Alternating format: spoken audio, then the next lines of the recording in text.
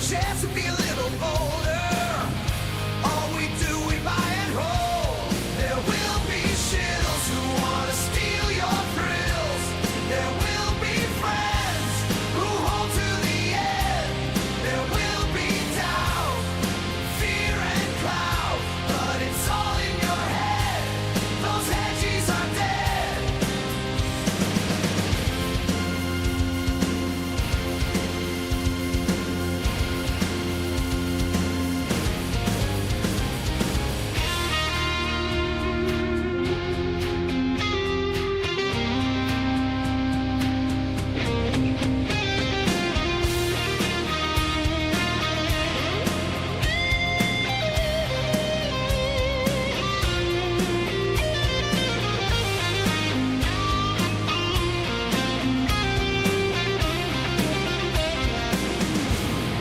Panic and fear really are near, but it's not ours to own. We have shown that all we do is buy and hold. There will be shittles who wanna steal your thrills.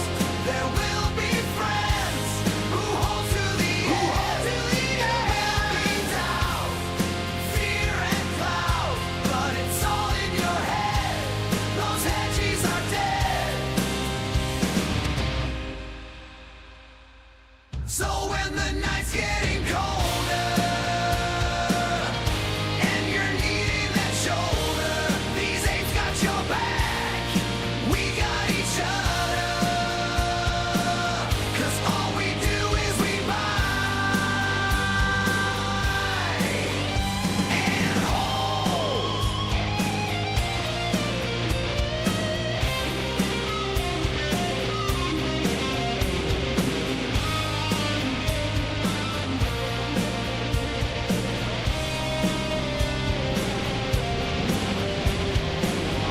T-minus 90 seconds and counting.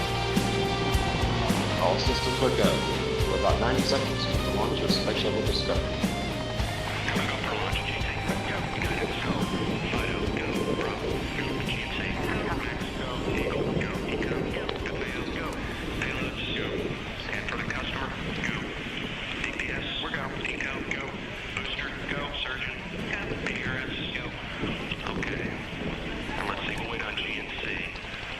T-minus 60 seconds and counting. We are transferring to orbiter internal power at this time. Discovery is now running off its 3 onboard fuel cells. Coming up on a go for auto sequence start.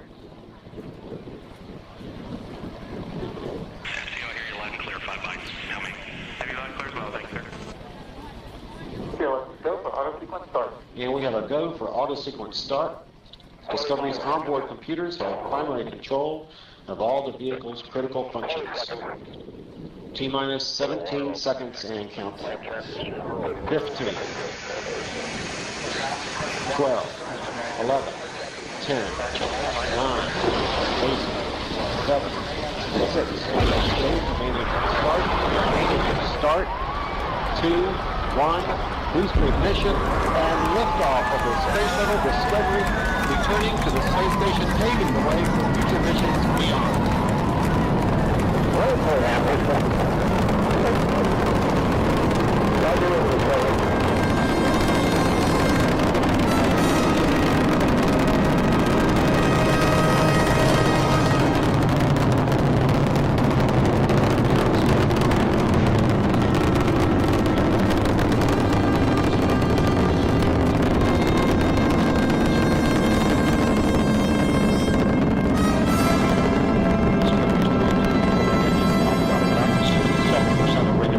Reducing our stress on shuttles and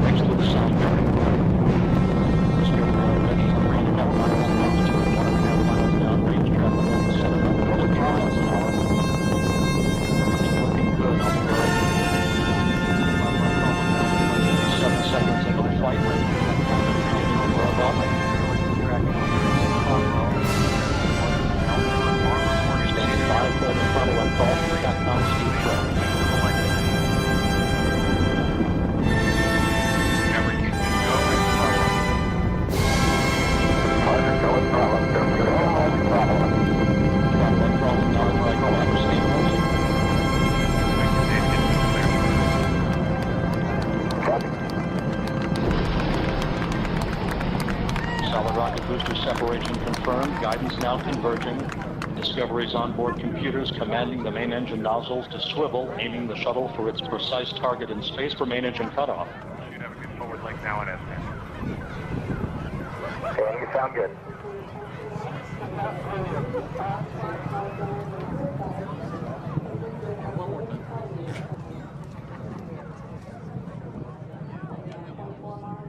Discovery Houston, negative return. Copy, a negative return. Yeah, come on.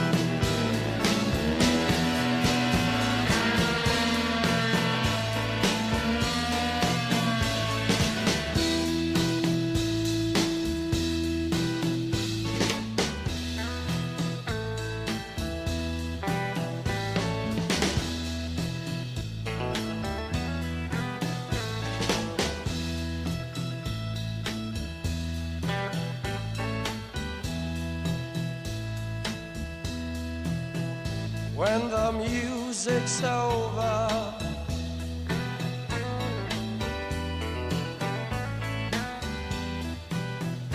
when the music's over, yeah.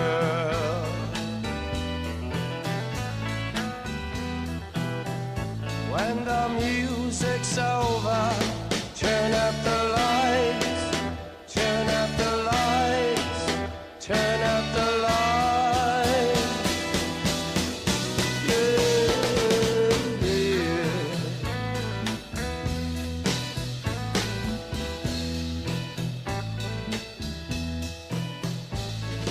Music's over.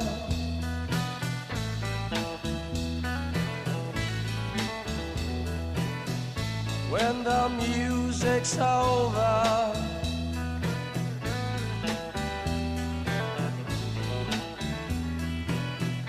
When the music's over, turn up the lights, turn up the lights, turn up the lights.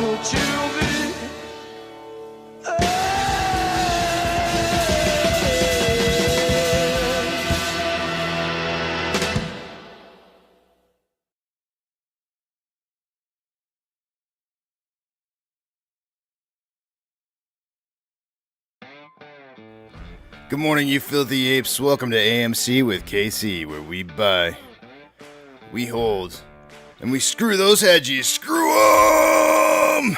That's right. This is where we like to fling poo and eat crayons for breakfast. Rock strong.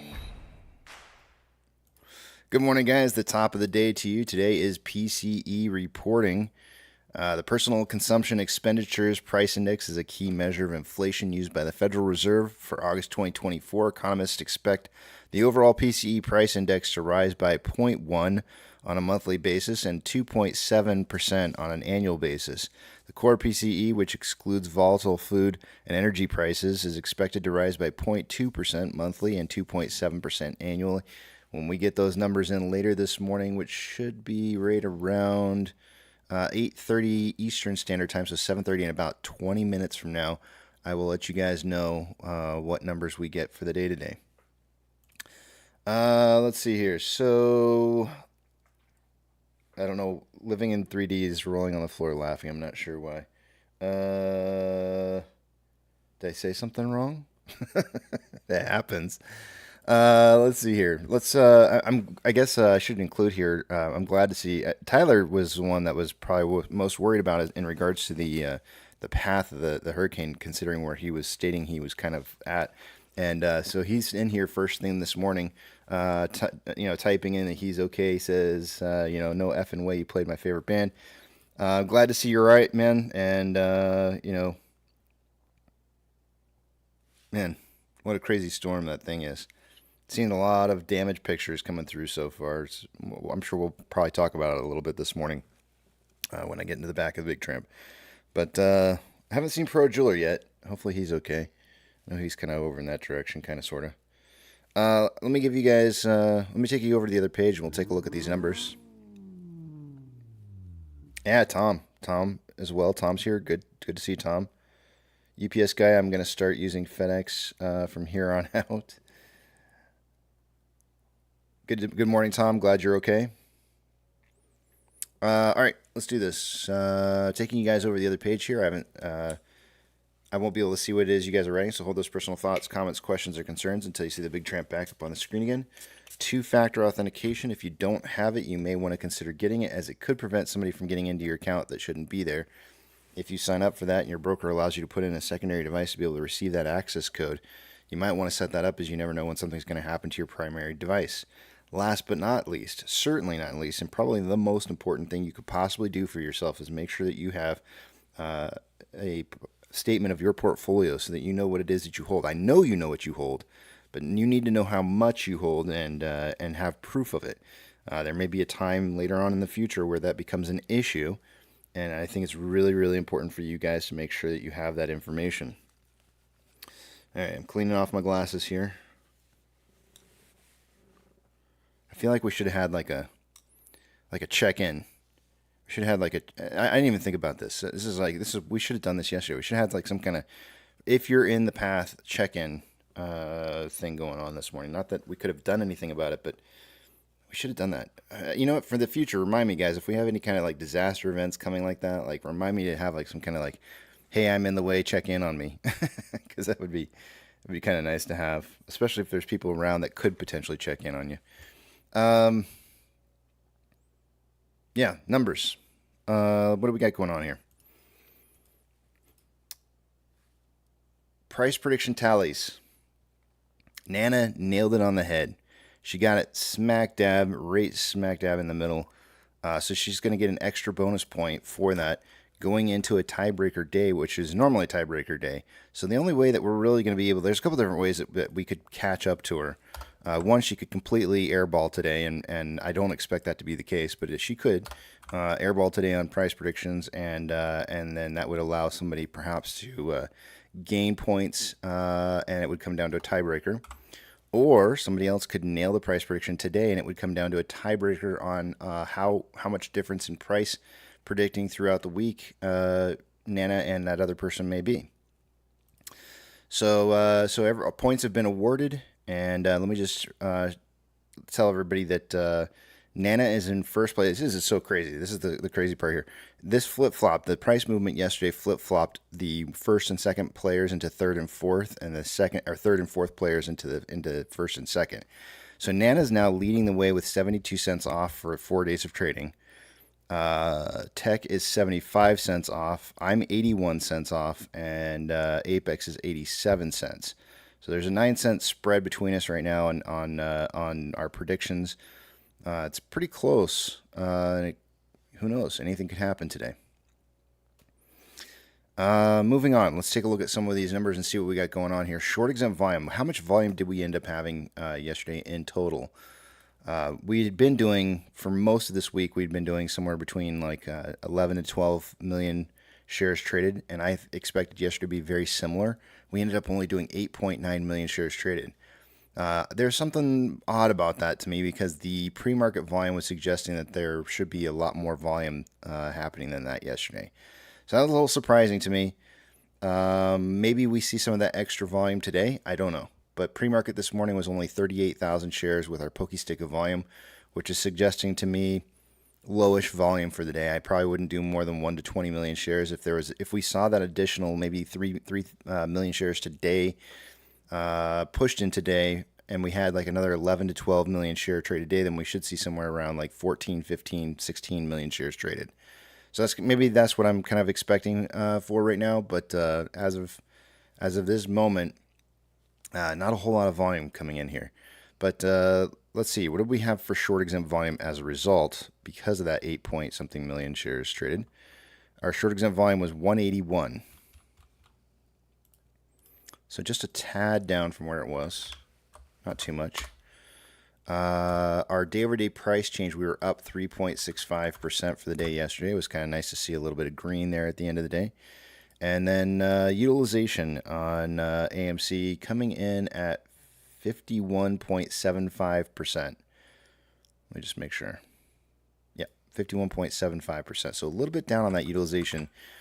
We did see throughout the day as the day was being traded, shares being returned on AMC. Actually quite a few amount of shares. It was in the range of like I think it was like 3 or 4 million shares being returned yesterday. So we'll check that out here in just a second and see what that looks like when we get to Ortex. But let's move on down to Max Pain. Max Pain for the week was at 450 as of yesterday, and let's see if it stayed there. I think it will. Yep, still 450. Going out the next 2 weeks, we just want to take a look and see what's in our future here for Max Pain. Max Pain next week is 450. The week after is 450. It goes back up to 5 starting 10/18. On GME, Max Pain is $21. They closed yesterday at $22.29. Going out to next week, Max Pain is $20.50, and the week after is $21 again.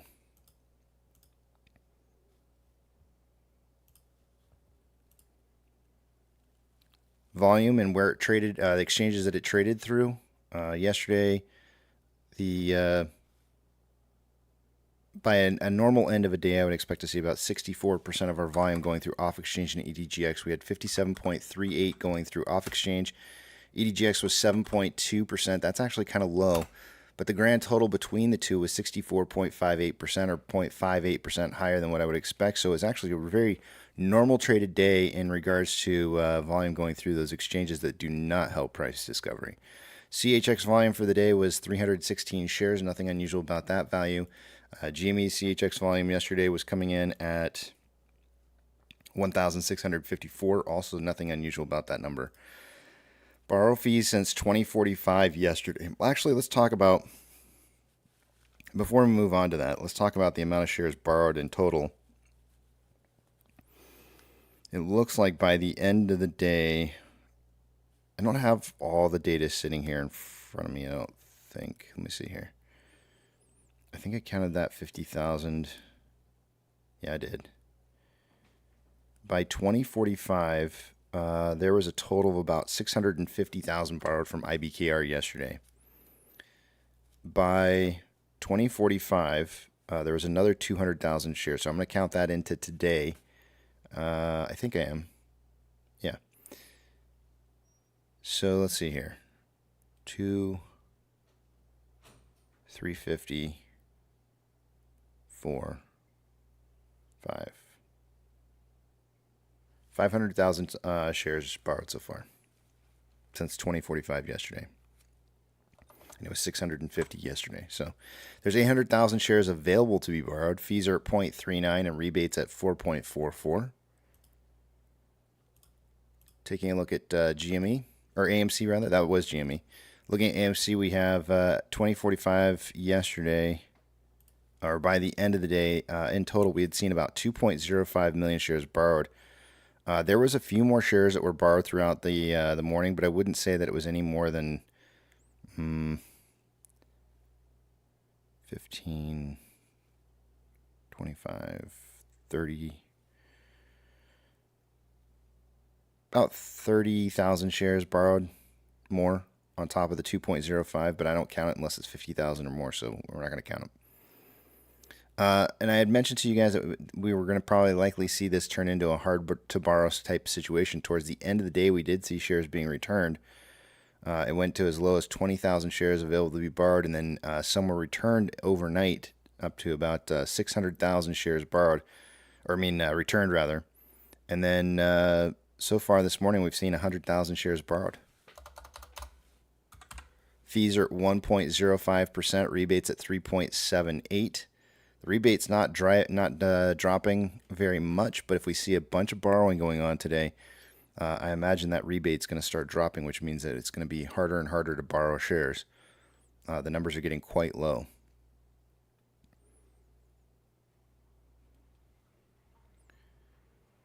Institutional ownership. Yesterday morning on AMC, there was 121.998 million shares owned by institutions. Delayed reporting. It's now 122.223. A little bit of an increase.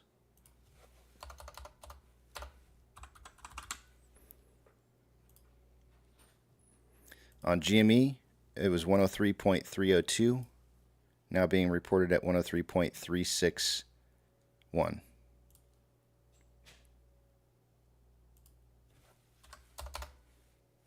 little bit of an increase.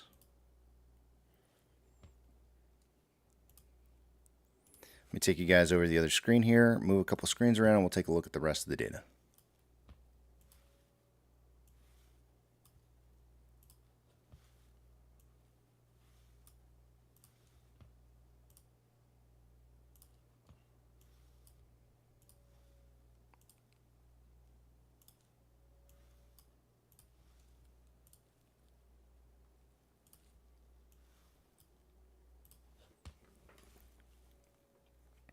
Starting with options, the highest amount of open interest on AMC yesterday was at a $5 strike with 30.7 thousand contracts. It's now 30.3, which means we're seeing $5 call contracts closing, whether that be that they're getting pushed out or just simply closed. I don't know. I'm not sure which, but we are seeing a drop in open interest at 5. That's not going to help to push price up at all. The highest amount of puts that's in open interest is at 4.5. Yesterday there were 7.7 thousand contracts. There's now 7.9. So the market's kind of suggesting that it believes that there's still a chance before today is over that there's going to be price movement below $4.5, because that number is increasing. The market is still suggesting, however, a closing price between $4.50 and $5. So we may see a temporary push down below $4.50 to close out those puts. And then once the put starts closing, that'll be a bullish sign for price momentum, and then we should see price moving back up above that $450 range. That's kind of what I would expect to see for the day based off of these numbers. And then taking a look at next week's open interest and the week after, just for documentation purposes, for the historical documenting. Let's see. Going back to GME. The highest amount of open interest was at I believe it was $22 strike, and it still is. There's 15.1 thousand contracts. I mean, it's sitting at 22.29 right now, so the highest amount of open interest is right there.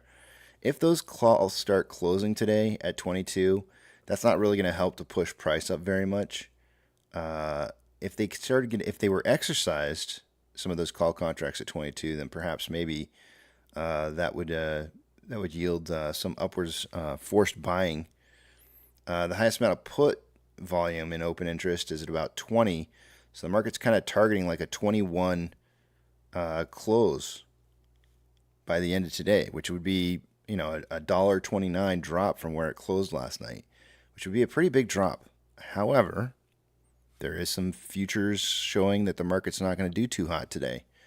So I don't know if it's going to drop that buck 20, buck 30 here or not, but the market's kind of anticipating that, pointing towards it at the very least.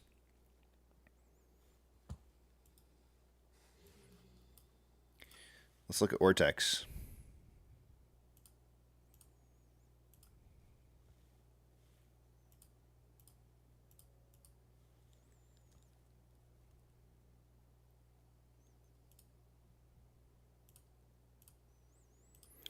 Our days to cover on the on loan amount is starting to looks like it's maybe finding a little bit of a top here, because it did trend down just 0.01, went from 6.93 to 6.92.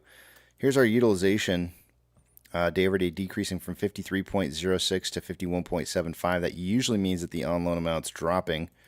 And in this particular case, it does mean it. It went from 96.02 million shares to 95.07. So we're looking at 0.95 or 950,000 shares returned yesterday.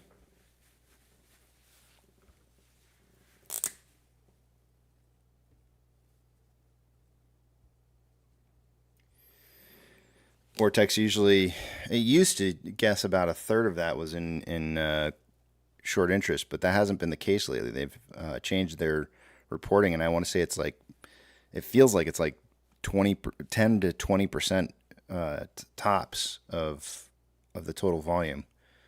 So I mean, if it's 10% of that, that would be like basically like 100,000 shares in short interest out of that 900,000 that was returned.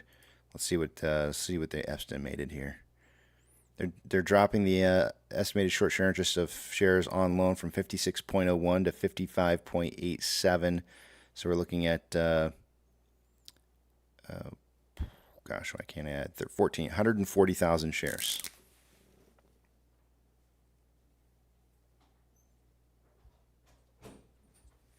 Returned. That's obviously going to drop the estimated short share interest of the free float from 16.68 to 16.64. And then the on-loan average age per day should be skyrocketing up as you start as you're starting to not borrow shares, but it actually went way down, which means there was a lot of shares that were returned yesterday that were older positions. It went from 28.54 to 16.64. The security lending volume for the day, there's a big spike there. It went from 15.05 million in security lending volume to 26.26 million in security lending volume. There's going to be a lot of positions that were returned based off this information, and it seems like a lot of it may have been older positions. Let me go to advanced screen on here real quick, and we can just take a look at the average age per day on the returned positions. It was, let's see here. That is not the indicator. I want this one. It always does that to me. The average age per day was 17.37 days on the returned shares yesterday. The total amount of returned shares was spiking way up. So 13.6 million shares returned yesterday. You're going to see that if I put up the returned versus the loaned for the day, the returned amount is going to be a lot higher. Actually, it wasn't that much higher. It really wasn't that much higher than the newly loaned position. So I guess that kind of makes a little bit of sense then why the on-loan average age per day is dipping. It's just that the positions that were returned were kind of old.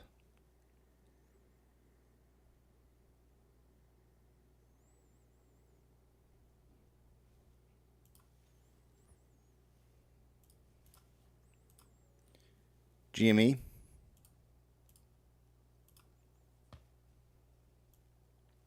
I guess we can look at the days to cover on GME as well. Getting up there. Nowhere near what it was back here. But that's because there's been some spikes in volume in the last 3 months. Utilization dipping from 32.52 to 31.38, which usually means there's shares that have been returned. Suggesting 53.98 million shares on loan yesterday to 52.58 today.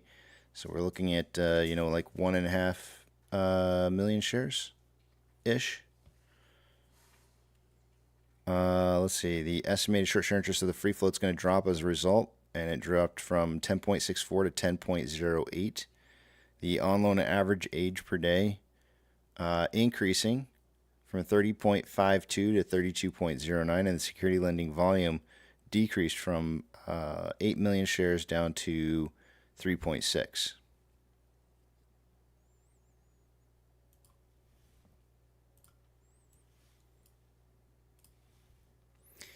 SSR trigger price for the day today is at $4.09.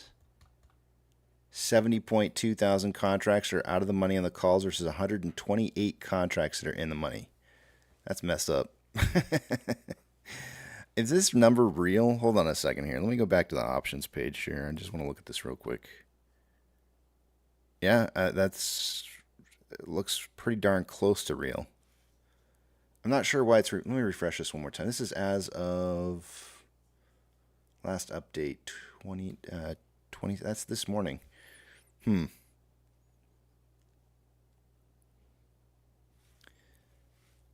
I see more than 128 here, and so I'm kind of... here's what I'm saying. So everything below... it should be everything below 450 should be in the money call. In the money call. So all of that right there should be in the money. So this 993 shares right here should be in the money, and I don't think it's counting those, because if I were to pull out a calculator and add up these other ones, I'll bet you those come out to 128. Oops.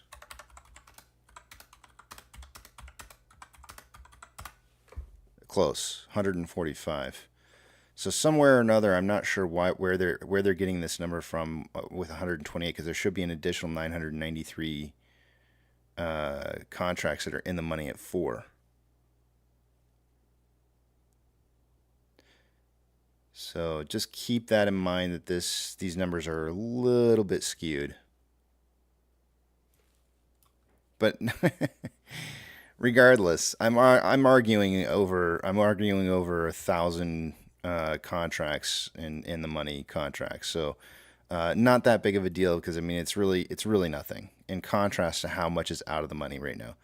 There's 1.5 thousand contracts showing up out of the money on the puts versus 444 contracts that are in the money. So, you know, I just want to again reiterate, I've said this on many occasions in the past, you know, it's your money, it's your choice. You can spend it however you want. And these are bets. These are bets in the marketplace, and look how poorly the bets are losing. And this becomes money in the pockets of everybody who's against us and seeing price improvement. Those bets are directly padding the funds of the people who are actively trying to prevent you from becoming successful.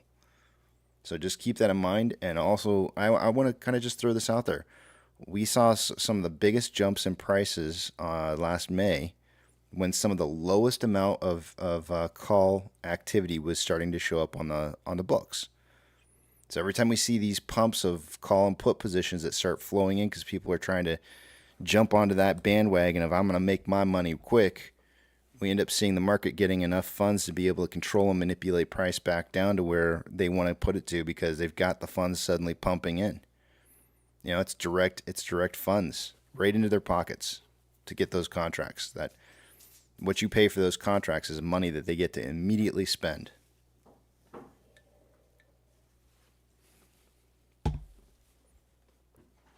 So just keep that in mind. Looking at GME, oh, by the way, the AMC, I think I said it before, but 409 is SSR trigger price for the day today. $20.06 is the SSR tripping price for GME. No options data reported on the page here. Orders by Fidelity customers, AMC and GME, are the only two I'm looking for on this list from yesterday. Neither of which are on there.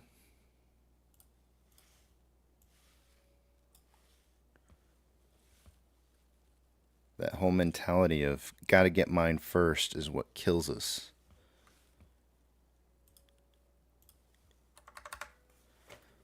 Let's see here. We have MMRI this morning. Yesterday when we closed out the day, MMRI was 238.65. It has now dropped down to 235.2.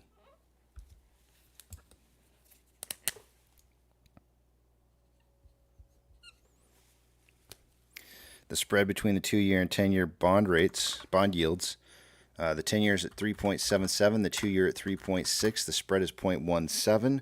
We started out the week at 0.179, so we're not far off from where we started out the week at.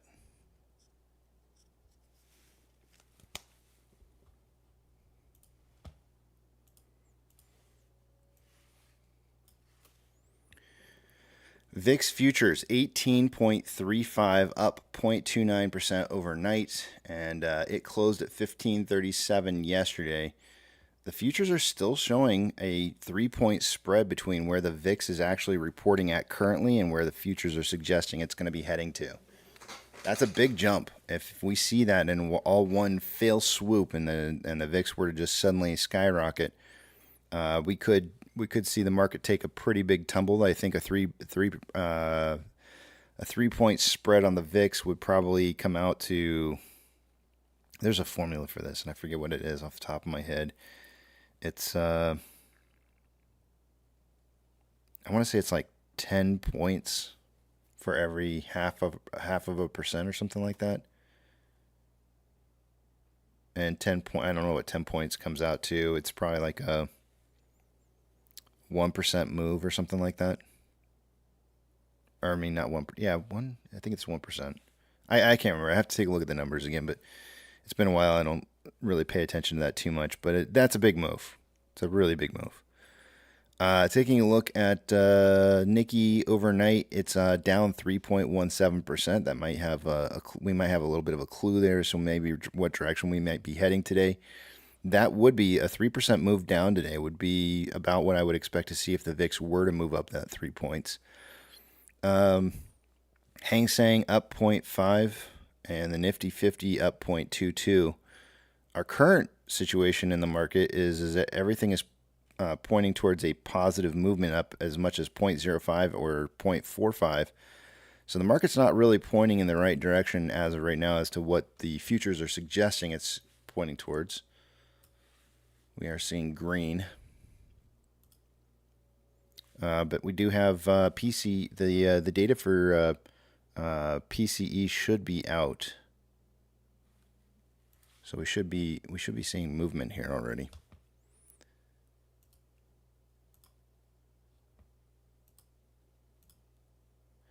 Financial institutions, since yesterday's closing price, anything that's changed more than 2.5% will get a shout out. I don't see any big pre-market movers as of right now.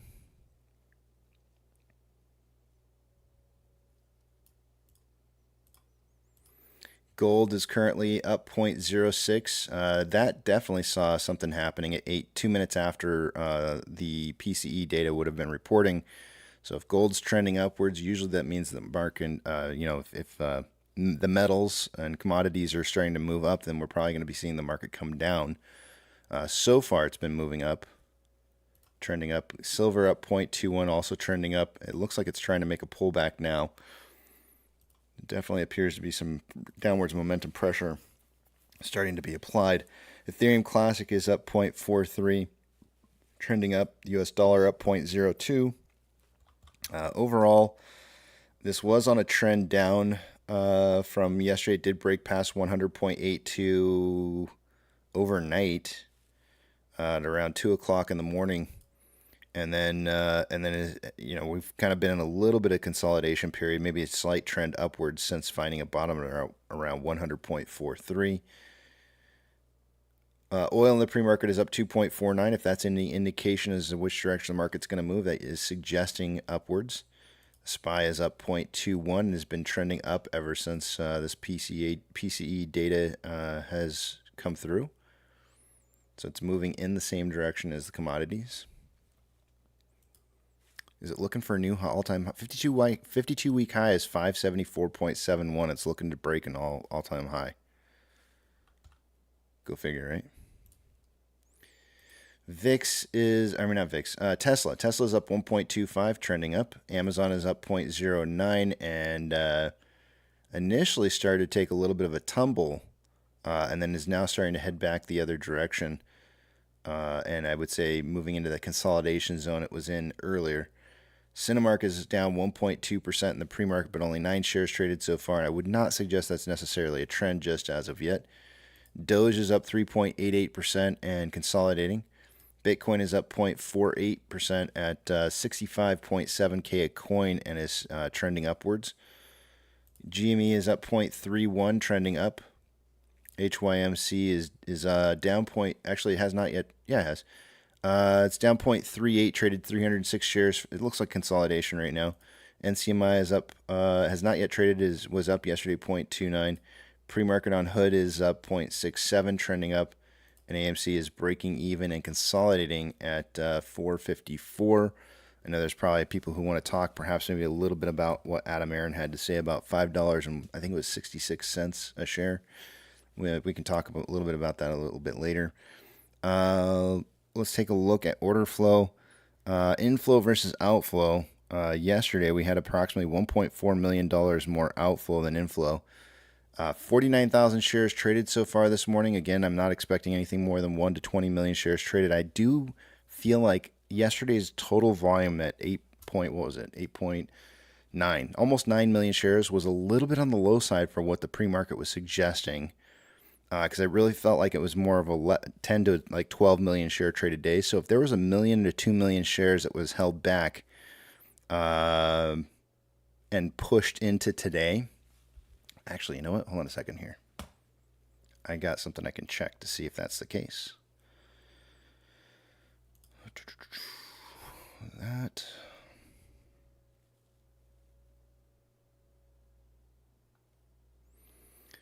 Okay, I don't see AMC listed on the large market on closed stock order imbalances. So I'm not seeing anything that was transferred over, but that doesn't mean that we may not see some kind of large settlement that shows up today at some point or another.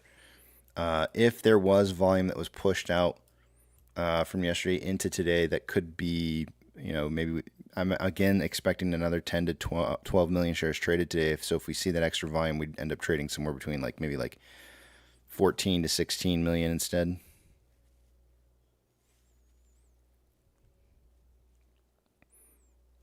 On a 4-hour time interval, we have more buying pressure than selling pressure with an RSI of 44.68, which is below average, slightly below average.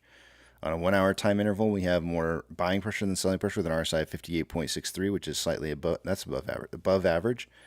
30-minute time interval, more buying pressure than selling pressure with an RSI of 59.64, which is above average. And on a 5-minute time interval, more selling pressure than buying pressure with an RSI of 58.14, which is above average. Ichimoku.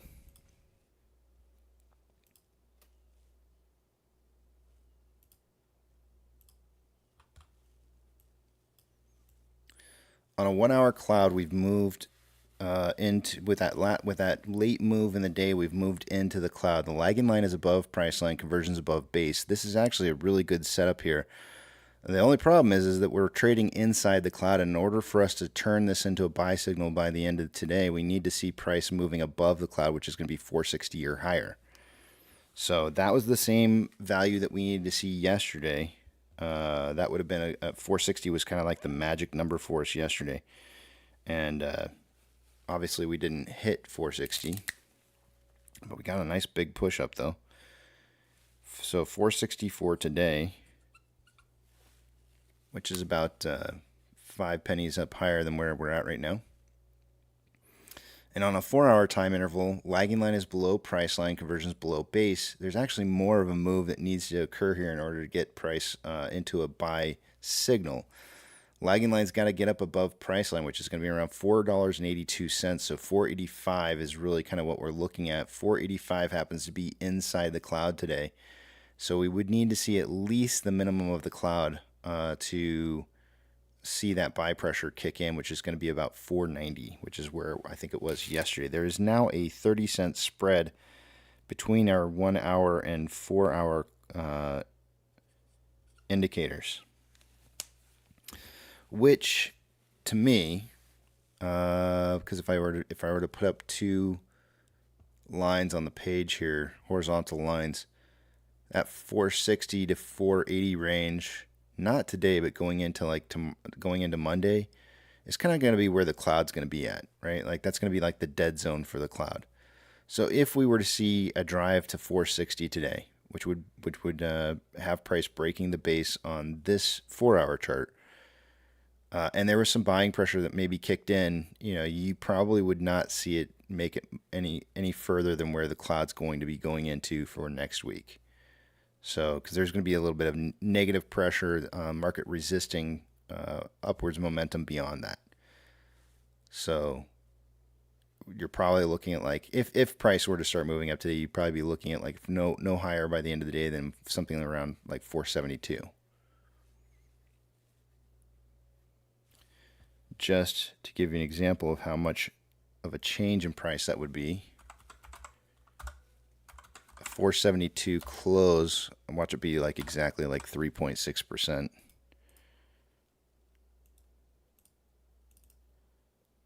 4%. It's pretty close. The reason I said 3.6 is that's what we were at yesterday. So if we were to have a 4% move up in price for the day to day, that would be kind of in that range of 472. If we were looking for another day of like 3.6 or maybe even just 3%, if we were looking for a day of 3%, we're looking at like 467, 468. If we're looking for, and I feel like most of the RSIs are below 50. Most, let's see, 50. No, that's not necessarily true. They're all above 50 except for the 4 hour, and the daily is at 39.63. Let's take a look at TTM squeeze real quick here.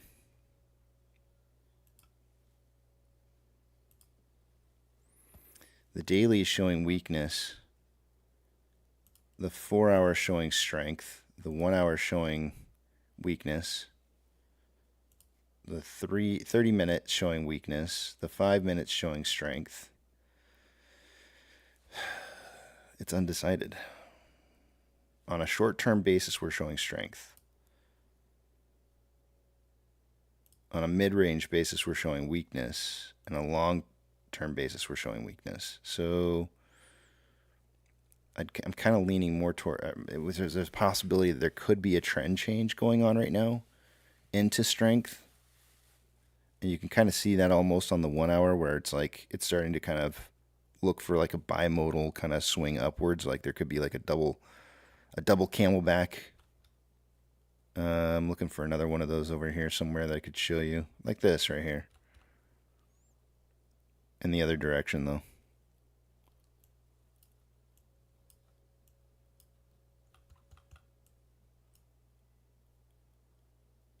I guess almost a mirror image of this right here, but on this side.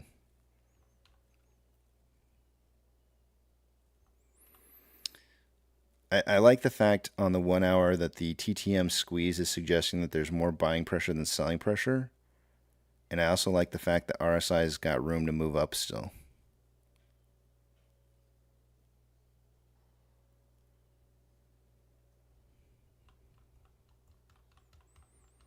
I guess the real question for me on a price prediction for the day to day really comes down to what is the market going to do in general? Is it going to be an up day? Or is today going to be the day where the VIX kicks in and decides to jump that 3-point spread? In an aha moment, like caught you off guard.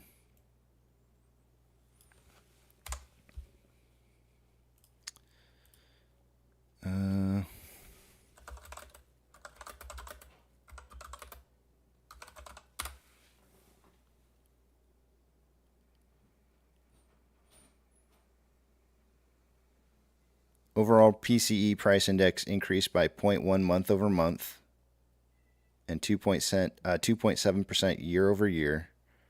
Core PCE price index increased by 0.2 month over month and 2.7% year over year.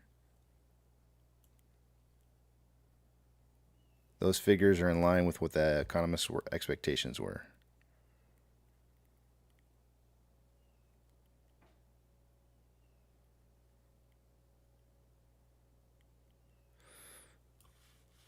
Just throwing that out there.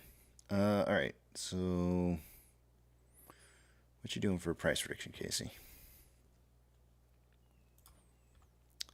Let's go to, let's see if we can figure out where these trends are taking us here.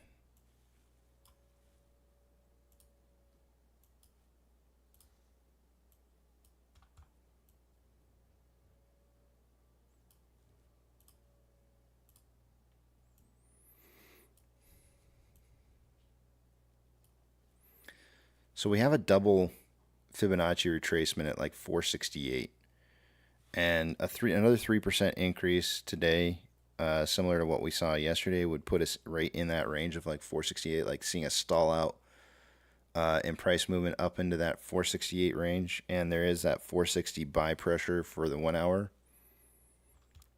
So seeing price move up into that, in between this fib at 454 and then the 468, and trading somewhere in that range for the day-to-day seems like it would be fairly consistent with where price has been moving since we started moving up right about there. Following this trend channel here, we would be finishing out the day around 461, which actually, I'll bet you we finished just slightly lower than that, because that's kind of where the buy pressure's at. I think I'm going to go with a 458 or 459 close today.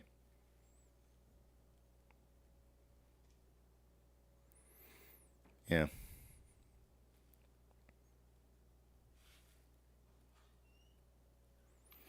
Yeah, I see it, Leo. I'm not quite willing to.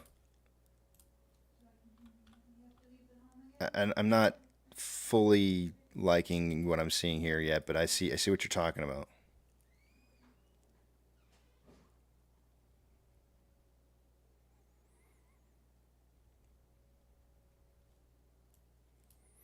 I think for me,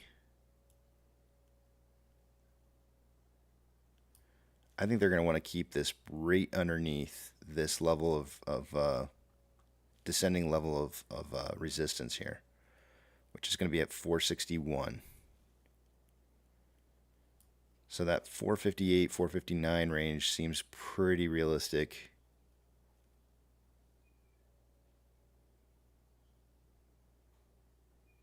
And I'm more inclined to lean towards 458 than I am 459, just because it's too close to the top there. And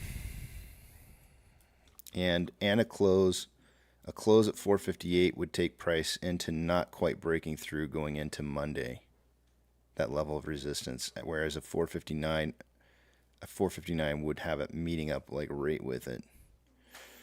This is so tough. Nana made it tough on us today.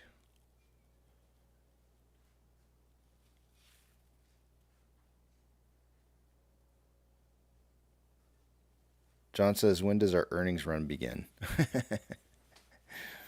So long as institutions who don't want to see us succeed never. So long as they're continuing to have control. Yeah, I think I'm going to go 458.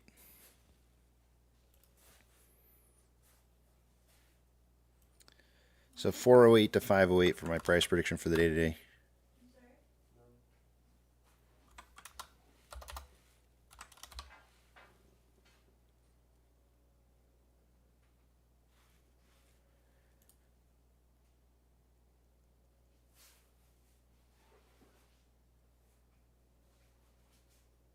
Let's see if the other guys, nobody else has their price predictions in yet. Okay, cool.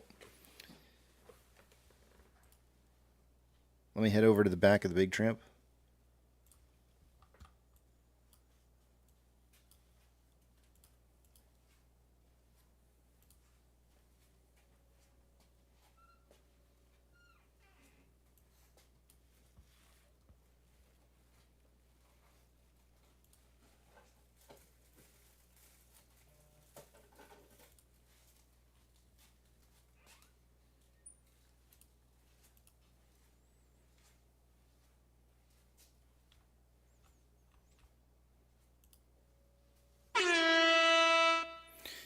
I need to make a correction for something that happened yesterday. So yesterday I shared with you guys, and I don't know how I managed to do this. I think it's the red ink or something, because it just doesn't set well with me. But yesterday I showed you guys that there was seven different picks between Cal and I on the Cal report. That's not the case. There's actually only 5. For some reason, I marked off Atlanta and the Jets, and they're very clearly we both picked the same direction on those, and I'm not sure why I did that. But anyways, it doesn't really matter, because we have 5 check marks for games that we have to monitor this week. Obviously, the Dallas and New York Giants game already happened. The next one that we're going to be looking at is going to be Chicago and Rams, Arizona, Washington, Miami, Tennessee, and then Detroit, Seattle. Those are going to be the games that matter the most to us this week. And so far, no, I'm not saying it. I think I'm going to lose a point. I automatically. I went back. You guys discussed something with me, and I think I made a wrong decision on the Seattle versus Detroit game. But I got to stick to it. I submitted my report, and then once it's submitted, it's in. And even though the game hasn't played yet, I'm not going to go back on it. I'm going to stick with my. But I think I'm giving up a point on that one. I think my road to success this week on the Cow report. I think it's going to be Dallas. I think it's going to be Tennessee. And I think it's going to be, where's the other one? Arizona. I think that's my road to success this week. I'm probably going to lose this Rams-Chicago one. And I'm pretty sure I'm going to lose this Seattle to Detroit. So that's the road path that I think I have to winning that out. I'm sitting there. Okay, good. I showed you guys.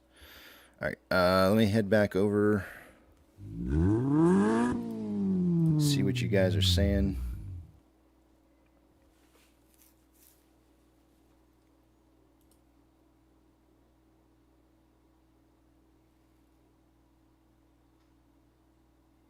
Johnson B Streets, good morning.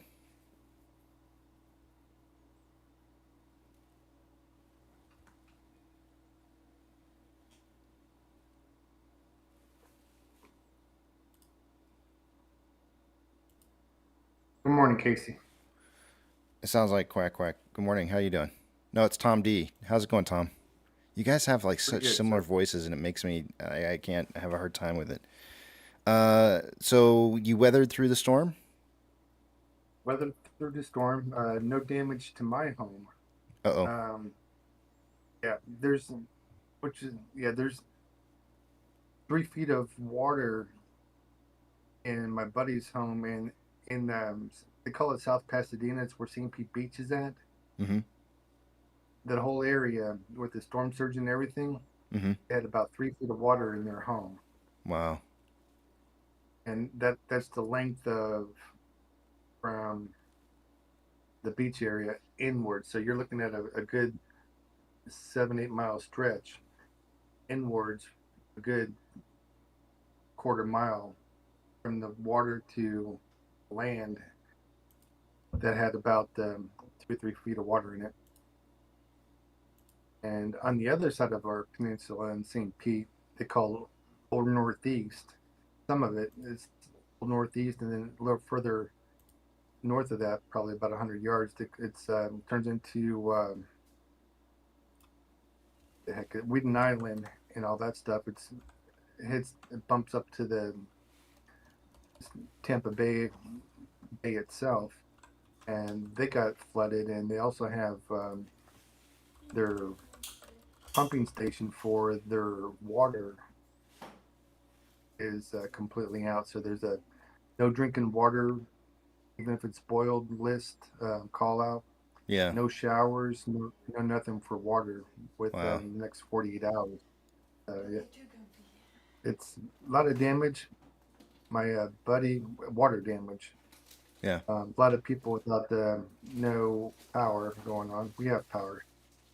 But my buddy moved from St. Pete up to Asheville in North Carolina, and the storm hit them, wiped out their whole house. 2 or 3 trees fell through the roof. Oh, wow. Were they inside? They were inside. Oh. Yep. But they're okay, though. Devastated. They're okay. Everything's, they're both physically okay, which is great, but everything else can be replaced.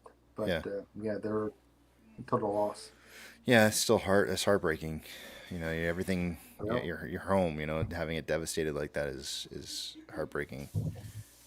Man. It's tough business, but I don't, he's, yep. But Did you have any wind damage at all, like from on your house?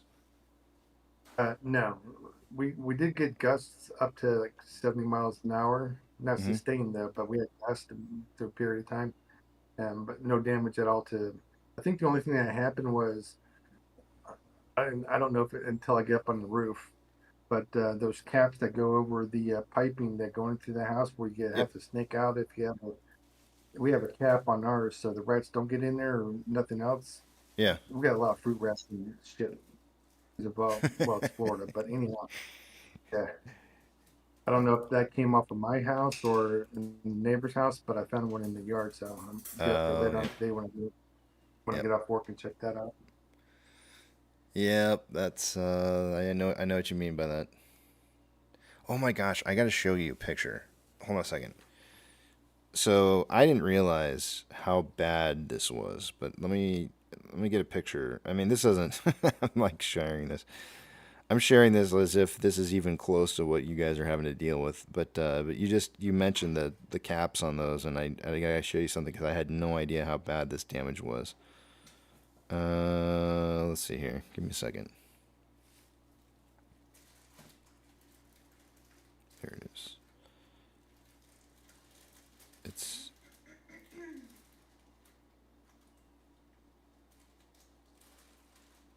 oh my god. I thought I had a picture here, but I guess I don't. That's weird.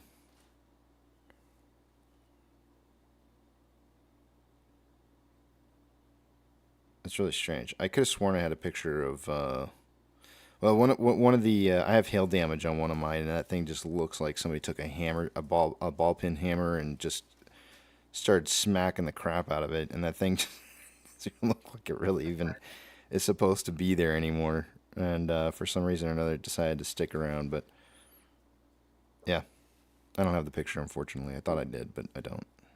Yeah, it's all good. I was talking to my buddy, and I told him, I said, man, now I don't want to seem insensitive. I'm not even going to ask, but send me some pictures. But I'm not asking. I don't want to see anything. I don't want, Yeah, because we're talking. You guys are talking yesterday about Katrina and all that jazz, and seeing people in despair and stuff like that. But I was like, don't send anything, man. But he knows how we are. So it's like,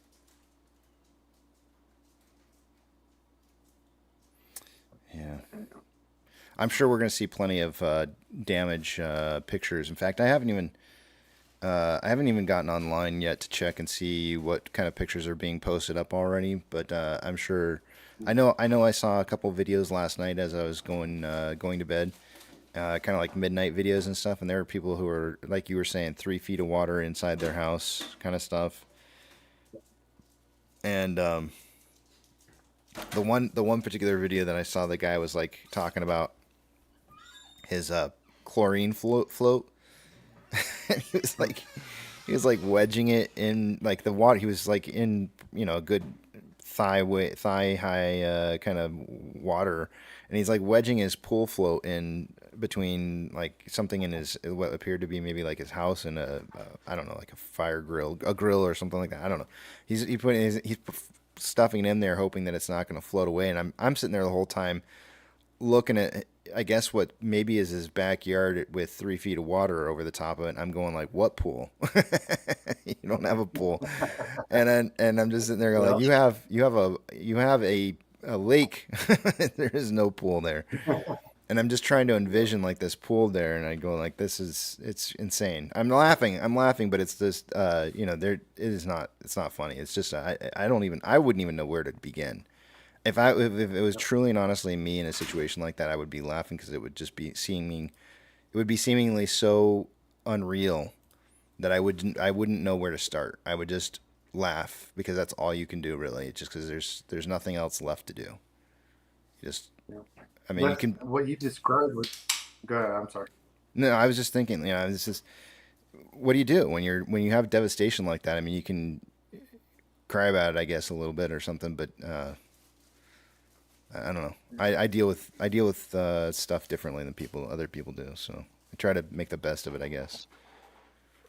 The first thing that I know I would do, definitely don't get emotional about it because it sucks ass. And there's nothing we can do. Just drive forward, grab insurance papers, grab Yeah. what is most valuable to you besides your family, and pack it up and start making calls to get stuff done if you can.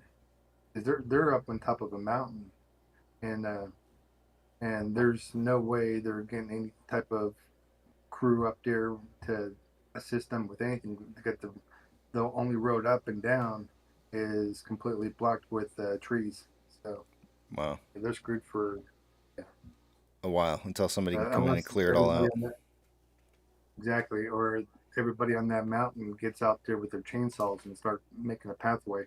Mm-hmm. That's what's got to take right there. Yeah, so hopefully somebody at the top's got a big enough truck where they can tie some chains to some of the, like you say, chop ends off of those trees and then pull the middle section out and make a path. Are they big trees? Are they like really big around, or are they kind of smaller? Pretty big around. You cannot hug them. Oh wow, that's big. When I think Yeah. of Florida, I think of like palm trees, so I have a hard time like imagining like unhuggable trees. Yeah, yeah. This is up. Yep. That's up in North Carolina. But yeah, Yeah. they got it's Oh, wild, North man. Carolina. Okay, no wonder. Okay, Yeah. gotcha. Yeah, that's crazy. Let me see here. I didn't get online to see if there was.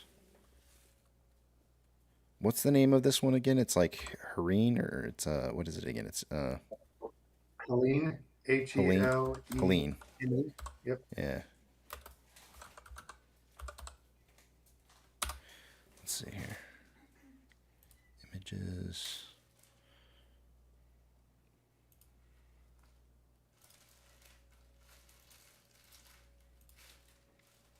I'm just pulling up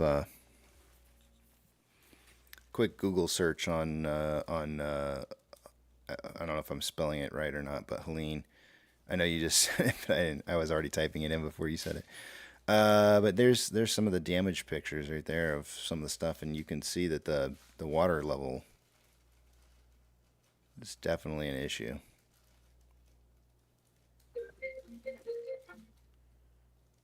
Somebody's calling you to find out if you're okay. Yeah, that would be my boss man. Yeah. Are you coming in? Well, exactly. And I work from home, so let me see where we get this picture. That okay? That the top go scroll back up to the top. Okay, top. Sorry. Here we go. Right there. You're okay. I keep on going a little bit more. Okay. You're going the opposite way. Just remember there's a delay, so. Okay. You're right. Okay, hold on 1 second. The very top picture was at the Gulfport. Okay, there Okay. you go. It's going all the way up. All right, the first picture is Gulfport. That's south of me, about about half a mile, about a mile or so. The fire right there is a house on St. Pete Beach that's been underwater. Or yeah, it's underwater. That and their electrical started that fire. Yeah, that's St. Pete Beach. I'm sorry, that the very first picture, and that that. But everything else is just like the one you got Ocala there. You got which is more central. That's where Nana would be. Let's see, Sarasota, bottom left. Treasure Island with the house that looks like a bomb went off on it. That's out on the beach. Yeah. That is a big tree right there. That was from 12 hours ago. I don't know if that's. I guess that would have been last night. Yeah, because it kicked off here in this area about, I want to say 5 o'clock with the winds and people on the beach. Yeah, that picture right there. That would have happened probably last night. That's. And that in the middle right there, that funky picture with the wave on it, Mm-hmm. that looks like a piece of shit box or whatever. Yep. It says 2 hours. Which is CTV probably like News, it's not, Tracker. for a piece of crap box, it's probably like $3 million or more. Home, probably. Closer to half a billion. Oh, half And a what they billion? did Okay. was Yeah. Okay. My bad. that was yeah, that piece of shit there, that was voted on without any citizen approval. Uh-huh. They the city council came together and basically pushed that through. We voted on it, but they didn't take what we wanted into consideration, and they built what they wanted to build because the architecture of that thing is built the whole. That's a that water you're looking at. That's a beach where it's coming into, Mm-hmm. and that's Tampa Bay. So that's St. Pete. That's the St. Pete Pier, and the whole coastline right there. They did it. They wanted to make it look like Monte Carlo, Uh-huh. and you got the St. Pete boat yachts there. If you're at that beach right there, and you're looking to your left, that's where the Vinoy would be. I'm sorry, the Don Cesar, and going south, you have the St. Pete Yacht Club. You have the Tampa Bay Rowdies, and you have the old Mahaffey Theater, and the Dolly Museum. That whole section right there. Anyways, this guy, he created that. He designed the whole skyline, everything, and he wanted that pier to look the way it is. And their seating on all. I've never been there, and I won't go there out of protest. But people tell me that the seating around that area on the first floor faces inland towards the skyline. It does not face out towards the Tampa Bay because he wanted everybody to sit this that sat out there to see the skyline that he built. Hmm. So yeah, they pumped it through, railroaded it, got the funding way over budget, and it's it's a half a piece of shit. So nobody's happy about that except for the people with the money. But I digressed.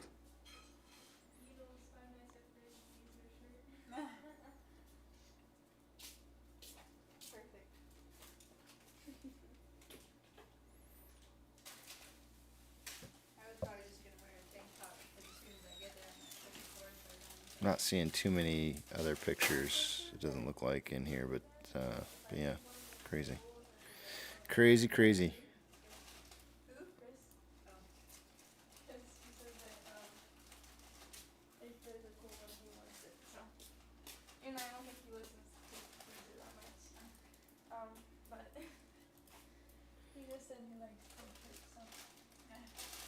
Sad, man.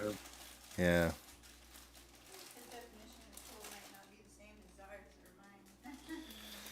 Yep.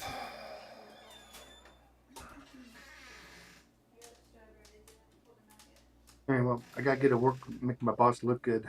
Yeah, yeah. Take care, man. Stay safe out there. The JJ, good morning. I'll be back later. Sounds good. Good morning, sir. How you doing today?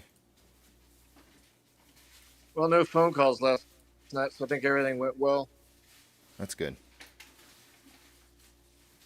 But in Vegas, it's great. I'm sure it's nice in Vegas right now. Actually, it's probably a little hot, I would imagine. Yeah. I haven't gone outside. I just was listening to you earlier. I got to get up in about another hour and a half, but I think we came in last night about 10 o'clock. It was still like 95 degrees. I don't want to say where you're flying to. No, I don't mind. Are you flying into an area that is impacted by the hurricane? That's a good question. Let me look. Yeah, the only reason I ask is because what I'm really more curious about is I want to know, like, what does the recovery procedure look like for debris removal from a airfield? Oh, that's not even a factor. Okay. Because all at Hartsfield, whatchamacallit, there's very few trees there. Anything Okay. that goes on, they've got a sweeper that'll go out there and take care of all that. I'm going into New York Okay. Well, you first. shouldn't have too much of an issue with that one. No, maybe some rain later. Yeah, Looks like but there's some yeah, there's the whole East Coast seems like it had weather pattern over it yesterday, so I would imagine there's probably still some there. And then I go back to Atlanta. I think we're supposed to land at about 11 tonight, and everything will be cleared out. Hmm. Yeah, but what about delays though? That I don't know. I'm Yeah. actually curious because I put in for some extra flying this weekend to help the company out, and of course myself, because we don't fly for free. Right. But I haven't gotten any phone calls yet for flights that were canceled last night and today. We were kind of, I was lucky for the company in a way that a lot of this happened. I think it rolled into Atlanta around when it went ashore. I think was probably around 8 or 9 o'clock at night, which is when our schedule's thin. The only thing it would have really affected is the big reset where all the airplanes on the West Coast come back to the East Coast. Mm-hmm. So I'm sure that slowed those down, the all-nighters. Yes. But I haven't gotten any phone calls of picking up trips or anything yet. Total delays but they knew today. I've got Yeah, I but, got numbers. Oh, really? Yeah. Let's see. Let me make sure I have the correct day in here first before I read this off here. I want to make sure I get this right. I do not see a. I'm assuming that this is the correct day. So it says. It says today. It says today listed, but I don't know. Again, I don't know. It doesn't give a date, so I don't really know. But it says total delays today 15,151. I believe this is worldwide.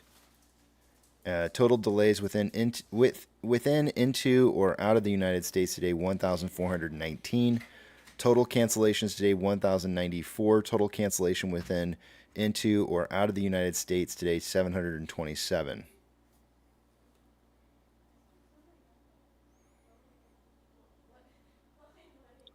Yeah, I just Googled flight delays Atlanta. And it shows today's delay 2:55. That's actually pretty good considering the weather. It looks like the by destination by airport the biggest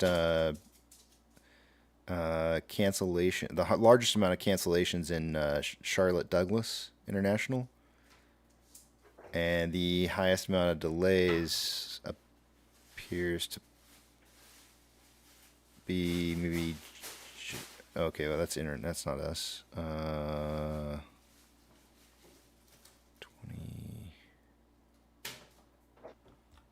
What was this one again? 23%.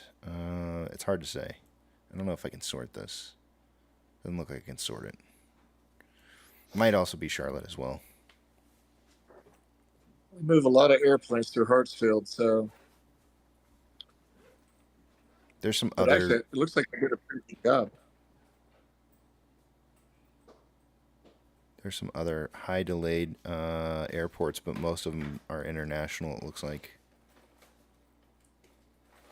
But it was probably lucky for my company when it hit Atlanta, because that was during our thin part of the schedule. So I'm sure the people that do the scheduling changes are busy right now. Mm-hmm. But my flight out of Vegas to Kennedy is not delayed. Tech, I got you down Nope. for 452, so let me put you in at 402 to 502.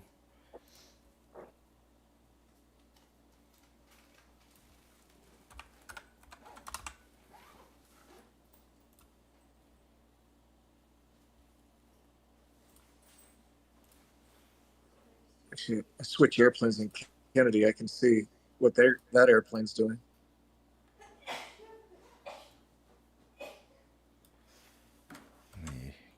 paste this into my Excel.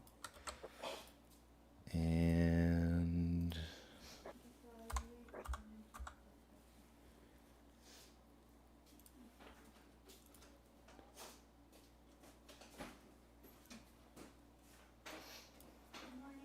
Nope, this looks is like my day's not really affected. your day's not what? I don't think my day's really going to be affected too much today. The plane I'm picking up in Kennedy is coming from Aruba, so that won't be a problem. Out of Vegas is going to be fine too. So, good day for me. But the wife didn't call and say that anything happened with the house. So, Good. but I've been fighting with the insurance company for a claim on a fireplace. So I did get the message from USAA of, "Hey, you may have been impacted." You know, I've been, and I don't know if just because you have USA and I do too as well, but I have been hearing a lot of really negative attitudes towards insurance with USAA lately. I haven't ever had a problem with them ever once in my entire life, and I'm a little kind of worried about any kind of future car claims that I may have, because based off of what I've been hearing, it sounds like it's a nightmare working. I mean, they used to be, USAA has never been a bad company to have insurance through, ever.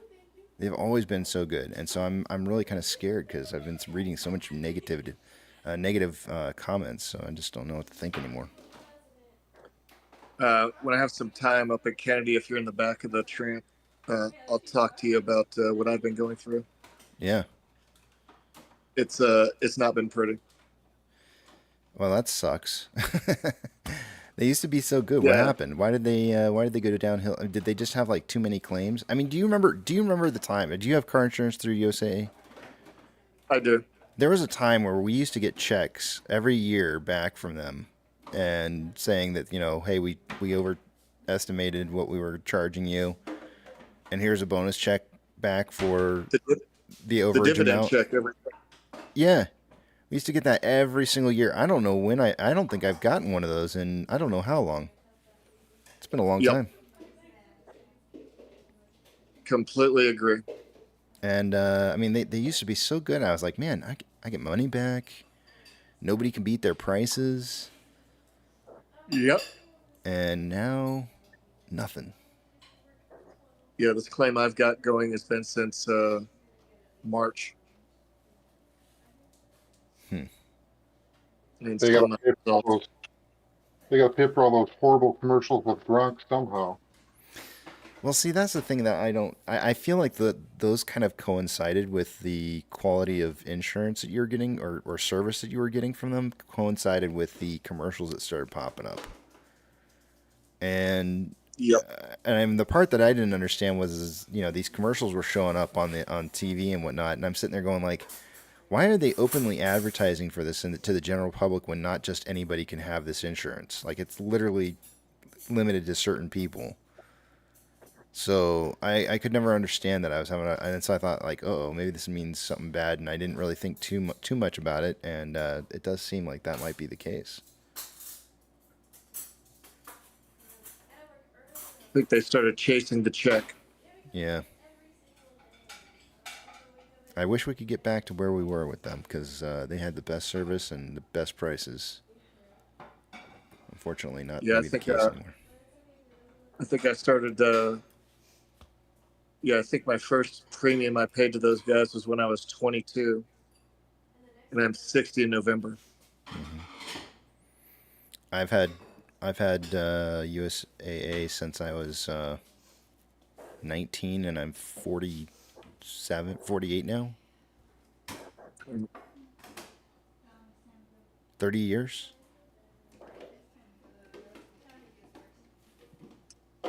It's really fun. This is what I love more than anything. Insurance companies calling up on the phone and saying like, hey, I'm so and so from Geico. Can we try to beat your insurance? If I take your time up, we'll send you a $50 check for going out for your time. And I go like, yeah, sure, let's do it. And they go like, who's your current insurance provider? And I go like USAA, and it either ends up in a click or or I get a check for $50 or $25 or something like that to go eat out someplace. And I love that. That was the best part about it. I was like, every single time, conversation completely would just shut down and end right there. And that's how you knew that you were with the best insurance provider possible. Yeah, in fact, I just updated my claim since I saw that message saying I may have been impacted. Like, yeah, been impacted, and now it's worse. Boomstick says, how was PCE numbers? It came in as expectations had predicted by the experts, and it came in, the overall PCE price index increased by 0.1 month over month and 2.7 year over year. The core PCE index, excluding food and energy, increased by 0.2 month over month and 2.7% year over year. That was in line with what the economists were expecting.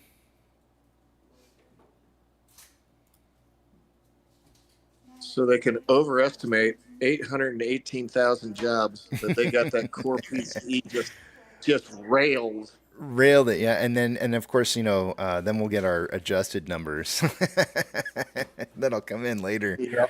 Well, won't be as close as they thought anymore after that. All right, it's time. I got to get this the live stream started for open. I will see you guys on the other side of market open. See you in a bit.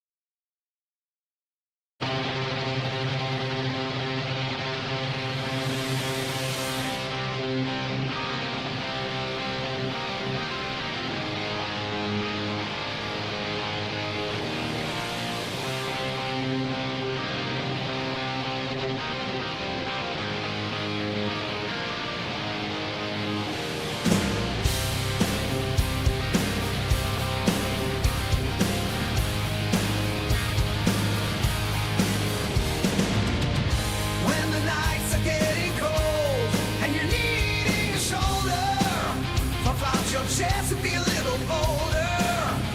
All we do, we buy and hold. There will be shittles who wanna steal your thrills. There will be friends who hold to the end. There will be doubt, fear and cloud, but it's all in your head. Those hedges are dead.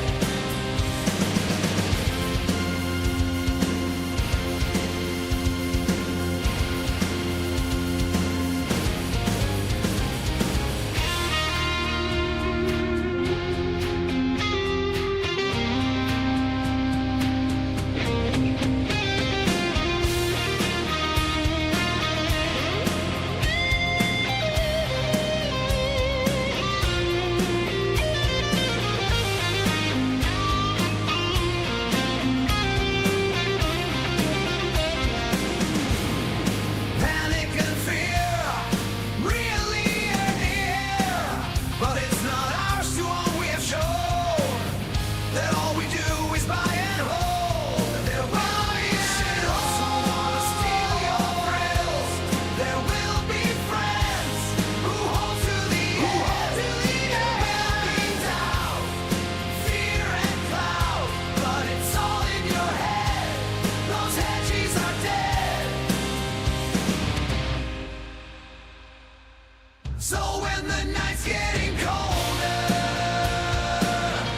and you're needing that shoulder, these apes got your back. We got each other. 'Cause all we do is we buy and hold.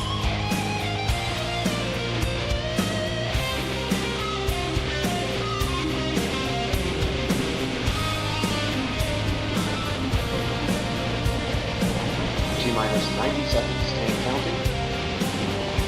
All systems are go. For about 90 seconds, launch with space shuttle discovery.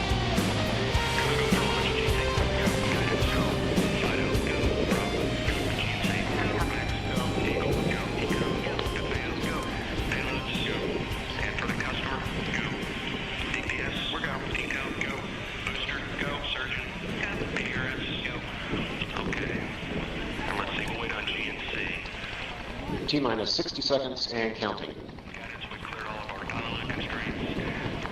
We are transferring to orbiter internal power at this time. Discovery is now running off its 3 onboard fuel cells. Coming up on a go for auto sequence start.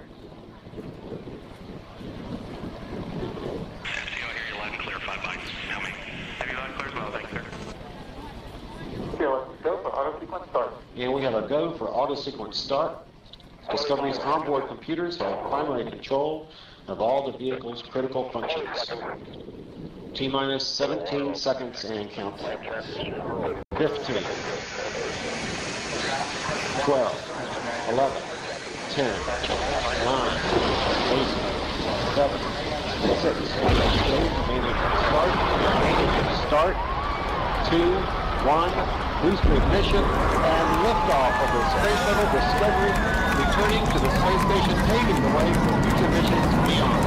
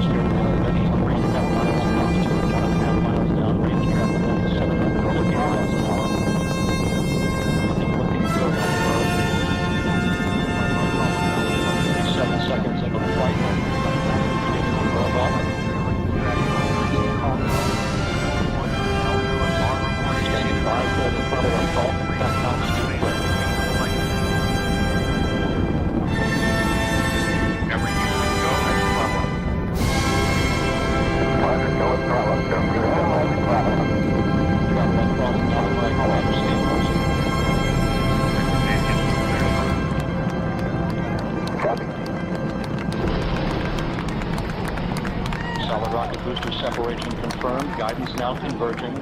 Discovery's onboard computers commanding the main engine nozzles to swivel, aiming the shuttle for its precise target in space for main engine cutoff. You have a good forward leg now at S10. Okay, you sound good.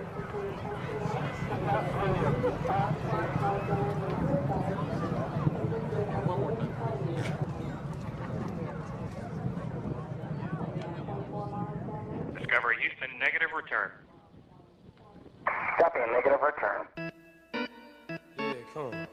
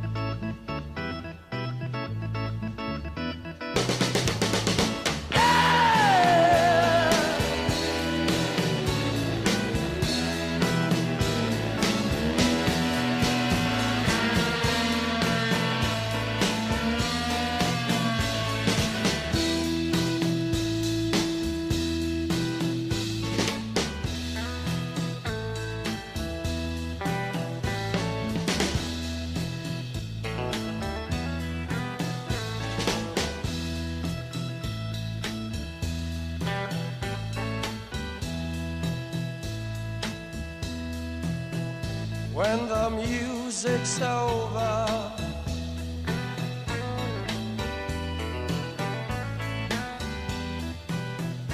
when the music's over here,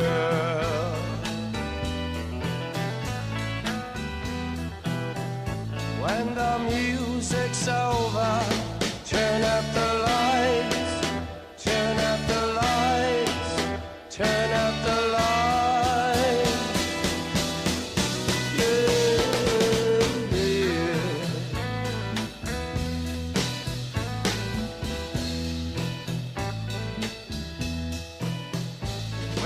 Music's over.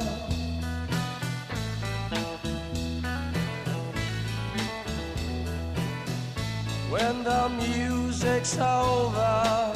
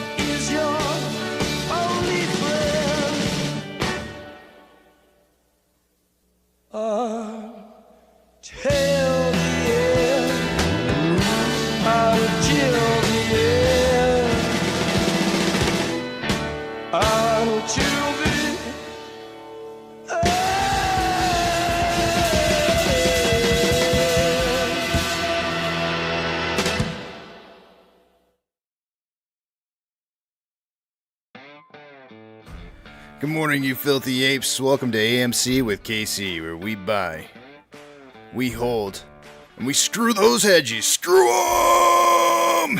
That's right. This is where we like to fling poo and eat crowns for breakfast. Rock strong. Good morning, guys. The title for the day today, PCE Reporting, and it did happen. Some of the estimates for this morning were coming in for basically what we ended up seeing. 1.1% on a monthly basis up, and 2.7% on an annual basis, with the core being up 0.2 for the monthly and up 2.7% annually. So the experts dialed it in what it is that they thought it was going to be. They hit exactly what they thought that it was going to be, and here we are. With numbers that are right there, and maybe we'll see something different on the revised numbers later on down the road. Let me head over to the back of the Big Tramp. Good morning, Maze and Blue 2, Miller, Pro Jeweler, Tom D. How's it going? You guys are all Pro Jeweler. It's good to see you this morning. I'm glad you're here. That tells me that maybe something's okay. At least you might be okay. Yeah, we're good. Good morning. Good morning. No damage? No damage? No damage. Minimal. Minimal, yeah. Up late last night watching high tide, see how it was going to affect us. So got within about 4 feet of the garage, so on the driveway, which meant another foot and it would have been in the garage. So we were once again lucky, and we never really completely lost electricity. We don't have Wi-Fi, but we're certainly happy for what we've got. So. Yeah. Do you sandbag at all? Just out of curiosity? Or is that pointless? Sandbagging, what it really helps out is sometimes you get a lot of sightseers that want to drive through and make wakes with their trucks and four-wheelers and stuff. Mm-hmm. And that blocks the water that's getting pushed up towards your garage versus, just the natural rise of the water. So once, that's what it was good for this time. But no, it's kind of pointless. I mean,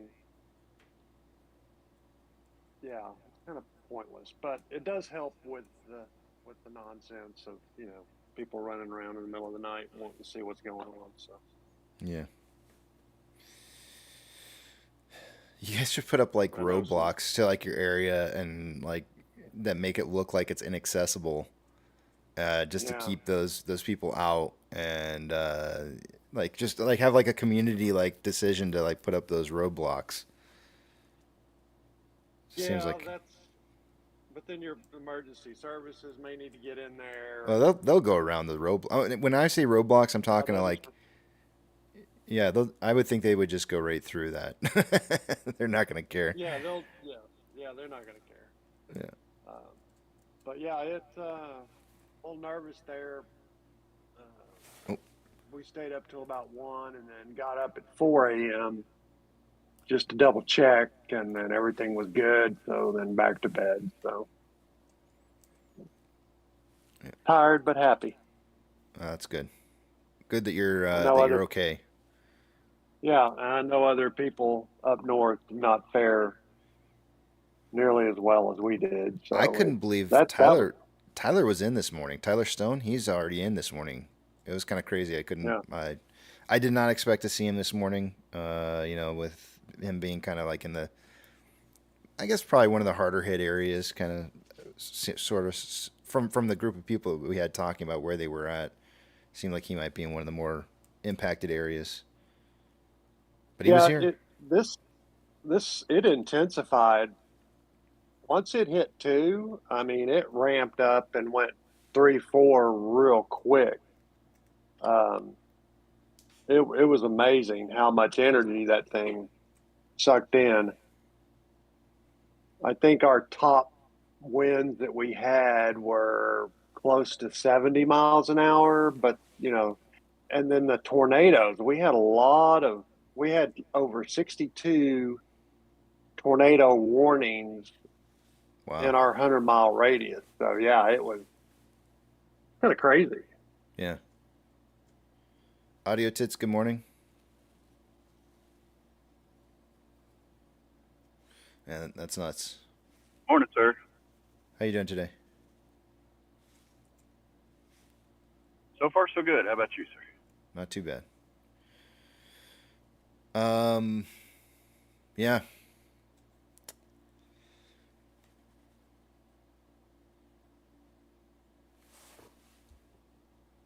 Big Sloppy, welcome to the back of the Big Tramp.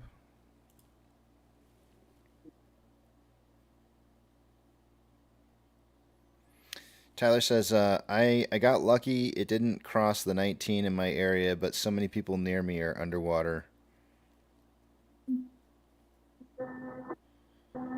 I would imagine everybody on the other side of the 19, no? I mean, most of the video footage that I was seeing was showing a lot of, like 3 feet of worth of water or so.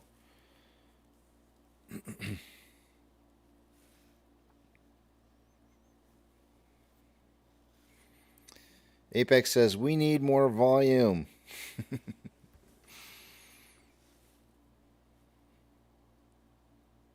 I was kind of wondering what the impact of the storm was going to have on the market today. Just to throw this out there, the futures on the VIX are 18.32, and it's trading at 15.32, which is exactly 3 points less than where the futures are suggesting. And I'm still waiting to see if the VIX is going to gap that difference. I'm sure it will happen at some point or another. I don't know if the futures will come down to meet up with the VIX, or if the VIX will, and the VIX will drive up and they'll meet somewhere in between, or if we'll see the VIX just completely drive up, perhaps maybe. And I'm kind of expecting, from my perspective, I feel like we see the end of the month and the end of the quarter coming up here really soon. In fact, we only have 2 trading days left, today and Monday.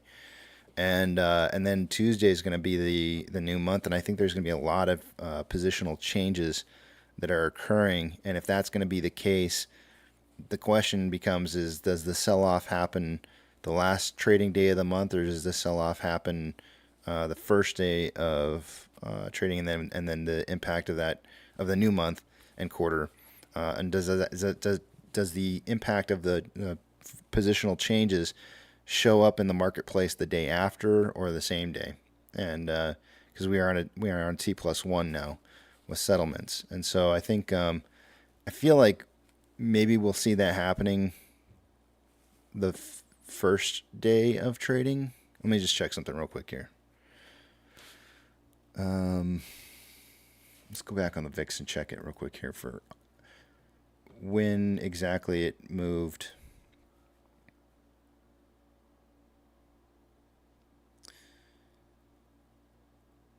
The first big day of movement on the VIX wasn't until the 5th of August. That was like the really big move, I guess you could potentially say, would have been the 2nd. But the move that got up to 65.73 was on the 5th, which was after a weekend, obviously. And so it was really like I guess it was the 3rd trading day of the month. But the volatility was starting to move as early as the first day of the new month. And so I'm thinking that maybe we see some activity or something moving on the VIX, maybe trying to bridge that gap between 15.3 and 18.3. I mean, if you look at where it closed on 8.2, 8.2 it closed at 23.30, a little bit higher than the 18 jump. If the closing on 8.1 was 18.59, so it's almost exactly where the futures are suggesting it should be right now. So if we were to see that gap up, and then maybe it happens on the 1st of the new month, and then it leads to some major volatility days going into the next 2 or 3 trading days. So maybe Tuesday we see that gap up on the VIX. Tuesday morning, it could be overnight on the 30th. But it's very, very close. The interesting thing about all that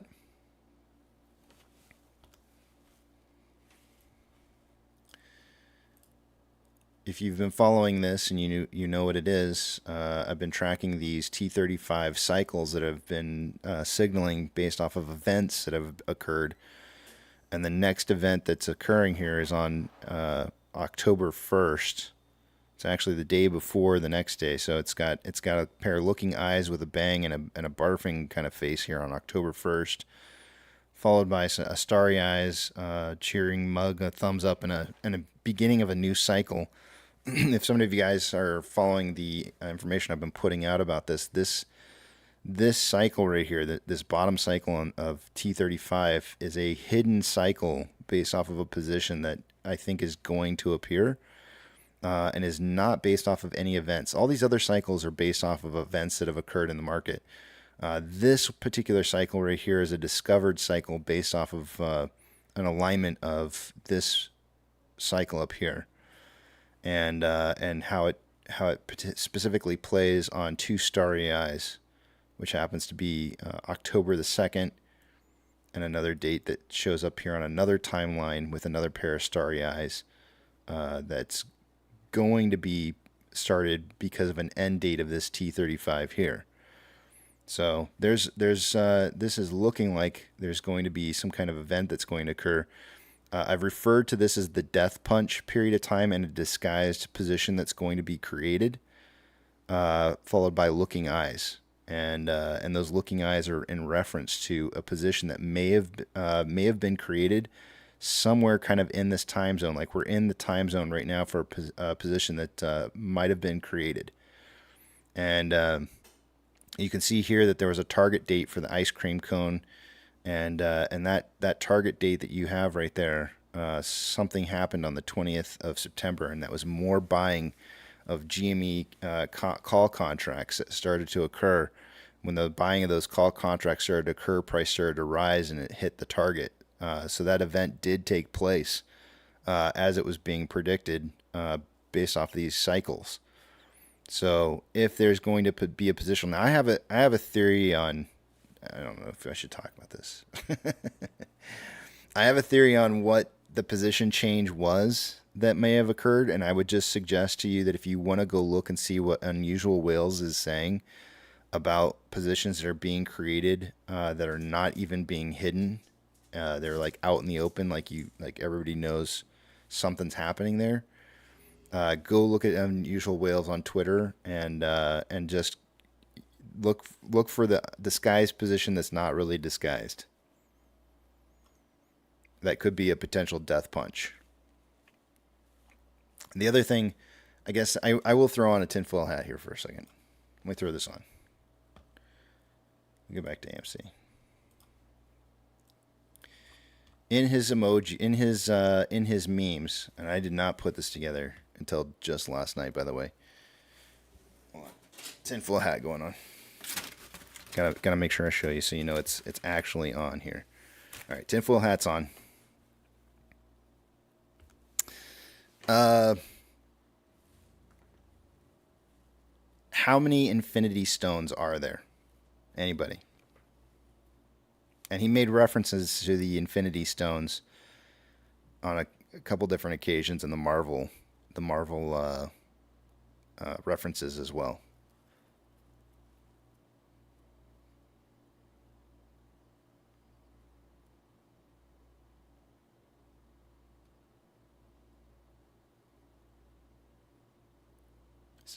Five. No. It's more than 5. How many? Chi-Town says there's infinity. That's actually kind of true. But how many technically are there? How many kinds are there? There's more than 5.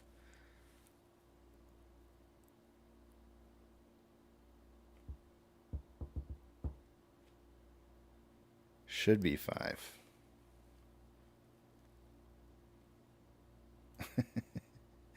Six. Yes, 6. Okay, so here's the deal.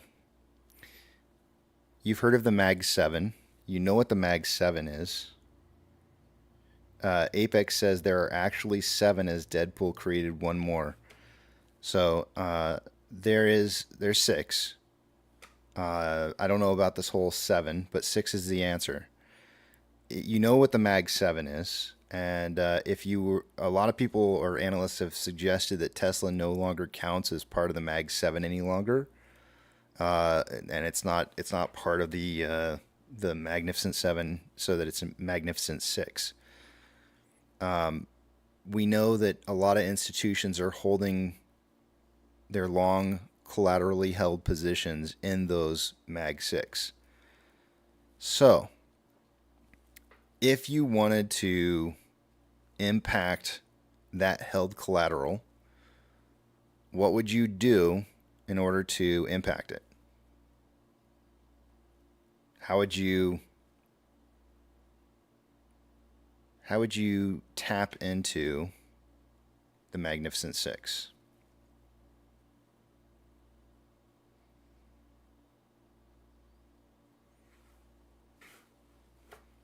It takes a little bit of outside the box thinking.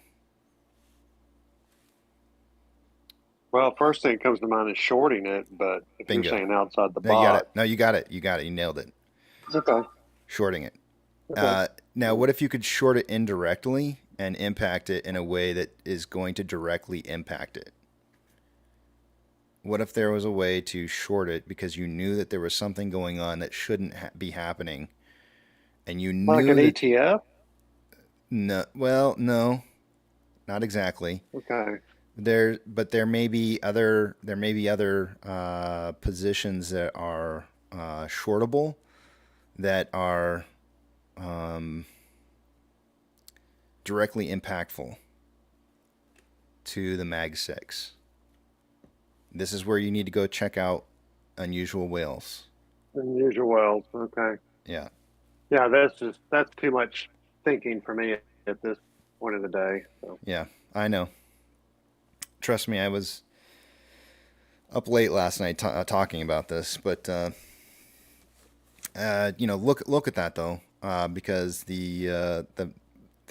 I think that when you take that information that I just gave you, and you look at what's happening, there is some connections to some of the shorting that occurred yesterday, out in the open, nothing that was even hidden.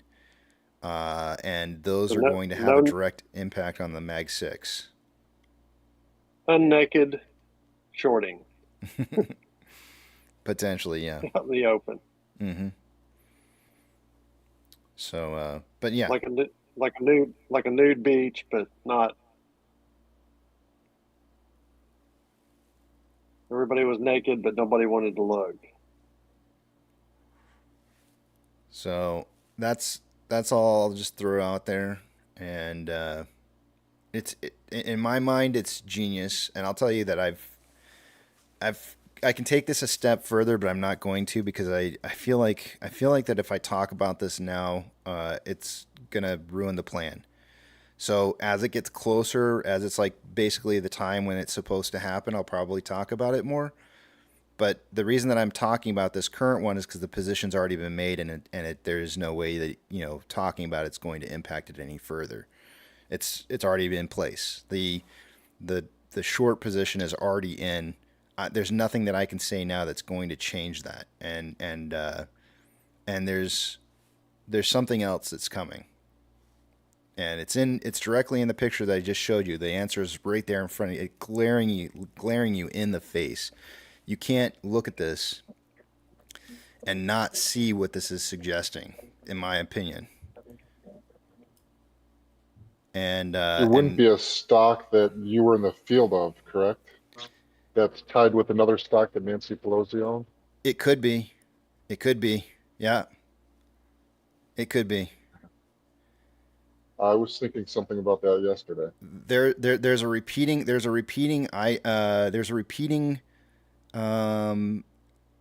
emoji obviously, and all these emojis are repeating when I put them in here, but there's a repeating common theme here in the original theme, and there's actually a day that this falls on.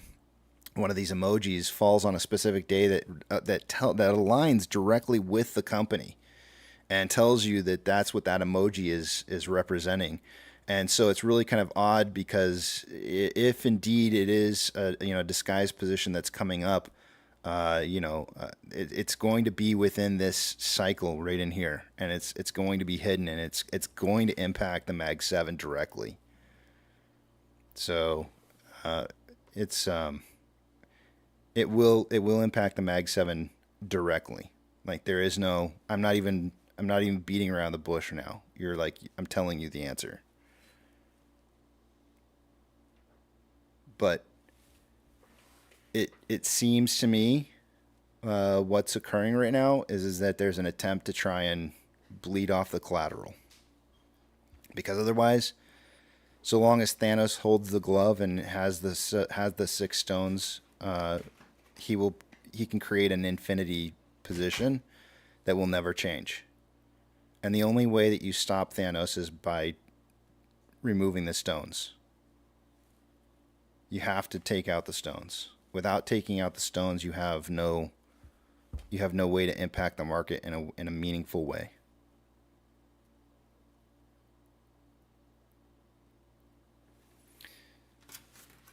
That's my tinfoil hat for the day.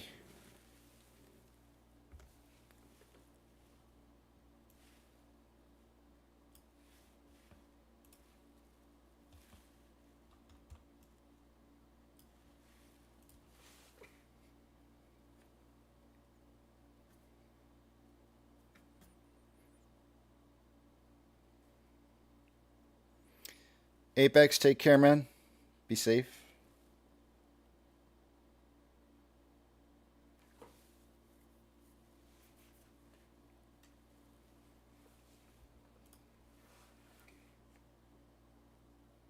$8:58. We got about 2 more minutes here, guys, and we'll take a look at the numbers. Barcode.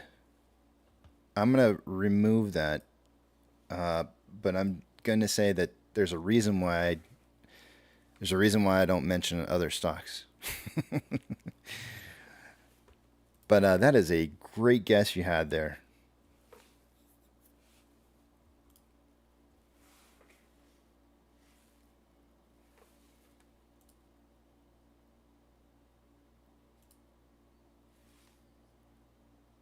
See, that's the thing. If Roaring Kitty wants to continue to be able to buy more GME and have it make some kind of meaningful impact, he's got to accomplish 2 things. One, he's got to remove the collateral, and the second is that he needs to be able to have money to be able to make those purchases. And so I can't think of a better way to kill 2 birds with 1 stone than to siphon the low hanging fruit that's sitting in the Mag 6, and turning around and using that money to force up buying pressure on GME. I literally can't think of like any other better way to do that. He's creating leverage on both ends. Yeah.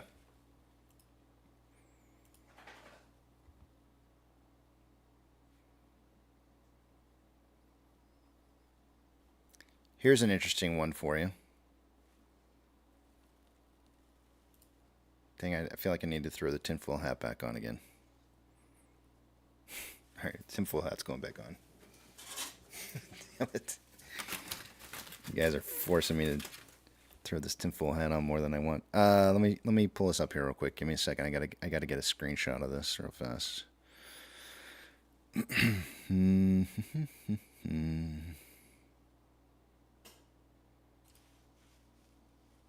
I know it's 9 o'clock. Give me a second.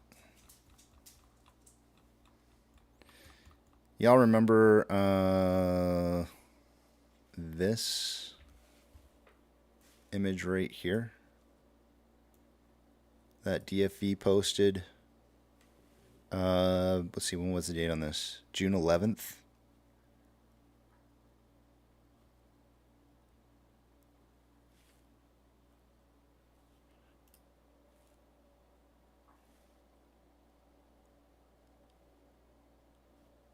Obviously a little kitty over here, and GameStop logo over here. And what I want you guys to, I want you to go on a little bit of a tinfoil hat path with me here, a little trip.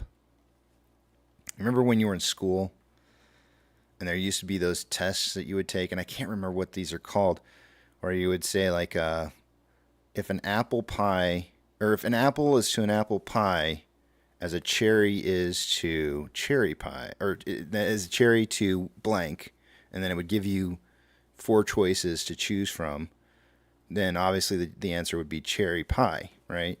You remember those? What are those called? I can't remember what those are called. There's a term for that.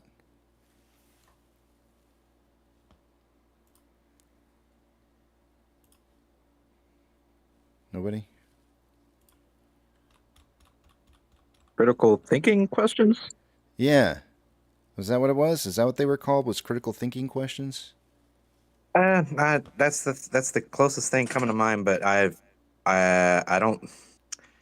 I think the term that you're wanting, I can't come up with it, but I know where you're going with it. Okay. Well, like if-then questions? Yeah, kinda. I don't know what they're called. Can't remember. Relational questions, right? Like analogy, relational. Yeah, something like that, right?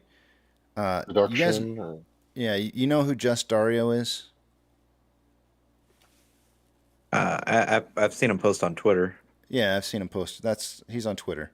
He's got his own .com website as well. He wrote this September 16th, 2024, so that was after this picture here. And I just want you to note the relationship that he uses in the meme there. If this is to this, then this is to what?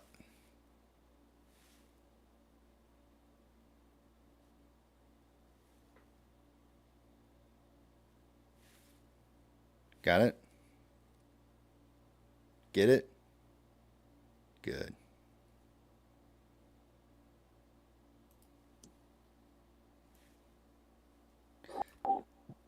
That connection, that particular article, by the way, that was written there, give me 1 second. Open.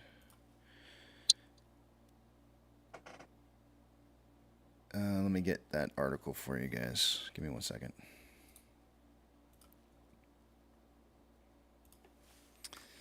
That wasn't written, I don't think, to make that kind of connection. But I'm showing it to you. One more time for the slow ones. Okay, one more time for the slow ones.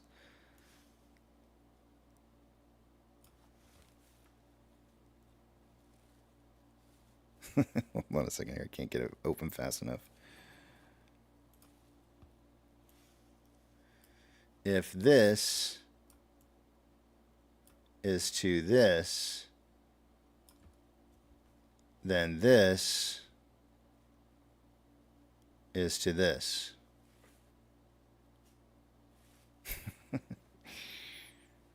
I can't do any more for you. If you don't get those logic, if you don't get those things, then it's whatever. Tom says you need to listen to the Doors more often. UPS. Okay, he's talking to UPS, not me. John Vincent says, Casey, did I miss your take on Adam Aaron's 566? No, I didn't give it out yet. I don't know if I really have. I mean, he's mentioning that there's convertibles debt that's going to turn into that will be wiped out if the price of AMC hits 566. I'll tell you what. if you're not getting it, I can't help you out anymore, guys. That's as close as I can possibly get to helping you. So John says the 566 thing. Why do you think? I mean, it seems like it's been pretty obvious they've been trying to keep us away from 566 for quite a while. In fact, not only have they been keeping us away from 566, but our last high was 525, and we've pretty much gone stagnant for, I don't know, a couple months now, to where there's just been like somebody's waiting for something to happen and really don't want the price to move much more than it has, because either direction is painful. So my response to you is just that when we do cross that 566 number, there's going to be pain. Somebody's going to be hurting.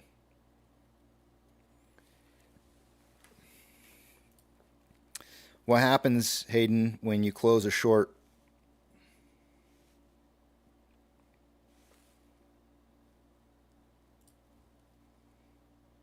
Good morning, KC. Good morning. Crew. Parrot, how you doing today? I'm tired, man. I stayed up past bedtime last night. I can only imagine why. Yeah, I had to make sure that nothing was going to change. There was no point in laying down. I wouldn't have been able to sleep anyhow. My anxiety won't allow that. But no, we come out of it like flying. We passed with flying colors here. We got a real high tide this morning. In fact, well, it stands to reason. All that water pushed up against the Gulf Coast here. So, but no, blue skies and little mild winds. But other than the fact that the tide's up to almost the very top of the boat docks, I haven't begun to look on the TV and see what's happened. But no, good morning. I'm here.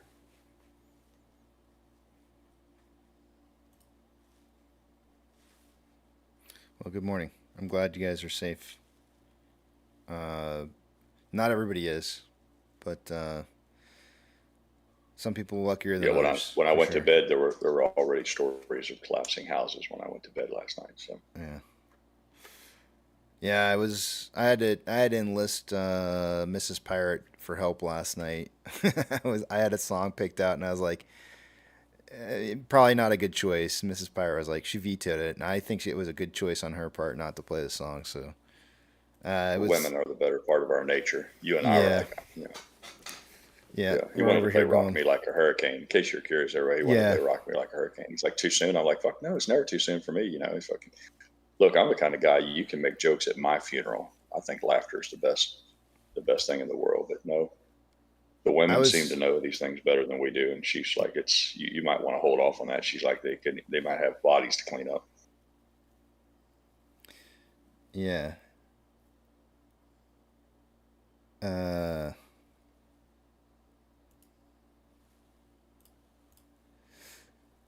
Yeah. All right. Sorry, I'm removing a message here. Let's see. Yeah, here. I didn't mean to just barge in and change everything. I just wanted to say good morning and let you know that I was good. I got to go over to the other page here and do some numbers. Good numbers. Yeah. Let me take you guys over to this other page here, and I guess this is the first rundown since market open, so let's do all of the numbers. Starting with the left-hand top side of the page here, price prediction tally points. Man, congratulations to Nana on getting the price prediction correct yesterday, right on the dot, which gave her an extra bonus point for the day.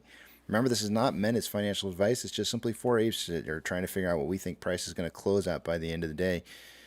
Because of that extra point that she got, there's a couple different ways that we could win this. Whose phone is that? It's not my phone. Sorry, that's my phone. My TV's spooling up. I don't think that's you. That's coming out of my house. I was like, what is that? Let's see. We have, where was I? Price prediction tally points. Nana got the extra bonus point. The only way that she's going to lose this morning, actually, there's really not much of a way, but one of the other guys besides myself, I think she did this on purpose, but I don't know for sure. She picked a price prediction like 1 penny off of what mine is. So even if I nail it right on the head, there's no way for me to be able to win.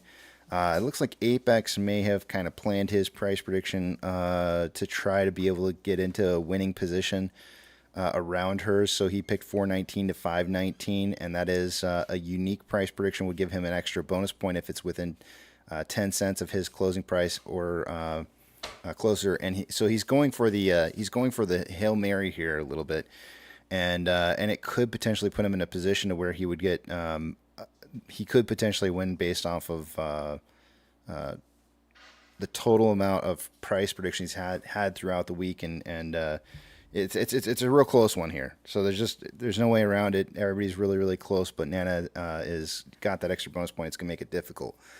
So we're going into Friday with that lead for her. Short exempt volume for yesterday, we only had just under 9 million shares traded, which was less than what I anticipated. I kind of felt like we were going to see somewhere between 10 and 12 million shares yesterday. And so it came in at 9 million shares. It's just under. It was like 8.9 million shares. And I really feel like there was some volume that was being held back yesterday that perhaps maybe was going to get shoveled into today. And we're not seeing volume today either. So it's kind of really odd what's going on here. I'm kind of surprised because the pre-market is kind of suggesting there should be more volume, but we're just not seeing it. And and that is what it is. But I'm not sure. We had 181,000 in short exempt volume, even though we had volume less. That's like 6,000 less in short exempt volume, even though our shares traded was smaller by like 3 million. So it's kind of weird to see that be the case, but it is. Utilization did drop a little bit day over day. There were returned share positions, but not very many. Utilization dropped down to 51.75%. The day-over-day price increase was up 3.65% yesterday. Max pain for this week and the following weeks, 2 weeks out going from now, is 450. So anything above 450 at 5 or higher would be a move that would be unexpected, I think, by the market based off of what options are looking like currently. GME's option contracts are not option contracts, but max pain is coming in at $21 this week. Next week it goes to $20.50, and the week after back to $21 again. So it looks like the market's kind of suggesting or thinking that the market or that the price may move down on GME going into next week. As it stands right now, it is down 0.27% at 22.23 currently. Volume through exchanges. Where are we at for the day today? Exchange traded volume. Normally by this time of the day, I would expect to see about 50 or 44% going through off exchange, and EDGX to be somewhere between 11 and 12%. We got 59.48 going through off exchange, EDGX at 9.93. Those numbers are actually really high for where we should be by this time of the morning, as I would normally expect to see about 54%. That's 15.41% of our volume is going through those exchanges than what I would expect to see. One share going through CHX. Now, I'm just going to throw this out there, but John Hannaford and I have noticed, well, John noticed it first. John noticed that oftentimes when we see one single share go through CHX, there does typically tend to be a change that's incoming. Not sure if that's a signal or what that's supposed to be exactly, but it's odd to see one share going through an exchange. Why one? Who knows? But that's what they're doing. One share through CHX so far this morning. Taking a look at GME. CHX volume for the day-to-day is coming in at 764 shares. Borrow fees for GME since earlier this morning. Looks like there has been an additional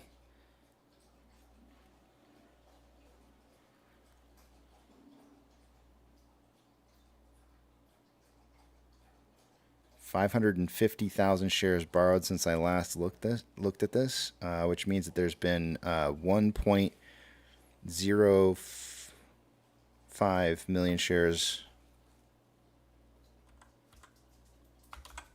having been borrowed in total for the day so far, with available amount of shares at 350,000. Fees are at 0.38%, rebates at 4.45. For AMC, borrow fees and available shares to borrow since earlier this morning when we were looking at this, looks like another 50,000 shares have been borrowed and returned. putting us at a total of 150,000 shares borrowed so far for the day today, with 550,000 left to borrow through IBKR. Fees are at 1.16, and we are seeing the rebate starting to drop to 3.67. That's what it was kind of yesterday. Moving on.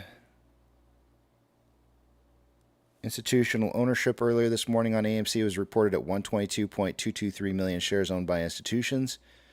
That is still the case. On GME, the total amount of institutional ownership was 103.361. That is still the same as well.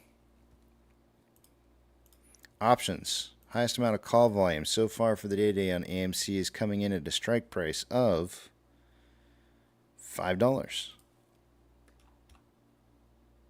There's currently 3.2 thousand contracts in volume. It's actually kind of normal. It's a fair normal amount. Highest amount of put volume coming in at a $4.50 strike. There's 862 contracts in volume so far for the day-to-day.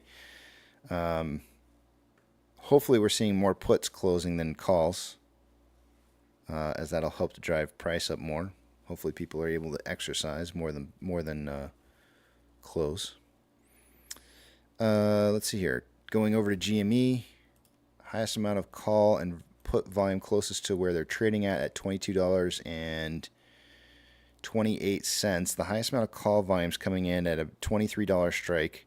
Highest amount of put volume coming in at 22, which means the market's kind of targeting like a 22.50 close, which is going to be a 3 strike prices higher than potentially where the market was thinking where max pain is. Taking you over to the other page here, let me move a couple screens around and we'll take a look at the rest of the data.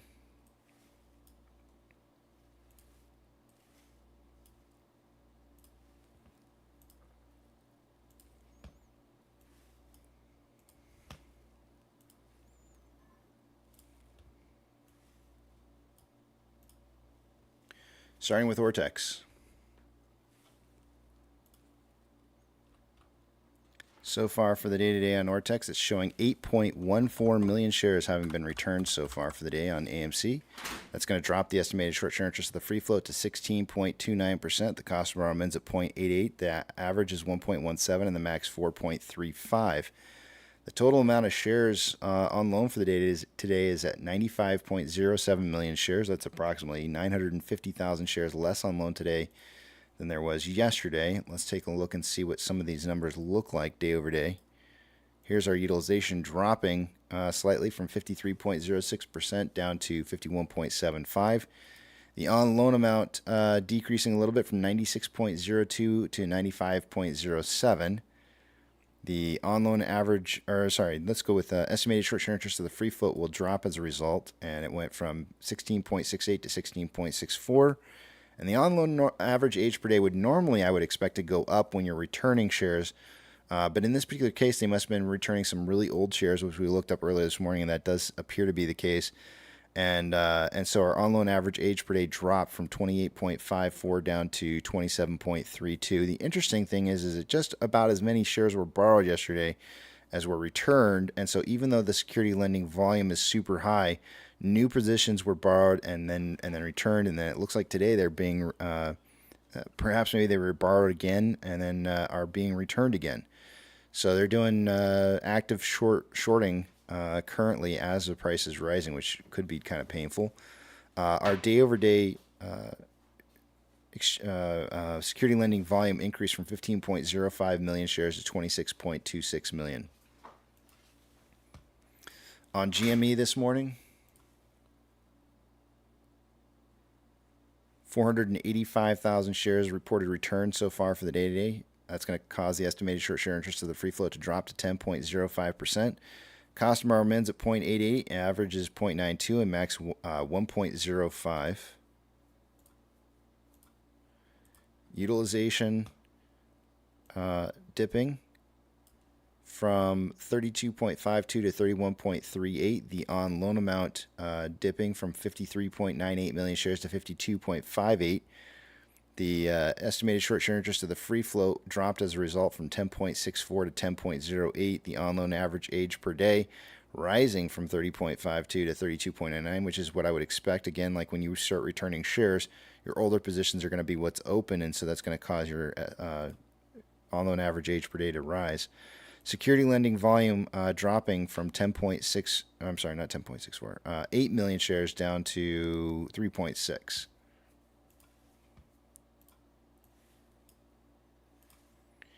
SSR trigger price for the day-to-day on AMC is coming in at $4.09.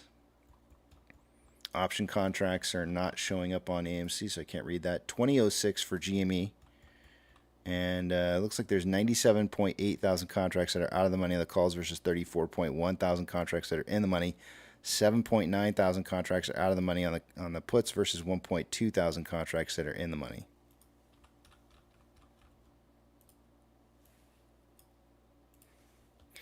Orders by Fidelity customers, AMC and GME are the only two I'm looking for on this list. Neither of which are on here.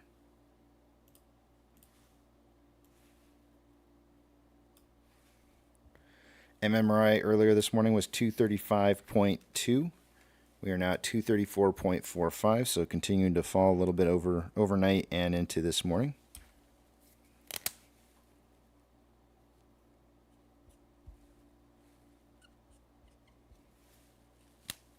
Spread between the 2-year and 10-year bond yields.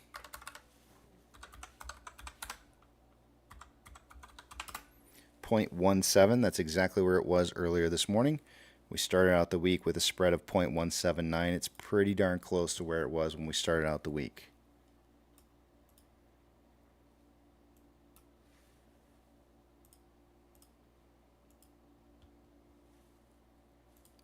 NASDAQ is up 0.03, Dow Jones is up 0.69, and the S&P 500 is up 0.21. We have 4,084 advancers to 1,471 decliners. The market is more advancing than declining. Let's see here. We have it's cooking with bacon grease, in fact.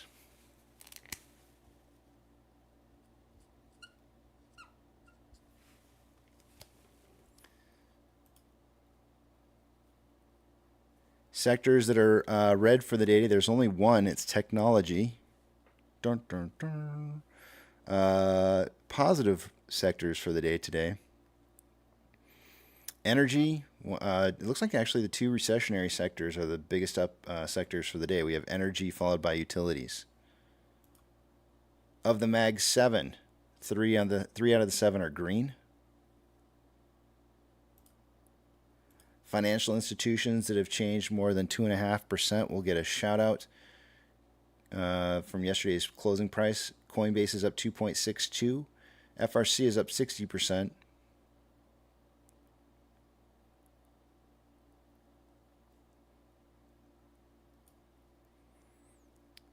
I don't see anything else readable, worthy of reading. Gold is down 0.43 and trending down, and it's actually taking some major jumps right now, or at least it's looking like it's trying to take some major jumps. Silver down 0.64%, also moving into a strong downtrend.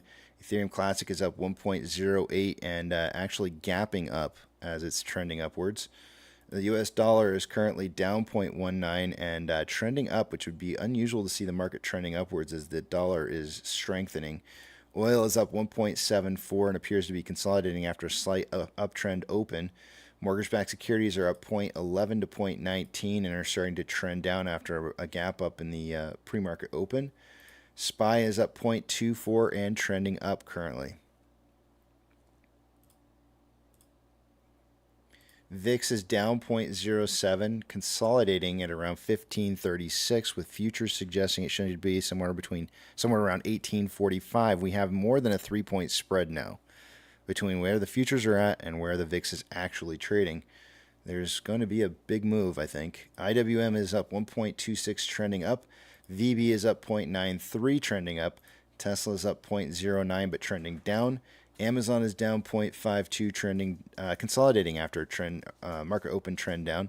Cinemark is down 0.58, slightly trending down. Doge is up 6.84 and trending up. Bitcoin is up 1.47, trending up. GME is down 0.27, trending down. HYMC is up 0.02, consolidating. NCMI is up 1.43, trending up. Hood is up 2.7%, trending up, and AMC is up 1.5 and trending up. Inflow versus outflow so far for the day-to-day on AMC. $900,000 more outflow than inflow. 1.72 million shares traded so far for the day-to-day. After approximately 56 minutes worth of trading, we're on a pace right now for about 11.97 million shares traded by the end of the day. That means that based on the current numbers, I would suggest that we're going to be somewhere maybe back close to where we were at yesterday, maybe even a little less volume than what we saw yesterday, just based off of current numbers. On a 4-hour time interval, there's currently a divergence on the Vortex indicator occurring within the last 4 hours. With more buying pressure than selling pressure with an RSI of 51.78, which is it's pretty much average. On a 1-hour time interval, slightly more buying pressure than selling pressure with an RSI of 67.01, which is above average. On a 30-minute time interval, more selling pressure than buying pressure with an RSI of 70.46, signaling that it's overbought. On a 5-minute time interval, more selling pressure than buying pressure with an RSI of 60.97, which is above average. And Ichimoku.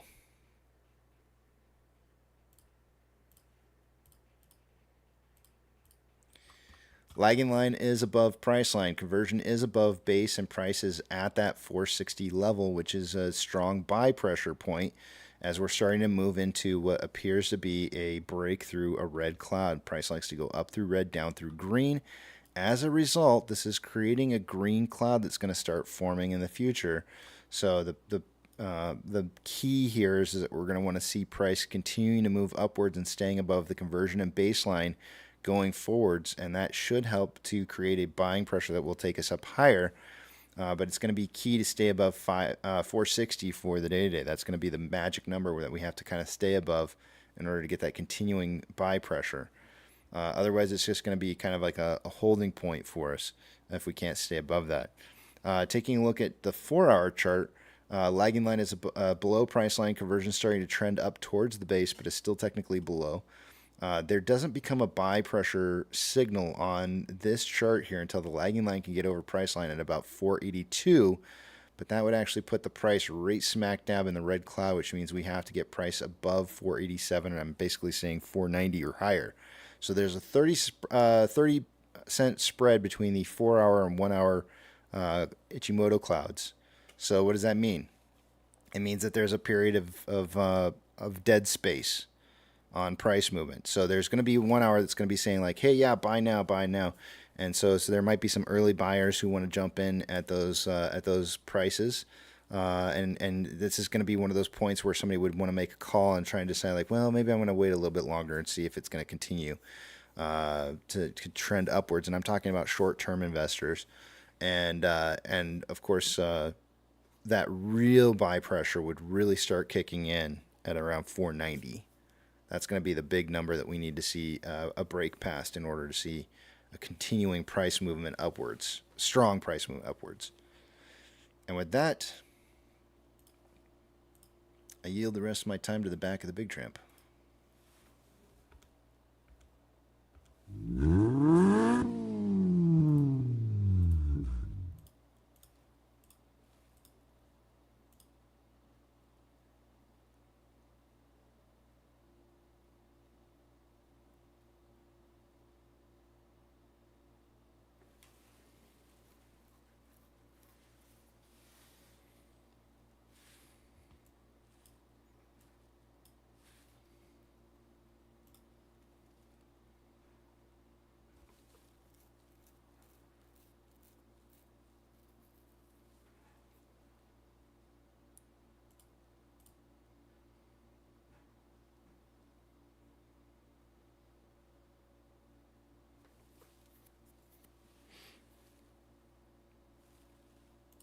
Everybody's quiet in the back of the big tramp.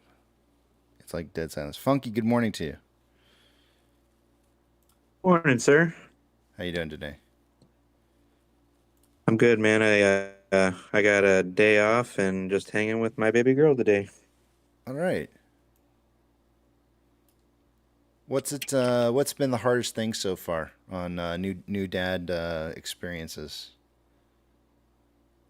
Probably sleep, lack of sleep, but I was gonna say, you're you getting kind of get sleep. over it. How are you getting any sleep?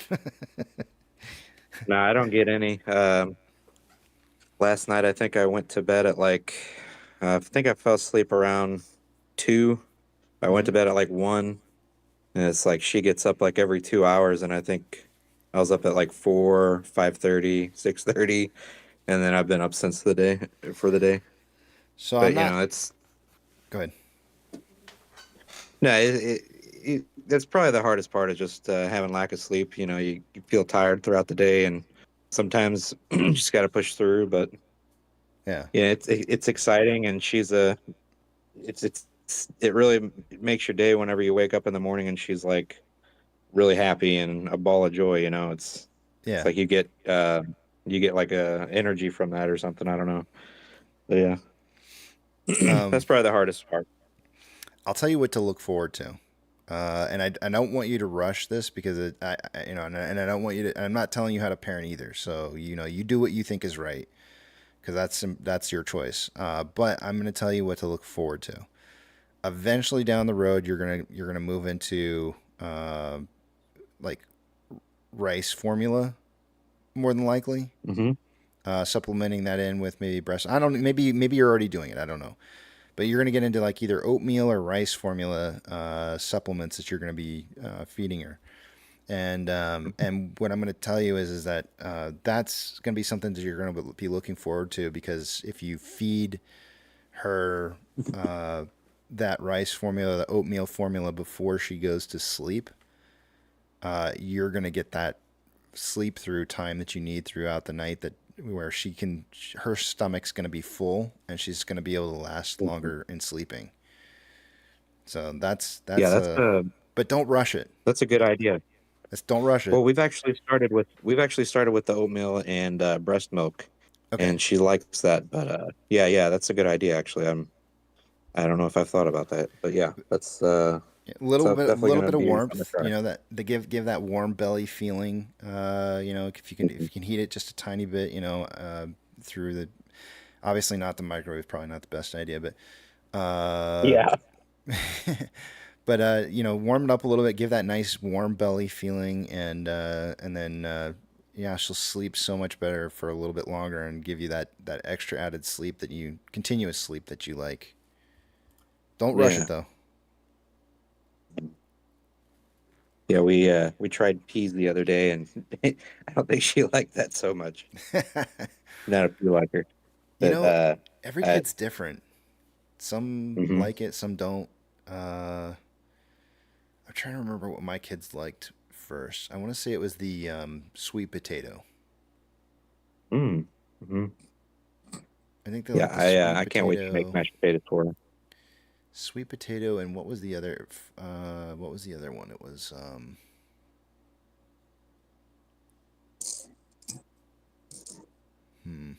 carrots. Maybe, but the problem with the carrots is that the poop afterwards was terrible. so you're like, I don't want to feed them carrots again, not the carrots. But yeah, I feel like it was. I think you're right. It was something that was a similar color to the sweet peas or the sweet potato. Yeah, it was, and I think it was carrots. But there was another one too, and I think it might have been the broccoli and cheese, if I'm not mistaken. Yeah. Yeah, I can't wait to see what kind of food she likes. Her brother is extremely picky, so and he's 10. He's been like that like his whole life. So I'm curious if she's gonna have like similar, taste, or if she's gonna have something like a completely different palate. Yeah. But yeah, it's pretty cool being a dad, man. It's definitely like probably the most rewarding thing I think I've experienced in my life so far. That's awesome, man. Yeah. Corey, good morning, Corey. He says, dude, I've been watching these videos of these kids that stole 200 million in crypto and got caught on the same week. They spent 170,000 in one night at one club. I have a brother-in-law who had a side gig where he was working. You know 6th Street down here, Corey. He was doing a side gig at one of the bars down here on 6th Street, and where he was serving booths that were dropping that kind of cash. And you can only imagine. He would show me pictures of like these insanely expensive bottles of champagne that they were cracking open for him, and I mean it's nuts down there apparently. It's not unusual for people to do. I thought that would be like an exception, to see some group of people come in, get a booth in a club, and drop $100K in a night. I was like, that's got to be some kind of like abnormality, but apparently it's actually really common for it to happen way more often than you would think. And I just can't even imagine that kind of a bill. It's just ridiculous. What do you get for? I mean, I can't imagine that 100. It's just a different attention. style of life. Yeah, it's a different style. It's just the most disgusting thing, man. They hate money. People that do that, they have no respect for money. That's all about attention and looky me. I just can't even imagine spending that kind of money in one. Like, there's no part of me that would walk into that and being like, I would look. I could have $1 billion. I literally could have $1 billion to my name. I'd walk in and I'd look at a bottle of that $20,000-$30,000 bottle of whatever it is, and I would just go like, yeah, I'll pass. And it wouldn't be because I hope they go hungry someday. I hope every last one of them ends up fucking busted, fucking broke. I dumbasses. It's $100,000. Like, come on, what are you doing?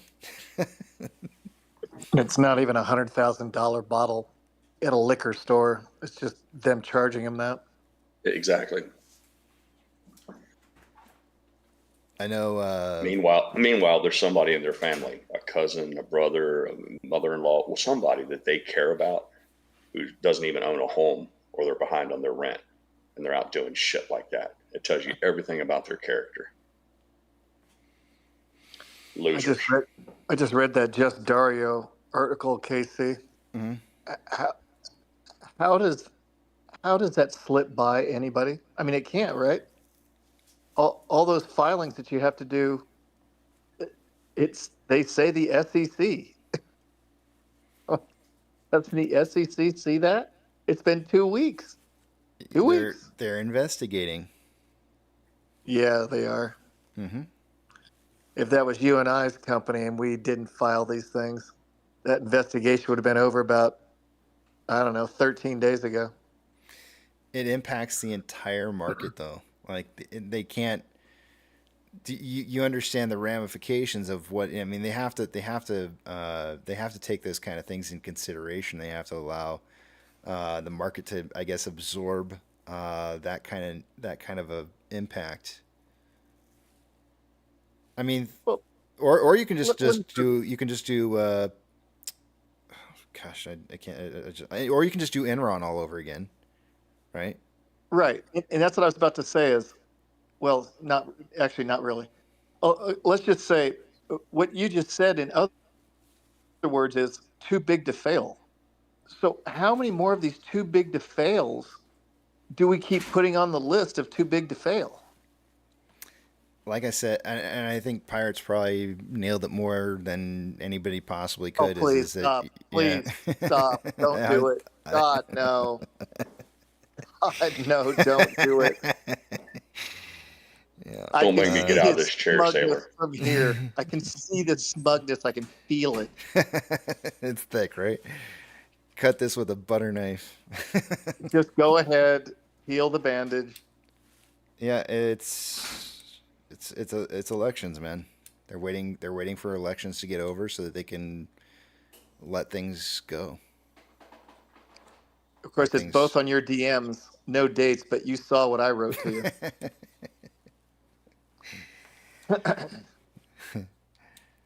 I think it's apropos too. That's French. You want to translate? Because I don't know what it means. I know the one word. après I know is one after. French. I can't remember I the know rest of it. Similar to appropriate, or it's, There we go. it works in the situation. It's they're linked. I know They one go word. together. Go together logically. That one word is So- married. Married. That's the only word I know. One of the few words I remember. 3 years of French. I remember that one.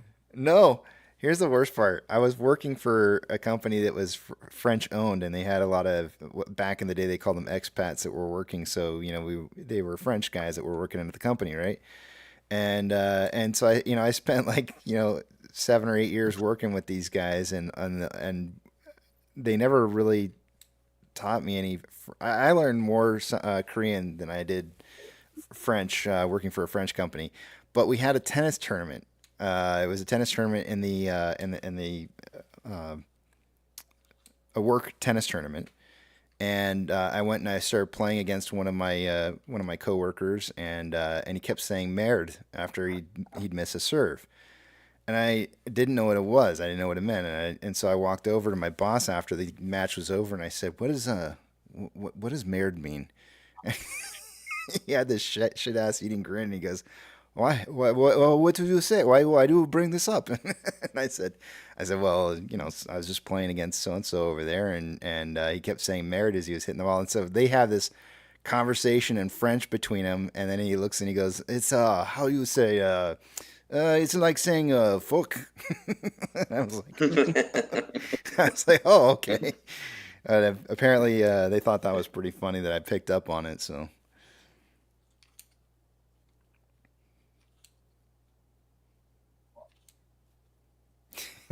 Looking at Jim Cantori down in Tallahassee.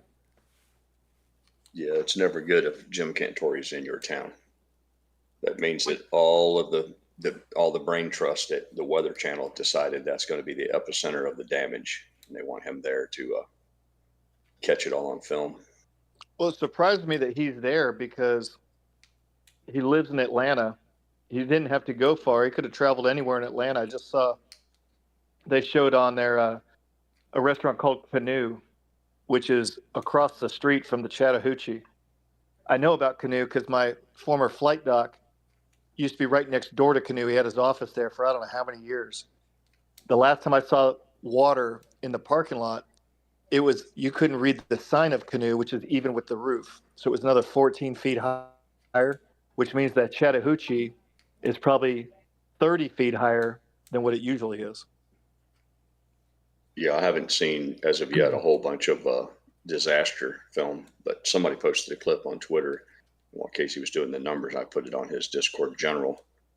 It's shows a guy in a kayak, I think, in his house. Well, I don't know if I posted that one or not, but there's another one that shows the waves. The waves, yeah, the water's 4 feet deep in his house, and he just canoes right into his living room, kayaks in. But the other one shows the sliding glass doors, and the waves are crashing against it, and then you can see the waves running into the house. Yeah, you're in the next hour or two, now that the sun's up, and some people are still being impacted, so it depends. Usually it's after the storm has abated and the skies come out blue. You'll start seeing all the photographs and videos. Oh, the hooch has got a lot more to go because it doesn't even climb for another 6 or 7 hours until after the storms have passed. All that water coming out of the hills. They showed West Paces Ferry, and that's a high dollar area where Buckhead starts, and all those houses around the hooch. That's going to be that's not going to be pretty. Beautiful in the summer when it's not raining hard.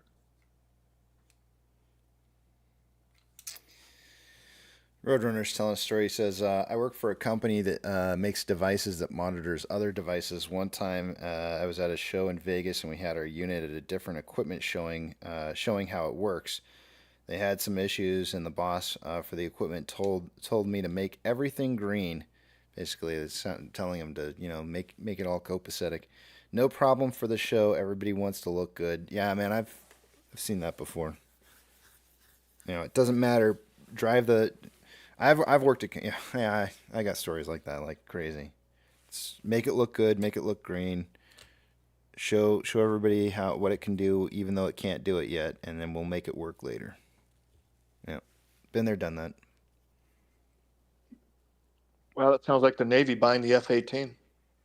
There were a lot of promises there. I thought that was more the Abrams. Wasn't the Abrams? Isn't there like a big story about like the Abrams? Oh, probably. Yeah. The years and years and amount of money spent on making that tank. There was a movie made on it with Kelsey. I think Kelsey Grammer was in that movie. I don't remember what it was called. I think it was a made-for-TV movie, actually. I mean, I love Captain, climbing. are you at home station or are you abroad right now? What's that? Are you at home station? Are you in Atlanta or are you out right now? I'm actually sitting on my bed in Vegas eating the top of the muffin that I bought yesterday. Right. Yeah, they're saying this thing's still going to hit Atlanta. I was just curious if you were home or not. I know it's bent eastward, which they didn't really plan for that, forecast for that, but they're still calling for a big westward bend, and it looks like it's going to hit Atlanta pretty hard. I didn't know if you were home or out. I come back tonight, but yeah, I saw that it's going to go over towards Nashville and then become like another storm system and come back through. Yeah, I saw that Paces Ferry, West Paces Ferry there. You need me to jump on my dually and go check on the wife? You got a chain? You got to have a chain in case you got to pull her car out. Oh, I'm gonna pull her car out. If I drive all the way up there, her car's definitely getting pulled out. For everyone listening, that might sound like code for something else. I know we had looked at this earlier, but I went ahead and refreshed it just to see how much it's changed by. In total delays within, into, or out of the United States was 1,750 when we looked at it earlier this morning. It's now up to 1,996. Total cancellations within, into, or out of the United States today was 787 earlier. It's now up to 809. I'm not sure if those are big numbers or not. The probably total mostly United. The biggest numbers. Let's see here. United. Oh, excuse me. I just burped. Showing American Airlines. Oh, there we go. I know what airline's not on there. They don't have enough flights.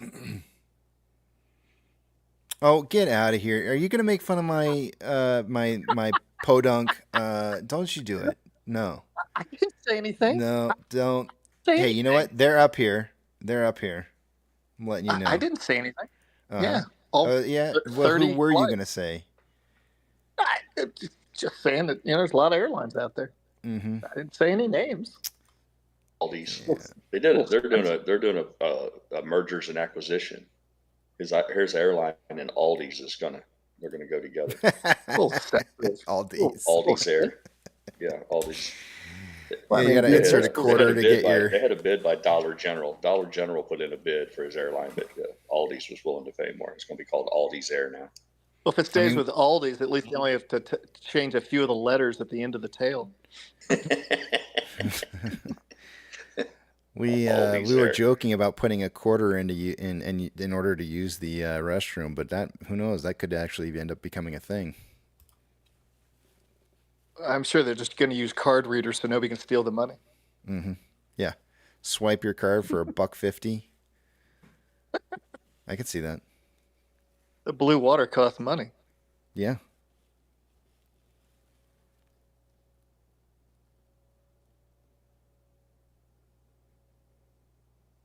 No, I don't get back till tonight, Pirate. But and I actually was thinking to myself, I actually have to cross the Hooch going from the airport north to my house. So the Hooch. Yeah, I'm actually curious. Chattahoochee. Yeah. Way down yonder on the Chattahoochee. Yeah, things get hotter than a hoochie coochie. I was my shit when I was a kid, like 6 years old. They're showing Asheville right now, North Carolina, and man, that place is underwater. Yeah, because I shot my mouth off last night. I told somebody, I said, well, yeah, South Carolina and North Carolina is not going to hit. I think it was Nana. She said her son was in the Carolinas. I'm like, stop it, Nana. It's not going to get, nothing's going to get hit in the Carolinas. It's going to bend to the west. Well, I'll be goddamn if I wasn't wrong on that one.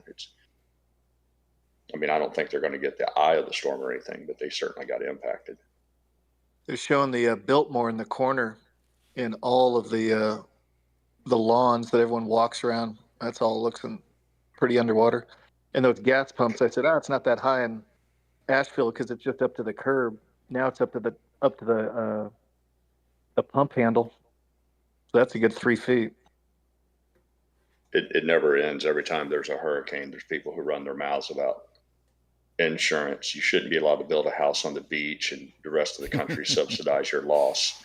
Like the only people that's going to file insurance claims are the guy who lives on the beach. I'm like, you realize this thing's going to Atlanta, right?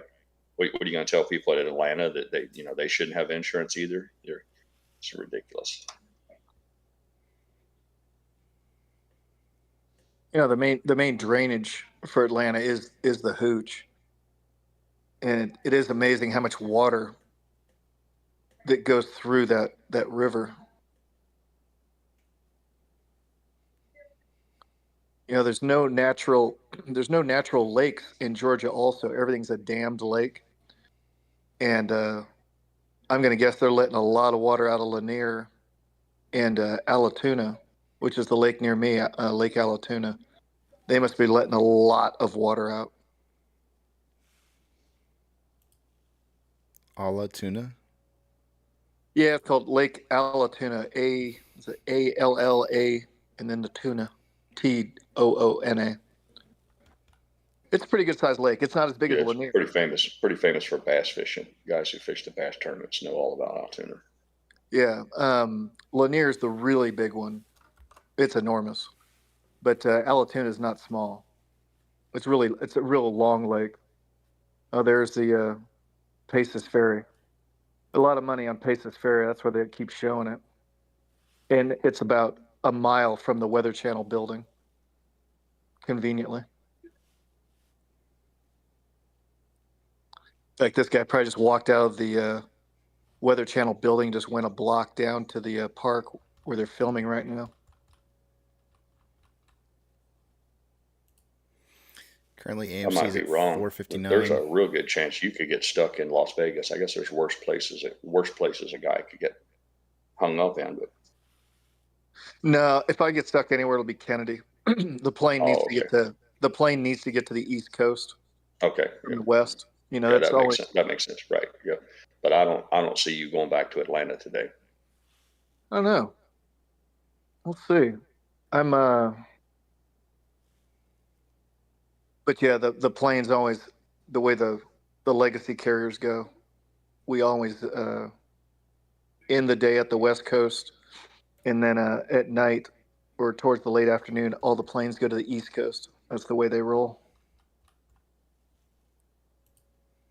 Looks like where this dog's playing with, I can't remember what the guy's name is. He's been with the Weather Channel for about 70 years. Looks like somebody just parked their car on the street hoping it would flood.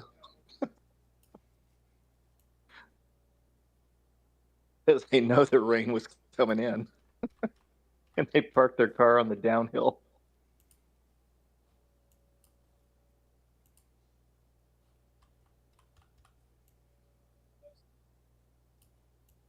Well, you wouldn't think that, except if you've lived in Atlanta enough and seen when it rains heavy, the Chattahoochee goes up 10, 15 feet. In fact, I'll bet they're going to show pictures over where Six Flags is. The Chattahoochee goes right next to Six Flags, and Highway I-20 is on the north side of the Six Flags. Last time the water got this high, there were fish going across I-20, which is a 8-lane highway. Yeah, They I've were seen literally shit like that before too. Yeah, Crazy. there were literally fish swimming across. It's like you said, Pirate. There's a lot of bass fishing in Allatoona. There's actually a big hatchery. I flew with a guy that was a big bass fisherman, and he volunteered at the fish hatchery, and they'd raise bass and then put them into the hooch for people to fish. but it had to stay above a certain dam. I can't even think of the name of the dam right now, because when they opened the dam up, the water got too warm and all the fish died. But they do it every year. They raise a whole bunch of fish and they let them go for people to fish. Oh, wait a minute. Before I went to bed last night, I took one last look at the weather, and I was I couldn't believe the impact that storm had on Tampa, Fort Myers, and the western side of the Florida coastline there on the Gulf, because the eye never made landfall. It never, it was kind of a drive-by or a glazing, if you will, a glancing blow. But I had no idea that they were going to be impacted that much with the eye of the storm still so far out in the Gulf. But I guess they got close enough that it was really a lot worse than what anyone had anticipated. Hey, I'm going to reset my volume here for just a second. I feel like there's a delay on what I'm... Hold on, let me just check something real quick here. Test. Yeah, there's a little bit of delay. I'm gonna give me just 1 second. Hold on.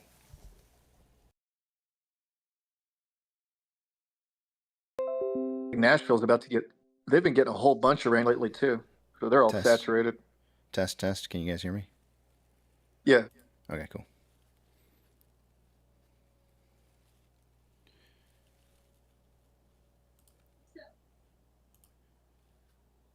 Every once in a while, if I don't know what the deal is, but there's something jacked up with my sound box that I've got here for this microphone, where if I don't reset it like every day, it starts to lag on data. So like I can talk and then it doesn't actually register for you guys until like a second or two later.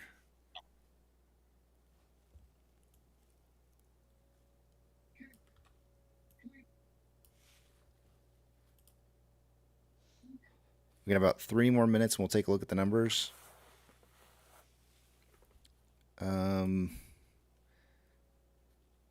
Let's see here. I think I might have posted something up from last night that I thought that I may have wanted to share today. Let me just see if... Oh, yeah. I reposted the interview from Adam Aaron. Where I guess he was speaking at... I think somebody put it in the chat in here. Variety... What was it again? I can't remember what it was called. Variety interview? I don't know. Anyways, he made mention of the $4 or $5.66 or something like that, where the convertible debt would turn into equity or something like that. I can't remember exactly, but basically it would wipe out nearly $500 million worth of debt, and at $5.66. And so, I've gotten a few questions in regards to that, and I guess all I'll say about it is that I think that, there's obviously a reason why they're trying to keep us underneath that price range for a while now. And hopefully that on this next bump up that we end up seeing, that it'll end up breaking that number so we can see that happen.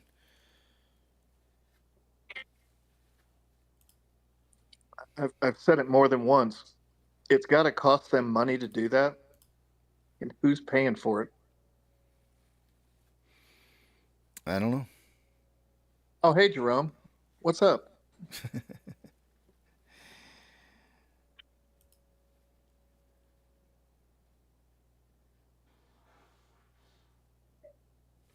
Good old JP. Powell's Bowels. All right. I'm going to do numbers.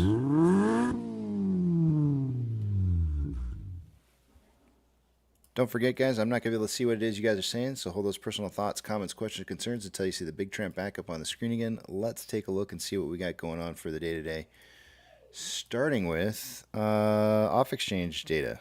Normally by this time of the day, I would expect to see somewhere right around like 60% going through off-exchange and EDGX combined. We got about 60.83% going through off-exchange alone. EDGX is at 8.06% for a combined total 68.89%, or 8.89% higher than what I would expect it to be by this time of the day. CHX volume, as I mentioned before, John Hannaford noticed this a long time ago. He said that he'd pointed out to me that very odd things kind of tend to happen when we see CHX volume reporting a single share that goes through that exchange, almost as if it's a signal to somebody. And we're getting that today on AMC. AMC's got one share that's traded through CHX this morning, and that's it. Not a single share more, not a single share less, one share. GME's, and it could, I don't know, maybe it means that somebody needs shares. Taking a look at GME, CHX volume is 1,248 shares. IBKR is reporting 350,000 shares available to borrow. That has not changed in the last hour, I don't think. No change. Fees are 0.38 and rebates at 4.45. On AMC, the borrow fees are showing, it doesn't look like any new changes as well. There's 550,000 shares available to be borrowed. Actually, 1030. Yeah, actually there has been an additional 50,000 shares borrowed in here. I missed it.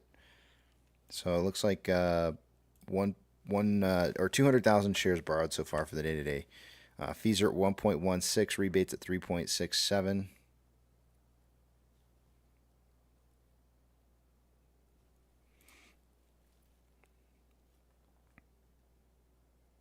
Ortex, an hour ago, Ortex was reporting 8.14 million shares had been returned on AMC.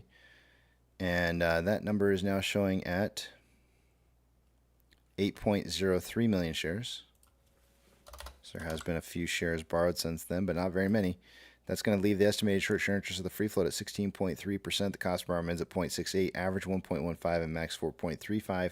There's 95.07 million shares on loan today. That's 950,000 less shares on loan than there was yesterday. Ortex estimating about 140,000 of that is in closed short interest. Taking a look at GME, an hour ago, there was approximately, I had 83,000 shares having been borrowed. It's now 74,000 shares having been borrowed.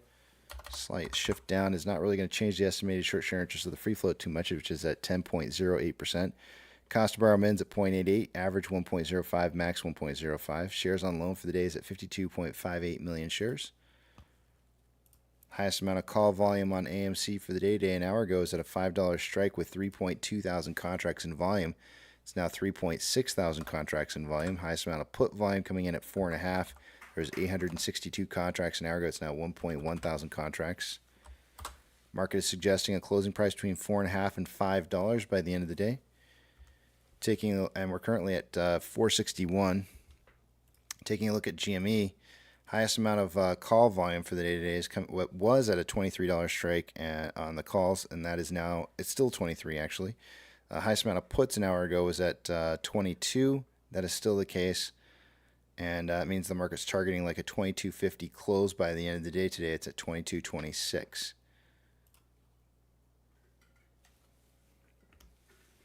Orders by Fidelity customers, AMC and GME are the only two I'm looking for on this list. Neither of which is on there.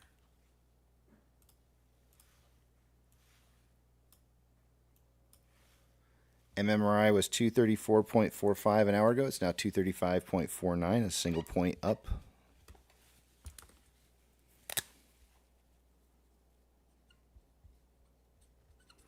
The spread between the 2-year and 10-year bond yields was 0.17 for the last two. Actually, both times I checked it this morning. Currently at 0.179, which happens to be exactly where it was when we started out the week.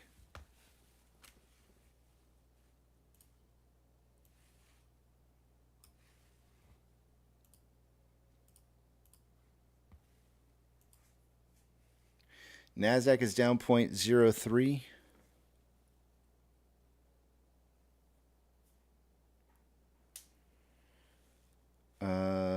Dow Jones is up 0.91, and the S&P 500 is up 0.21. We have 4,331 advancers to 1,484 decliners.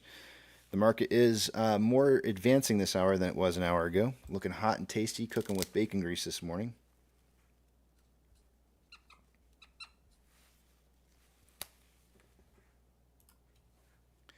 Only one sector is down for the day today, and that's technology. It's down 0.59%. The top two performing sectors for an hour ago were primarily the recessionary sectors of energy and utilities, and that's still the case. Taking a look at the Mag 7, 3 out of the 7 are green. It's kind of unusual to see the Mag 7 suffering. But do note, out of the Mag 7, how many are technology related? We have. I would suggest to you that at least the top. If you were gonna include all these, I would say that it's probably at least 5 out of the 7 are technology related. Maybe even 6 out of the 7. Financial institutions that have changed more than 2.5% are going to get a shout out from yesterday's closing price. Coinbase is up 3.27. FRC is up 10%. Silvergate's down 5.21.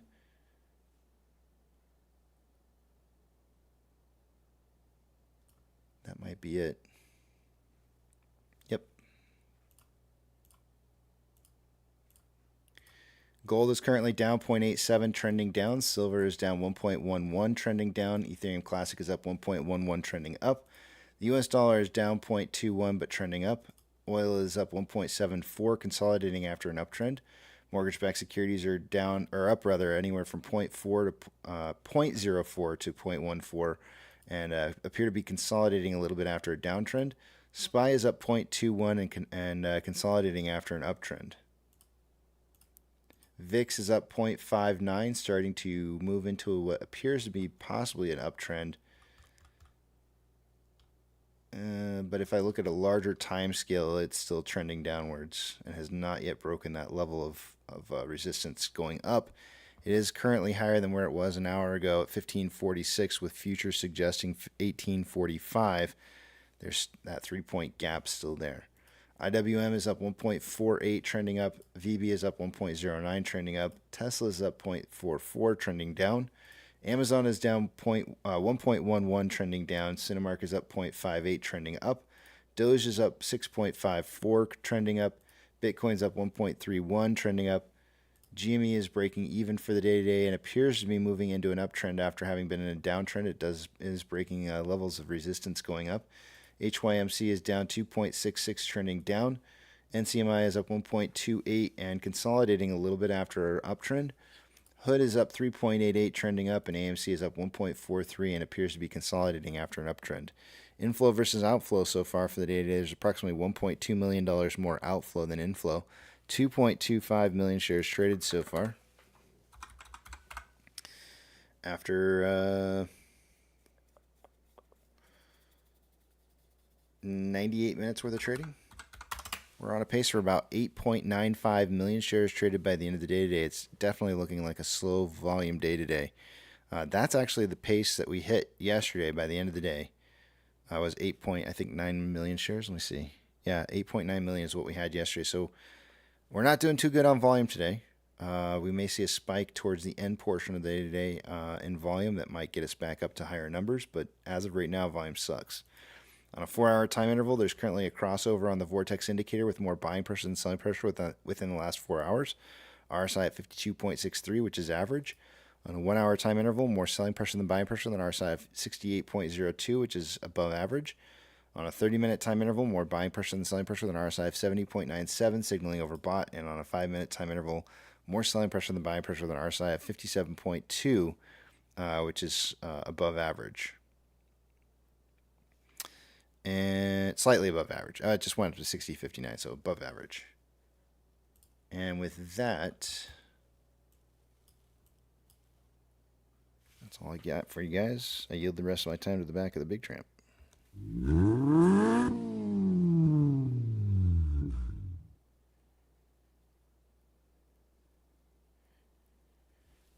Johnson B Street says, Casey, what is our 30-day countdown on the VIX from its peak? Didn't we have a crazy spike last week, or should I stay clear of that? No. It's a perfectly acceptable rabbit hole to go down. And so this is kind of where we're at right now. And you can see that the VIX is dissipating over a 30-day span. So like every 30 days, it's getting a spike now. So so if you look at it, the original spike up hit a peak on August 5th. Our last peak was spiking on basically 30 days out from that, which was 9.6. And so the question that you're asking right now of me is are we going to see a residual pump on that 30-day volatility trend? And I would suggest to you that that's probably the case, which means that we should start seeing that VIX starting to pop within the next week or so. Because I mean, next week is the new month, and we should be seeing it. I'm guessing Monday. Monday would be my guess on when we see that happening. The last time that it popped, it was on 9.3, which was actually a couple days into the month. Back here, it was more closer to 8.2 when it started popping. Maybe you could even say 8.1.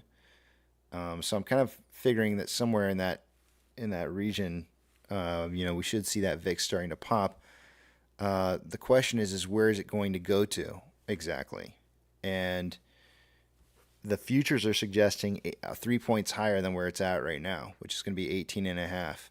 18.5 is just below 19, which is a significant level of resistance. And breaking past 19 usually means that kind of more of a warning shot across the bow kind of thing. And you can see we broke past 19 last time, but it kind of fizzled out and didn't really get much higher than 23, 24. We may see a cooling down on the VIX this last time and see that pop to 18.5, maybe drive just slightly higher than 19 and fizzle out. And so we may be seeing this like cooling off of volatility. But I still want to stress KC. I still want to stress that there is some.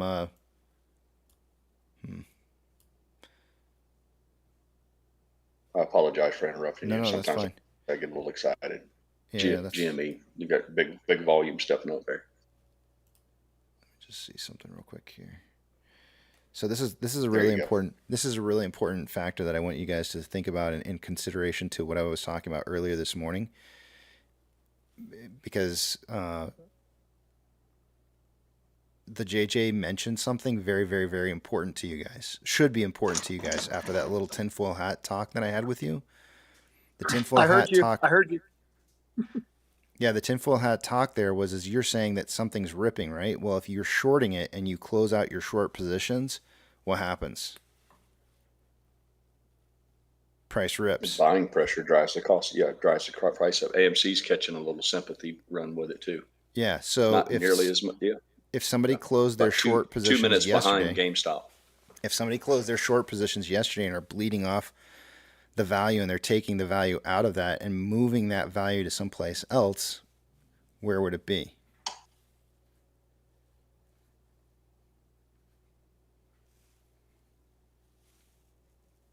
You're looking at it.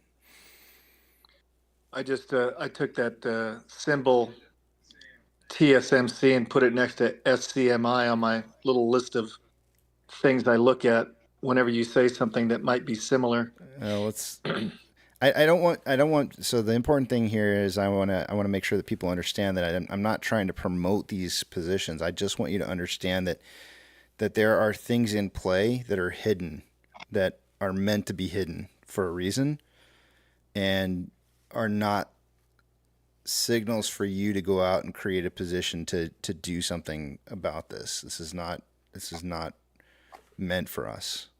It's not. Otherwise, if it was meant just for something us, that's similar. yeah. But I want to be very, very clear that it's not completely related to what it is that's going on here with. I mean, it is related, but it's not.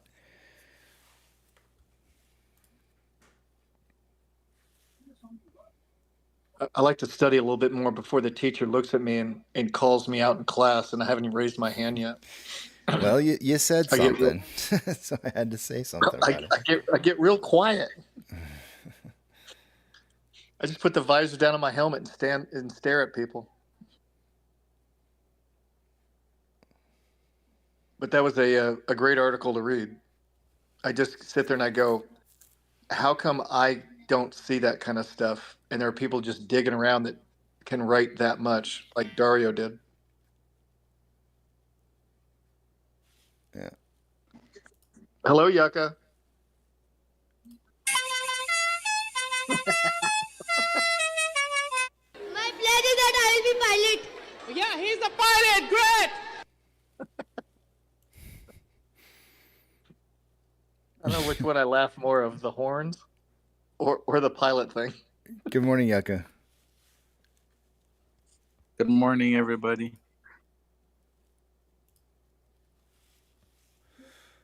Hey, Pirate, do you have any Yes, sir. propane tanks around any of your houses? No, everything we have runs off of electric or natural gas. Unless you're counting, unless one of our tenants has a barbecue grill, but most of them, I can't recall even seeing those. So the answer would be no. I thought that those things kind of had to be on a cement pad, and they No. showed that Asheville thing. There must be a dozen of them floating down the street. Yeah, we had 1,000, I guess 1,000-gallon tank at our farm to run propane, and it's set on grass.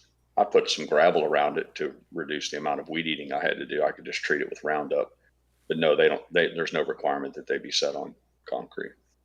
I was looking at the size of those things. They look like the size of the smokers at Franklin's in Austin, and I'm guessing those were 1,000 or 1,500 gallon tanks just floating down the street. Yeah, they make a perfect smoker. I got a buddy that converts them from time to time. Just a dozen of them just floating. And of course, where do they hang up? Right next to the pumps at the Shell station.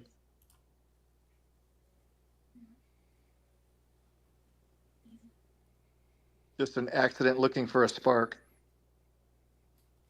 Okay, so check this out. John sent me a message here. John, I hope. Do I have your permission to read off what it is that you sent me, John? I don't want to. Is it dirty? Do we have to go to numbers again? It is. It's dirty if you like numbers. Dirty numbers. Okay. All right, let me read off what he said. He said, you mentioned single shares going through CHX today. I remember once hearing about CNS, continuous net settlement. I wonder if this is what is going on. He pulled up something from Investopedia about continuous net settlement. He says, you don't have to read far into the article to see what I'm getting at. NSCC member positions in each issue are netted into a single long position and a single short position at the end of the day. And so maybe, I don't know, maybe it's let me read the actual Investopedia article. This is talking about what is continuous net settlement. Continuous net settlement is a settlement process used by the National Security Clearing Corporation, NSCC, for the clearing and the settlement of securities transactions. CNS includes a centralized book entry accounting system which keeps the flow of securities and money balances orderly and efficient. Understanding continuous net settlement. During the CNS process, reports are generated that document the movements of money and securities. This system processes most broker-to-broker transactions in the United States that involve equities, corporate bonds, municipal bonds, American depository receipts, and exchange-traded funds and unit investment trusts. NSCC is a subsidiary of the Deposit Trust Clearing Corporation. Let's see here. Let me continue to read here.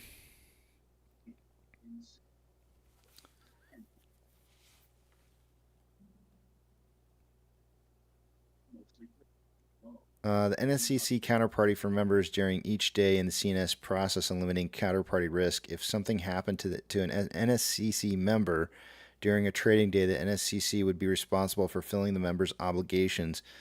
There were more than 3,480 NSCC member entries in 2021, and many of them were for divisions of a single company. The NSCC, which it gives a link to what that is all about in regards to June 18th, 2021. I can only guess what one company that was. The NSCC acts as a sort of honest broker between brokerages in the continuous net settlement process. The CNS process helps the NSCC reduce the value of payments exchanged by an average of 98% daily. Also, it is important to note that NSCC generally clears and settles trades on a T+2 basis. I don't know if that's changed. I would have assumed that would have changed to a T+1 by now. Let's see here.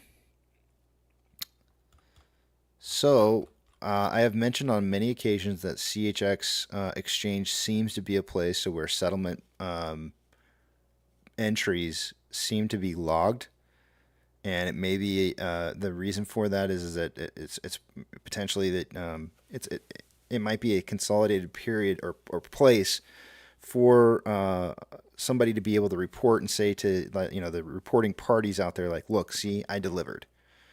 I'm not putting this on the the lit market. I'm not putting it in an off exchange. I'm putting it into this exchange right here, so that you can see that net settlement occurred the way that it was supposed to. Which is why I've been saying on many occasions, whenever we see these large quantities of shares that happen to move through that exchange, typically means that somebody may be delivering shares. And if it's one single share, it could be potentially the NSCC that's stepping in to force a settlement. In this particular case, one single share unit might be representation of the entire position that needed to be settled.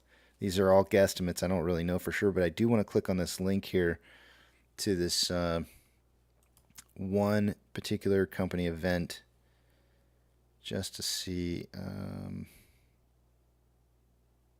what this is about.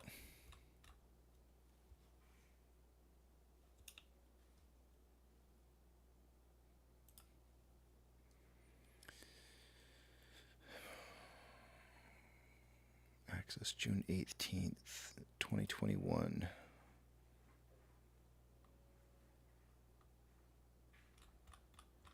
The link does not get me there.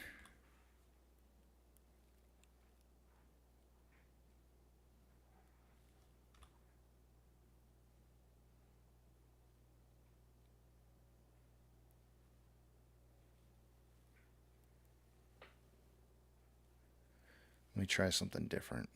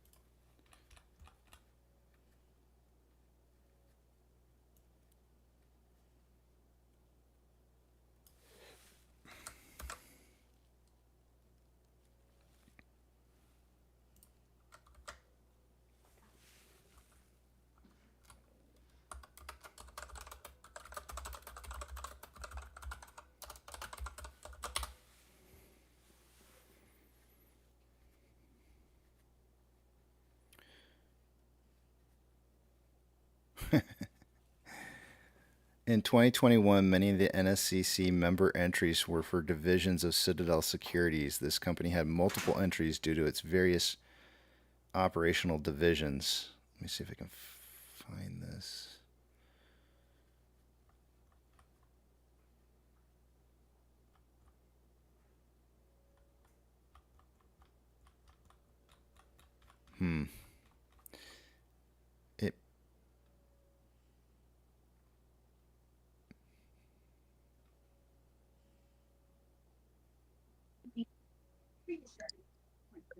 Okay, so the stuff that you're talking about, I hope I don't sound too stupid.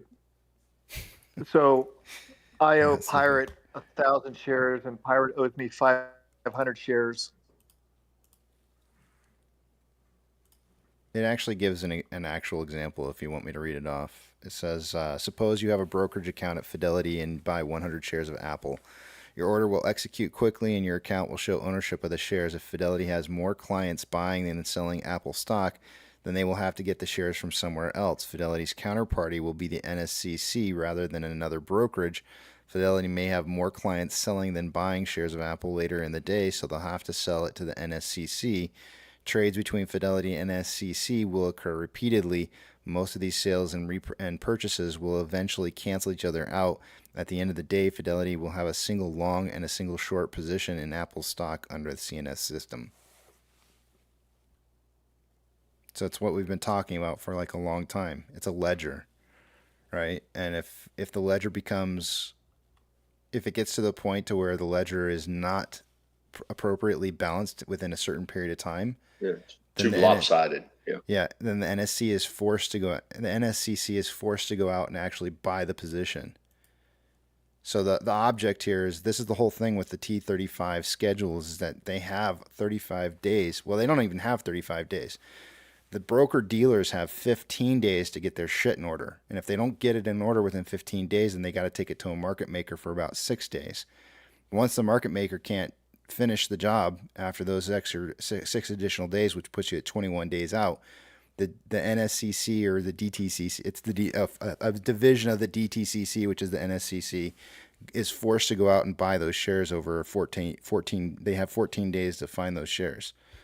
So what you may be seeing, and this might be a delivery of some shares that are going on. I mean, we're seeing, according to Ortex today, there's 8.03 million shares returned today. But if you go to like something like IBKR is saying that only 200,000 shares have been borrowed. So somebody found some shares somewhere to be able to be returned, and it does seem like there is some returning going on today.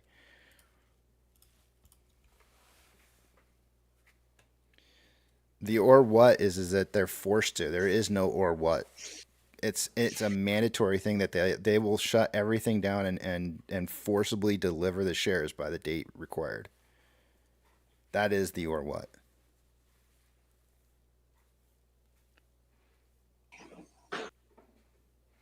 This is why these T35 cycles that are stacking right now are so crucially important right here, because it's causing a feedback. Imagine a situation where you have broker dealers searching for, they have like a time frame that they're looking for, 15 trading days, right? They're looking for these shares, 15 trading days, but then another cycle starts up and they're looking for shares for something else over a 15-day cycle. Then you get another one that starts up and they have another 15 days, and these all start stacking on top of each other. And while they're looking, all of a sudden they're hitting some of the end of these 15-day trading periods. And then the market makers are now in unison looking for shares at the same time as the dealer broker is, right? So now you've got two different parties, invested parties, who are trying to look for shares, and then you start adding on top of that time frames where shares haven't been able to be found, and now you start incorporating the DTCC that kicks in, and they go like, well, you know what? You guys are late on this one. You're now late on this one. I have to go start buying shares. Sorry, guys, but you're gonna get forced buying going in today. Poof. Smack you in the face. You missed out on your timeline. It's no longer in your ability to, control this anymore. I'm going to buy shares. No, there is not an enforcement thing on this. There is no, it is a mandatory thing. There is no enforcement. It's not, I think you seem to think that this is some kind of enforcement. This is a mandatory, has to be done by. There is no ifs and or buts. It has to be done by this certain date, or they shut the shit down. Everything gets shut down until it's done. This is why these cycles are so important, seeing them stack on top of each other like this.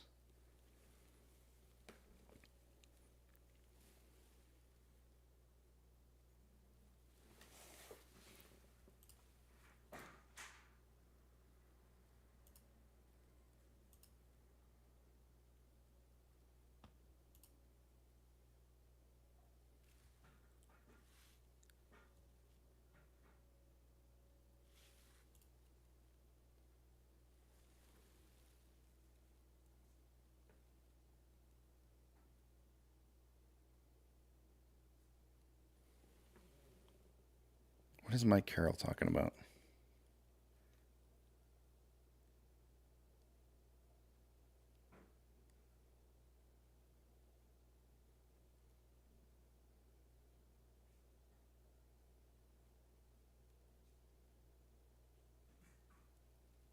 Thank you, John, by the way.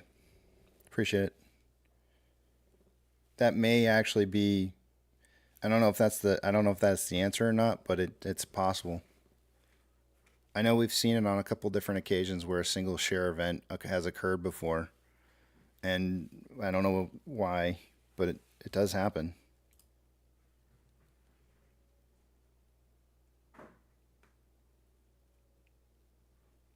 The enforcement rugged is the NSCC. The DTCC is the enforcement. When it hits them, it has to be done, which is why usually the broker dealer and the market makers want to keep it in-house. They don't want that stuff getting passed off to the DTCC because once it gets that far, it's taken out of their hands and it's forcibly purchased. That is the enforcement.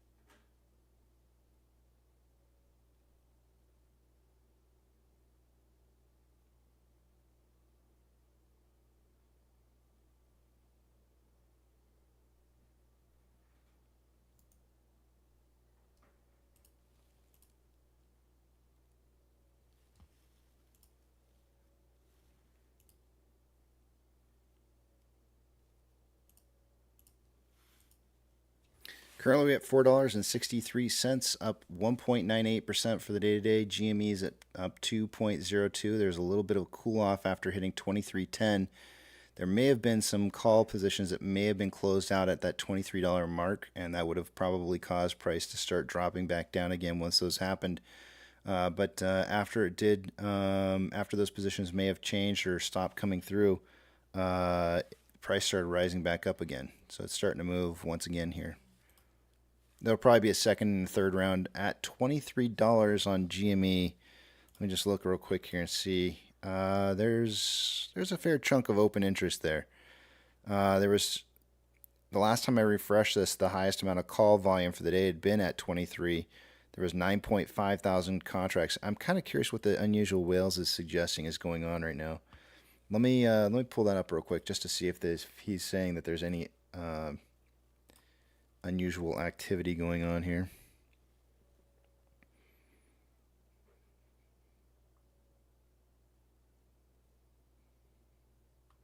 I don't see anything reported yet.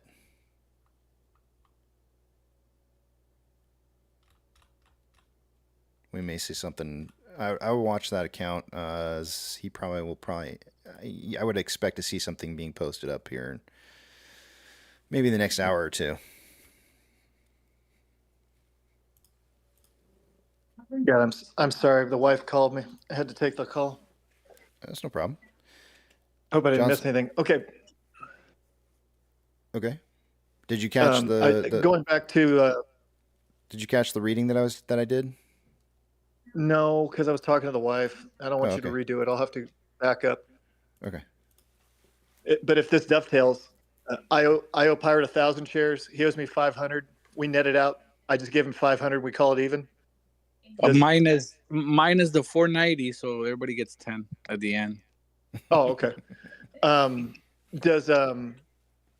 Does this thing also go on with the STDs that have been going on with Citadel? Well, STDs, sexually transmitted diseases. FTDs are. That's what he said. FTDs are byproduct of what it is that you're seeing when in terms of a forced delivery that somebody's needing to find shares. So when you see FTDs stacking up, somebody is needing to find those shares. Now, we haven't been seeing major FTDs stacking on either AMC or GME in the more recent past. And I would suggest to you that somehow or another the market's found a way to be able to take those failure to delivers and off put them by about a 2 or 3 month span. So if on quarterly, so if I pull up Ortex, for example, and put it up on the page here for you, I'll kind of show you what it is that I've been seeing happening. So it seems to me like instead of reporting their failure to delivers on a day-to-day basis, they're stacking them hidden. But they come due at some point or another, and so we end up seeing these like massive spikes that occur on failure to deliver. Dang it, the page screwed up. Hold on a second. We see these massive spikes of failure to delivers like once a quarter. And here we are at the end of a quarter, but I don't know if that's going to be the I don't know if I can't say for certainty that this is, the reason, or this is the exact time frame that we're going to see that happen. But you can see here, going back to May 7th, there was a big old spike on failure to delivers of 6.73 million shares. Nowhere in here. I mean, I guess you could look at this chart and say to yourself, you could say, okay, well, there is some changes that are going on here in as far as directional stacking of failure to delivers that are showing up. And then suddenly you get this like massive spike that just shows up in here like this. But there's nothing, this is not like how we used to see things. Failure to delivers used to report a lot differently than this. And now we're just seeing these numbers that are showing up randomly spiking. And we had one on December 19th. We had one on May 7th. And so I don't know, what's the spread on that? That's 6 months? Seems like 6 months to me. So it's not even quarterly. It's like bi-yearly. And so we're 6 months out from May. What would that be? It would be next month, right? No, November, May, June, July, August, September, October, November. Yeah, it would be November. So I don't know. Maybe we're seeing, maybe what's happening right now in the marketplace, going back to this the picture here that I drew out, what could be happening right now is that we're seeing this right here.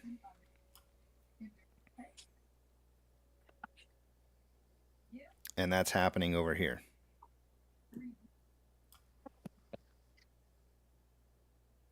Which that date is approximately 1 month prior. 1 month prior to the big spike, which is about what we're at right now. 1 month out. So let's see about GameStop. Does GameStop look the same?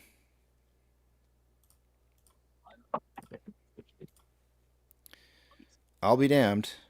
2 different stocks that don't even look anything the same, and there are some spiking spots in here, and it's like, what's going on? Why? Why is it spiking during certain periods of time and not others? Now this actually looks a little more familiar to what I would expect to see on a failure to deliver chart in terms of like activity in between the big spiking points that you have. Oh my goodness, I can't even draw the circle around the spot. Hold on.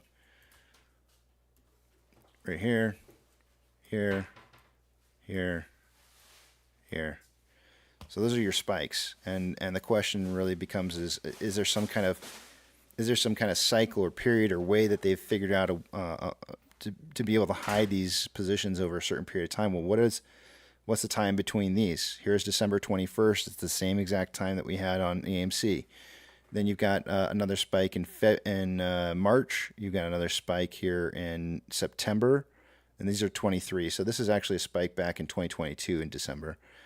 You've got a spike here in September of 23. Here's, I guess if you wanted to count this one, this is December of 23 right here. Another spike in March of 28. May of this year, right? So it seems like there's intervals in here on when these are showing up. They're not reporting them like they used to. If you go back in history and take a look at how it used to report, this is more what it used to look like back in the day before. And you can see there's definitely spikes in here that were occurring. along the way, but it it was reporting on every single day. Like you were seeing the failure to delivers on a daily basis. You could see what was going on. Somehow or another, that's changed, and we're not seeing the failure to delivers on a daily basis like we used to. It's changed. I don't know how to say it other than that. Somebody had to report things differently, and now it looks different. But the failure to delivers are still there. It's just that they're only being reported once on AMC's case, once every 6 months. Here you can see a very obvious trend leading into the January run of failure to delivers. It was a very obvious trend sloping upwards. There was very obvious trends sloping upwards going into the June run up that we had, and the days that were you could see where the volume was starting to pick up, and most of this changed for us right after the conversion and reverse split occurred. Like we were literally seeing some massive amounts of failure to delivers. Whoa, it's tripping out on me. We were starting to see some massive amounts of failure to delivers that were starting to stack right before the conversion and reverse split.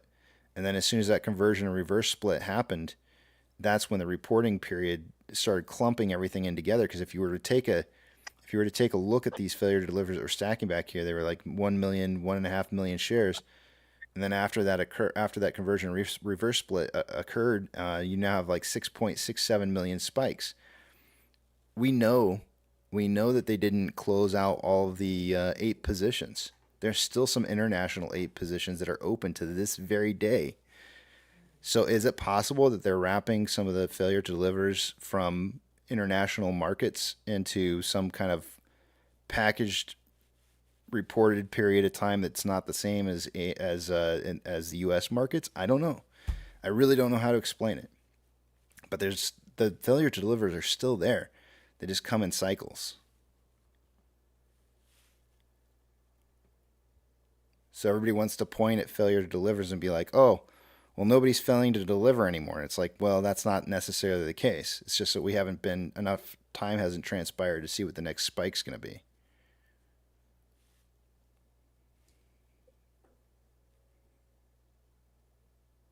And what I would point to in terms of how do you know that there's still failure to delivers that are occurring in here is I would point to the on loan amount. And I would say if on loan amount is a clear signal as to what is happening in the background of these failure to delivers, what are we seeing happening to the on loan amount? Is it showing that there's somebody is decreasing their positions as time is moving on, or are they increasing the amount of positions that they have? Are they finding that it's becoming more difficult or less difficult to maintain failure to delivers hidden for 6 month period of time? And I would suggest to you that the on loan average, or not on loan average, but the on loan amount is increasing over time here. Now it's kind of stabilized a little bit during this period of time where we've had stabilization in price movement, right? Like not a whole lot of, there's been some up and down movement in on loan amount, but for the most part, there hasn't really been much of a change here. And there was this very strong increase going into this unstable period of pricing movement. So if we have another period of time where there's unstable pricing movement and price starts shooting up again, what's going to happen on loan amount? It's going to skyrocket. Well, that's going to increase the amount of failure to delivers on the next cycle. So this next cycle, instead of going from 5.77 million shares in failure to delivers on a single day to 6.73 million shares, this next cycle could potentially be a much higher value, a much higher value, like 9 or 10 million. But it's there. It's just hidden.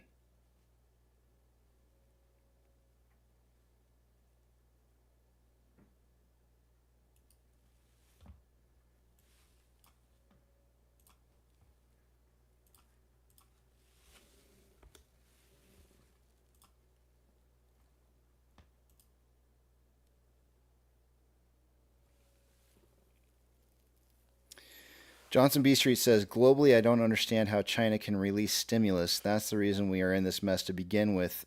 Free money isn't free. It's just it's just wild, unprecedented times in the economy.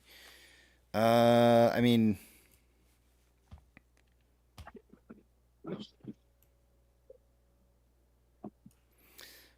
first off, I don't even know. What are their interest rates like right now? I have no idea. What are their, yeah. What are their interest rates like, and what's inflation like over there? I don't know. I don't look at that. I don't look at those numbers at all. Maybe they can't afford it. Maybe they can't. I don't know.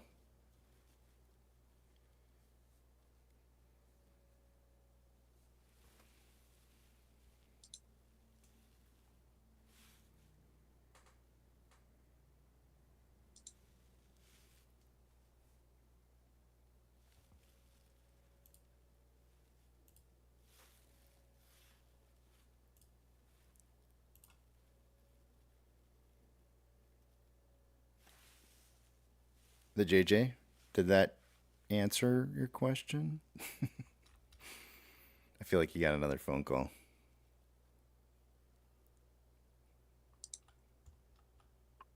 No, I'm listening. I'm just getting ready.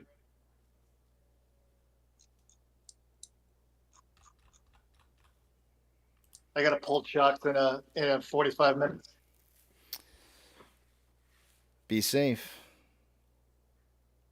Can we switch back to AMC? Sure. Sorry about that. We hit 466. No, we need Does 566. It have to be 566. No, 466. Okay. What about 466? Are you looking at the? So is that with the bonds? No, it's 566.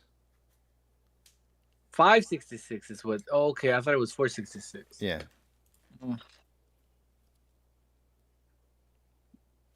All right.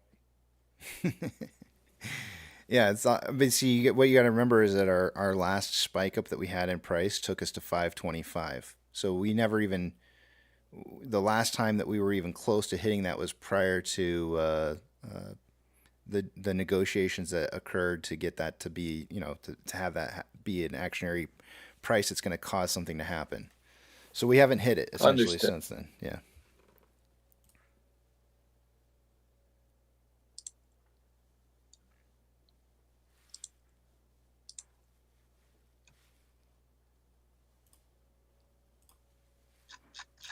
Got about 13 more minutes. We'll take a look at the numbers one last time before I head off. I'm still watching Unusual Whales. He has not printed anything out yet on that time frame there. Something else I want to look at real quick here too is at 11:12. I want to look at the SPY real fast.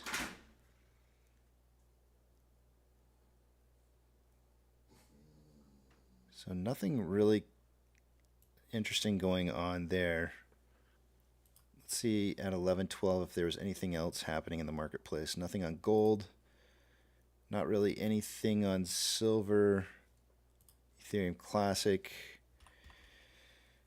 Not really anything. US dollar. Nothing. Oil. Nothing. VIX. Well, would you look at that? VIX having a little bit of a pop right around the same exact time that AMC and GME started moving. It popped at 11:11, which was 1 minute prior, and it started trending upwards as soon as GME and AMC started moving upwards, because the time frame on GME looks like it was right around 11:09. Actually, so you could say GME was prior to the VIX moving. So GME really started moving around 11:09. AMC started moving a few minutes after that at around 11:12. But in between, you have a VIX pop and a move starting at 11:11 and trending upwards. It's currently, it didn't move a whole lot, but it is at 1546, and futures suggesting 1850. So it is still 3 points behind the futures.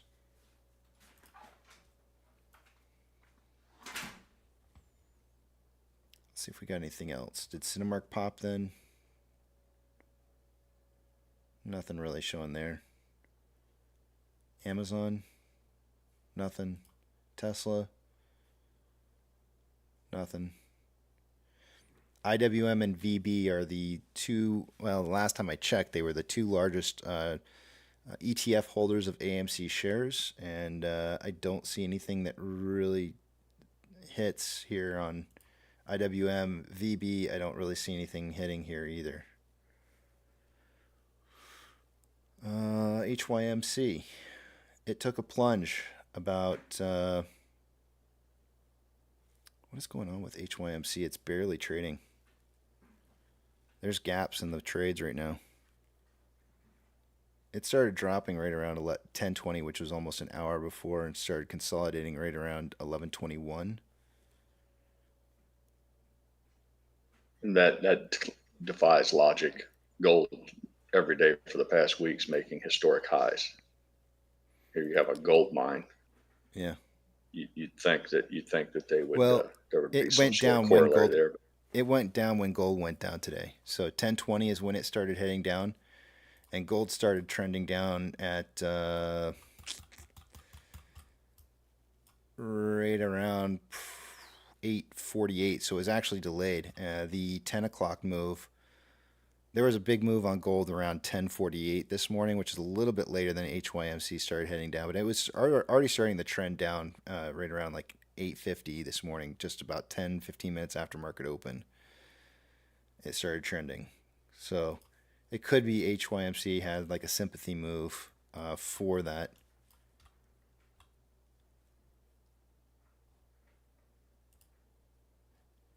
NCMI popped at 11:27 a little bit, which is maybe another full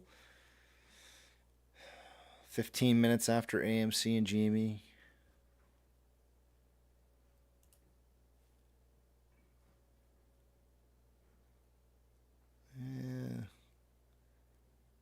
Hood, not so much.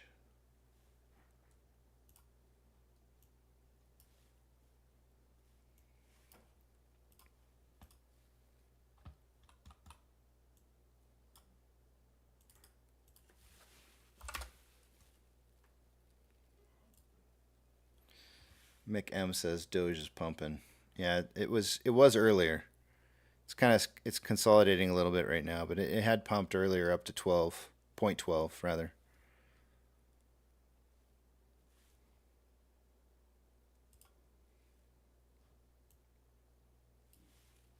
It certainly made it back into those double digits.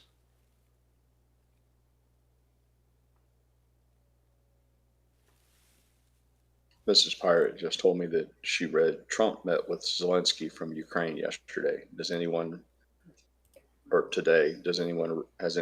whether there was any news? Did any of it become headline worthy? I haven't heard anything, but that's not unusual. I have a little bit of a problem with the fact that, like, I mean, he got so much crap for meeting with Russia prior to being elected as president last time around, and I don't understand why. I mean, it's very common for potential future presidents to meet, but it's usually after after an election has been decided, when the incoming group is going to be moving in to the White House. So it is common for them to talk about, like a change of I don't know what to call it, changing of the guard. But it is common for that to happen, and he actually did it during a period of time where it was perfectly acceptable to do it, and he got so much crap for it last time, and so I can only imagine that he's going to catch heat for this as well, especially since the election didn't even occur yet. The way I interpret it was that Zelensky came here. I mean, he went to Pennsylvania and met with the Democrats. I see it as he's coming with his hand out, his hat in his hand. He knows the election's coming up, and he wants to beg from both sides. He's pleading his case with both the Democrats and Republicans that after the election, he's looking for continued support, clearly. So I'm just, if there was any public statements made on how Trump would declare his policy, is if one side says, yes, we're going to continue the war in Ukraine, or did both sides say that? Or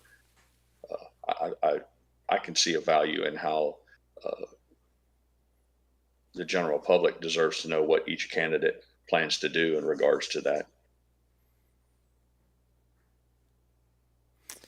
Yeah. All right. Well, we'll see. I'm behind on my news. I'll have to take some time to catch up later today.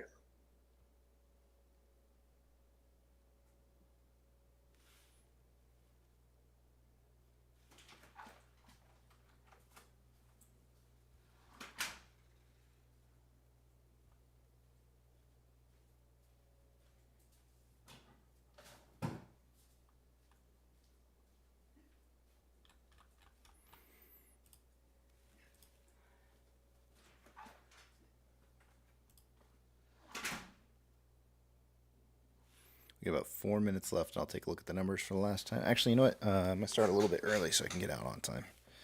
Last time I made Melissa wait for like extra 15 minutes, so I'm not going to do that to her again. Let's see here. I'm going to take you guys over the other page here. I know it's just a few minutes early, but that's what we're going to do. We're going to do this a little bit earlier on this last one. Let's do this. Remember, I'm not going to be able to see what it is you guys are saying, so hold those personal thoughts, comments, questions, or concerns until you see the big tramp back up on the screen again. Let's take a look and see where we're at for the day. Normally, by this time of the day, I would expect to see off exchange and EDGX right around like 62% going through those exchanges. No, that's not right. 60%. I don't know why I did.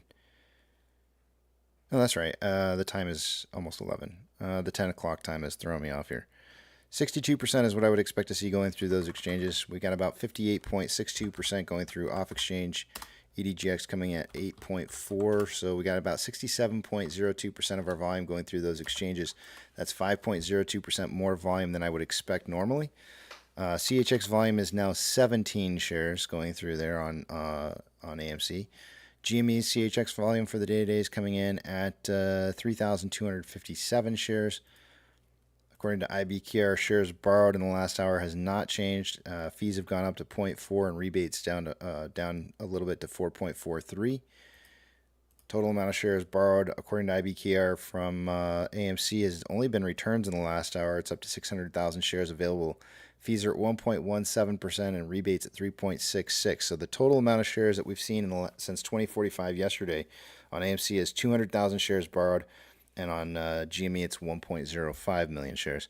Taking a look at Ortex, the total amount of shares showing returned for the day today was 8.03 million shares an hour ago. That value is now 12.14 million shares returned today. That's a big number. That's going to drop that estimated short-term interest of the free float to 16.12%. The cost to borrow mins at 0.68, average is 1.15, and max is 4.35. It does seem like somebody's getting out of the way right now.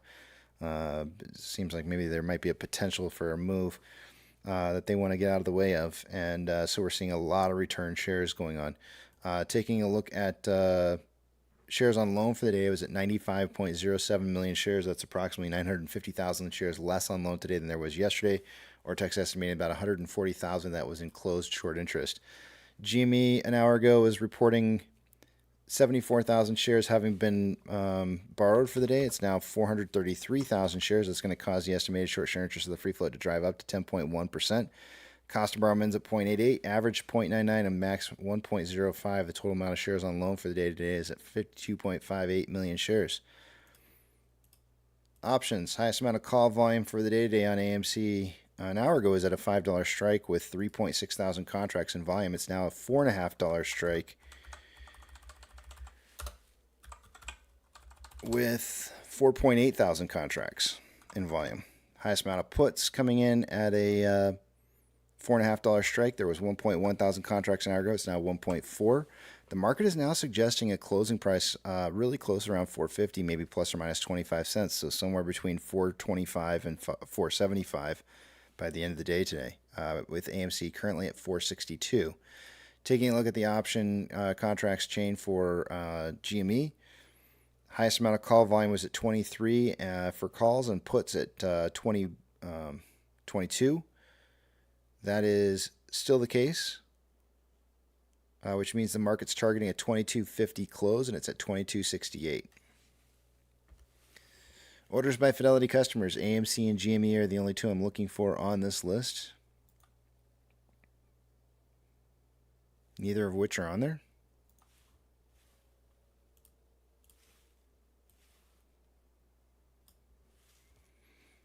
MMRI was 235.49 an hour ago, is now 234.64.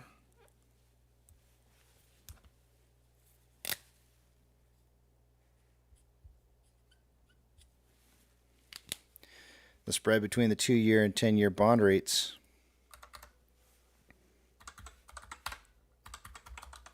.182. It was .179 an hour ago. It was .179 to start off the week.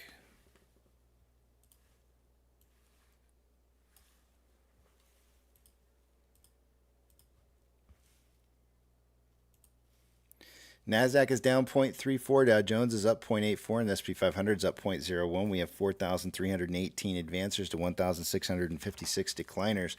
The market is more advancing. Less advancing this hour compared to last hour, just by a few, 20 or so. But still cooking with bacon grease. Hot and tasty looking out in that market.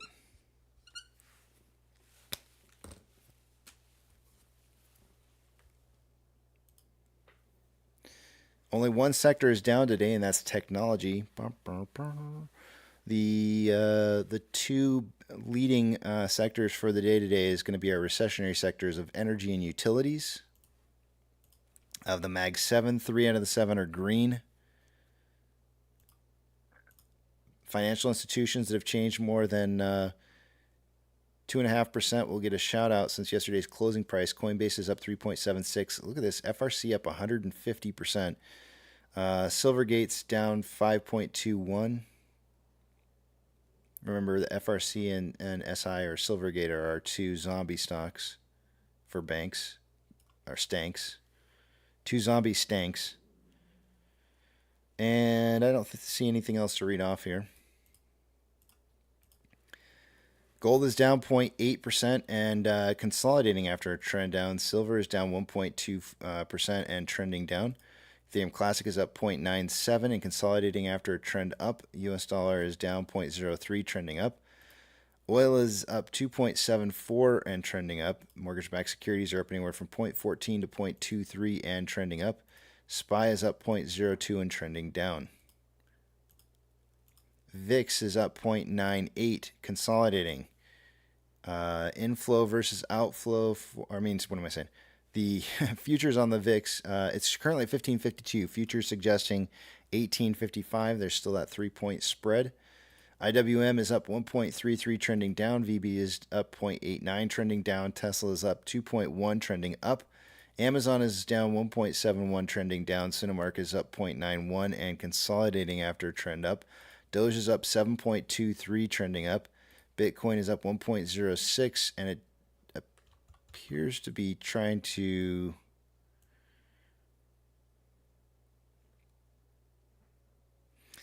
it's currently trending down, but it may be just cooling off a little bit here before seeing its next move up, kind of similar to back here, cooling off and then starting to trend back upwards again. GME is up 1.53, consolidating after a trend up. HYMC is down 3.61, trending down. NCMI is up 3.14, trending up. Hood is up 4.15, trending up, and AMC is up 1.52 and is looks to be moving from consolidation into a little bit of a downtrend. Inflow versus outflow so far for the day today, we have approximately what do we have?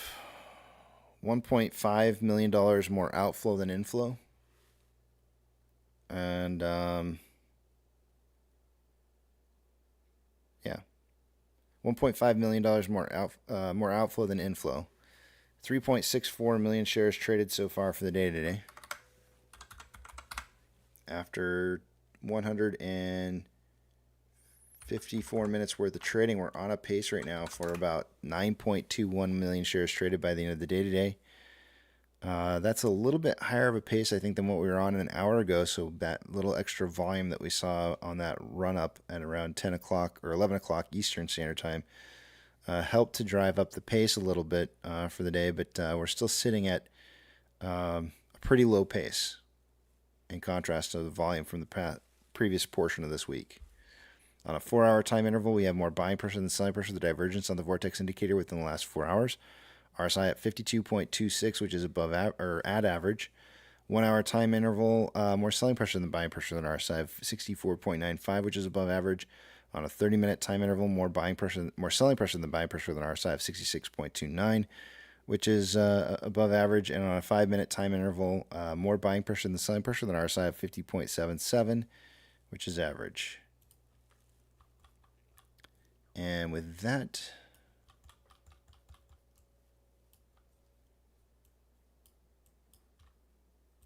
I yield the rest of my time to the back of the big tramp.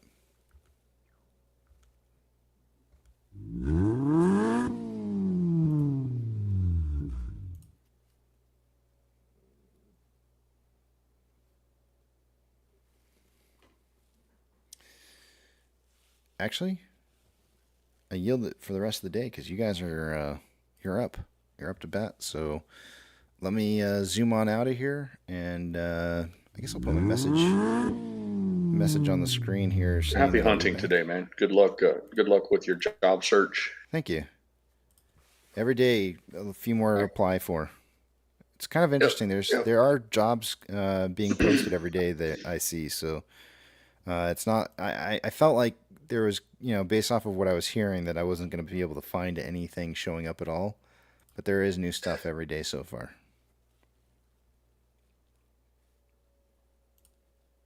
which is good in my opinion.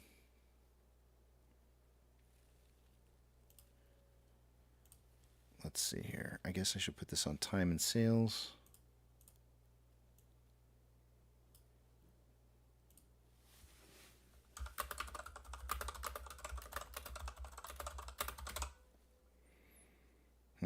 That doesn't fit. I see I stepped away for a minute to refill my ice water, and while I was gone, Pro Jewelers joined us. I know he's got his mic turned off, but how are you doing down there in regards to the storm, Jeweler? Everything okay? Yeah. We had some flooding in our community. Probably had, I would say 3 feet at the deepest. It came up my driveway and was a couple feet from the garage. So this morning I'm investigating some products on Amazon that are, they're like reusable sandbags, but you fill them up with water. They're giant tubes. I've seen those. It's kind of interesting. I've seen those. I seen a guy in the Mississippi Delta who surrounded his entire home with them, and it made like a moat. It was like a reverse moat where his house was like a subterranean island where the water levels. I've seen some of that stuff. It looked interesting. I must admit. Same concept, just on a smaller scale. So I need to do some measuring down the side. Of course, my garage is on ground level, which is built up, and then the house, you walk upstairs to get to the main living area. So I'm at 10.5 feet. So with a 5-foot storm surge, we got pretty close. So now I know exactly how much storm surge it's going to take to get me in the garage. We never lost electricity completely. I mean, it was intermittent. We have no internet today, so. But I'm glad you're here. Your home wasn't impacted. I think our big issue. I think the thing that saved us the most is we really didn't have that much rainfall. Those clouds or those bands were just literally racing through here. Some up to 70 miles an hour, and it was raining sideways. Just, it it didn't have these long downpouring, slow moving clouds. So that really helped us. And then the storm, I mean, when it got even with us, it had gone from a 2 to a 3. And then within, it seemed like a few hours, it was up to a 4. So it concentrated very quickly, moving away from us. Also, the speed picked up, which helped too. It just, got further away from us. So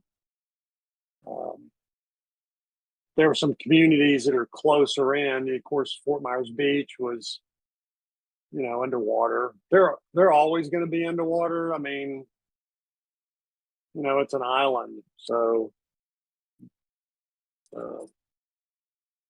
but, by boat, we're 17, 20 minutes down a canal and into the bay, and we can be on the island. But we have 2 big community ponds in our community, and the water was coming up the boat ramp. And it was going right, it filled up both those ponds. And once those filled up, then the water started spreading out. So, but once again, I feel lucky. I'm grateful. Yep. I feel you, man.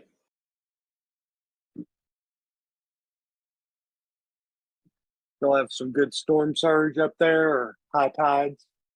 Yeah, just a high tide. I woke this morning to see the water was up all the way up to didn't cover the dock, but it was up to the stringers and runners. Normally we have anywhere from 2-3 feet of freeboard from our dock down to the top of the water. But no, it pushed all the way up to the limits, about as close as you could come without submerging the docks. And but it seemed, I think it's peaked, and now it certainly appears to be receding. Yeah.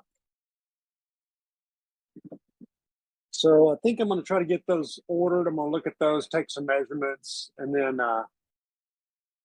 my garage comes out from the concrete base that holds the house up. So if I can get a measurement on each side of those and then a measure across the garage door, I think it's 24 feet. I'm not sure, but if I get 3 of those, then I can fill those up right along the foundation. And I might not be able to keep all the water out, but if I can keep 3 or 4 inches out of there, it'll, and just have minor. That'd be a big help. Because, the ones I had looked at were deployed in concert with a pump. So, the whole idea was that you're keeping 90% of the water out, and then the little 10% that's left, you just have a pump that's constantly sucking it up and pumping it back over. Yeah, I didn't even think about that. Yeah. Of course, you might need electricity to do that too. Well, they have the little gas driven. They have some gas driven ones now too. You put 5 gallons of gas and make them run for 12 or 13 hours, and I think those are really the preferred. So it doesn't matter if the power goes down or not. Yeah, I'm still researching this, and I could see where this would be a low cost, beneficial thing that would help out. It's like any insurance policy. You're going to spend money on it, and you're going to install it, and it really only has to pay off one time to break even. Right. If it works and it's beneficial to you in one event like this, from there on out, you can consider it a wash, because you certainly would have spent that much money on the repair of drywall, or just the nightmare of having a wet garage. Right. Yeah, I had transferred all the valuable stuff up into the house, which was not an easy chore, but most of the stuff I have now, my shelving all out there is starts at above 4 feet. And so everything's in containers and organized.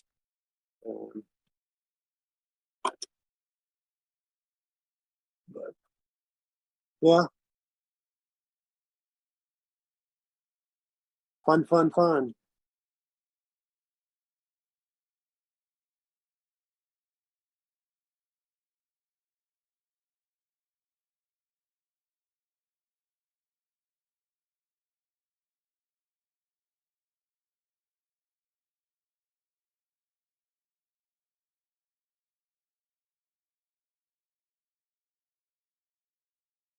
I'll say this: a lot of people down here really took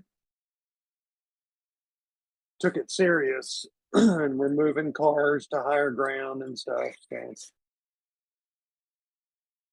I know the community south of us had more water, so those that did not raise their house or just remodeled what they had, I haven't gotten back in there. You know, I don't want to be one of those gawkers, you know, the people driving through the community while people are dragging their life out onto the curb, you know. But I really mainly want to see, you know, for my eyes to know, okay, this much storm surge, where's the problem? Where are we going to be safe, and where's the problem going to be?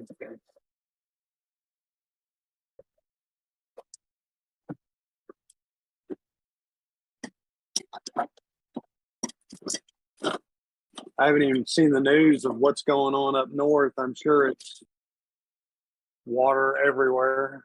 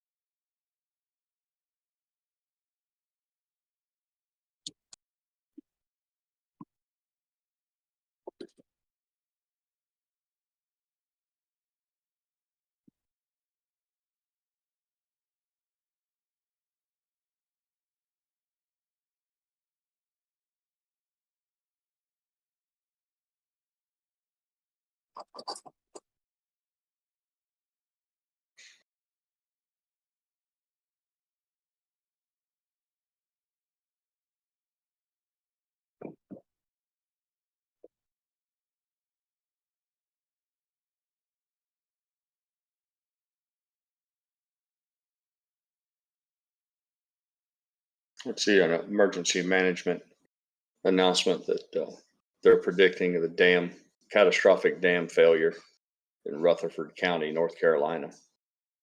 Man, that's scary Really? shit right there. Yeah. All residents Wow. below Lake Lure Dam are being ordered to evacuate immediately. Massive amounts of rain from Hurricane Helene is expected to break the dam. Get out now.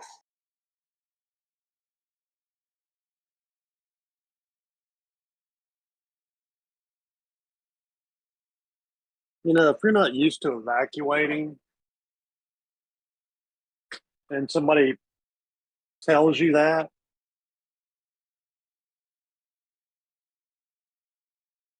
you start to panic. What do I take? What do I grab? You know, what am I forgetting?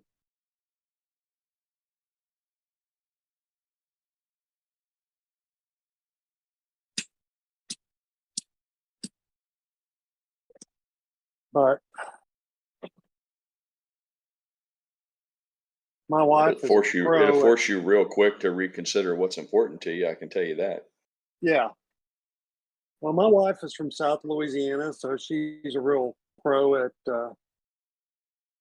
She's got tubs that are labeled, and inside that tub, there's a sheet of paper that what goes inside it.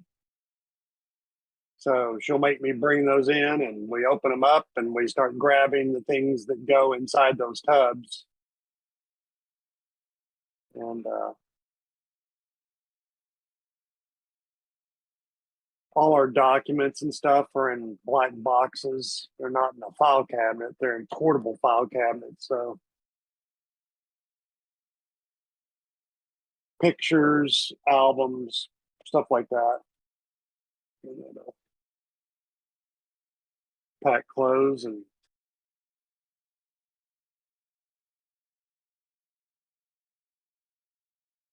she kind of got it down to a science. So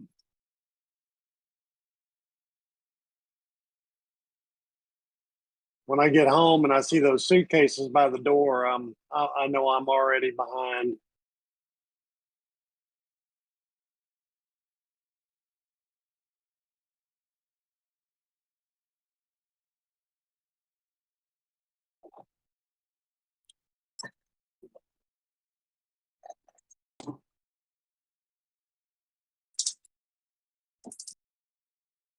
I think her childhood home where she grew up had flooded twice before her parents sold, and then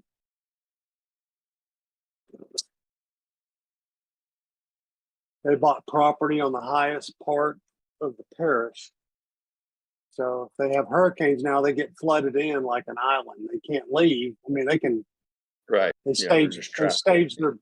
Yeah, they stage their boats and stuff so they can, go drive to the water and go across. But her dad has got a fortress set up that he can survive 2 months without power, and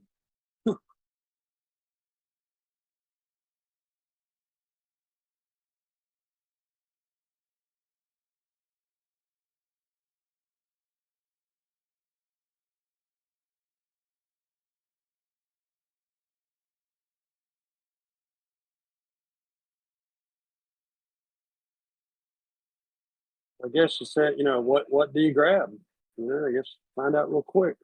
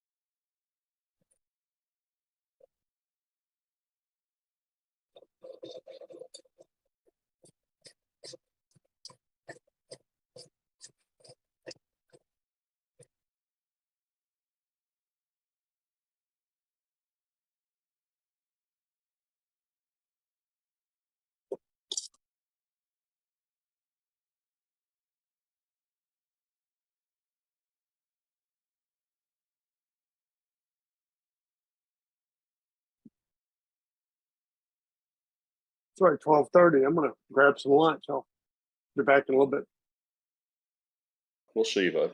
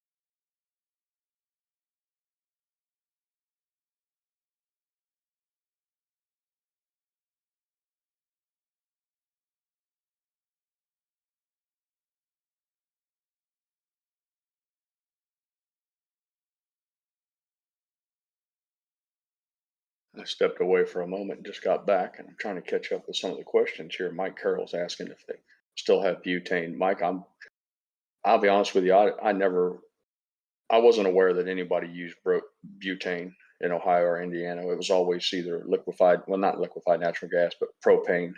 It's either natural gas piped in from the city public utilities or propane that was delivered via truck. No one in my orbit ever fooled around with butane. The only butane I've ever heard of were butane lighters.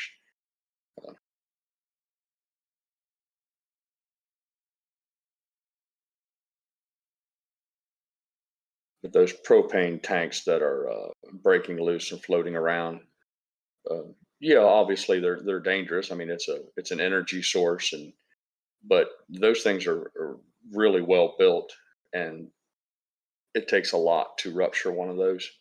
Then on top of that, you have to have an ignition source. I wouldn't lose too much sleep over them floating around.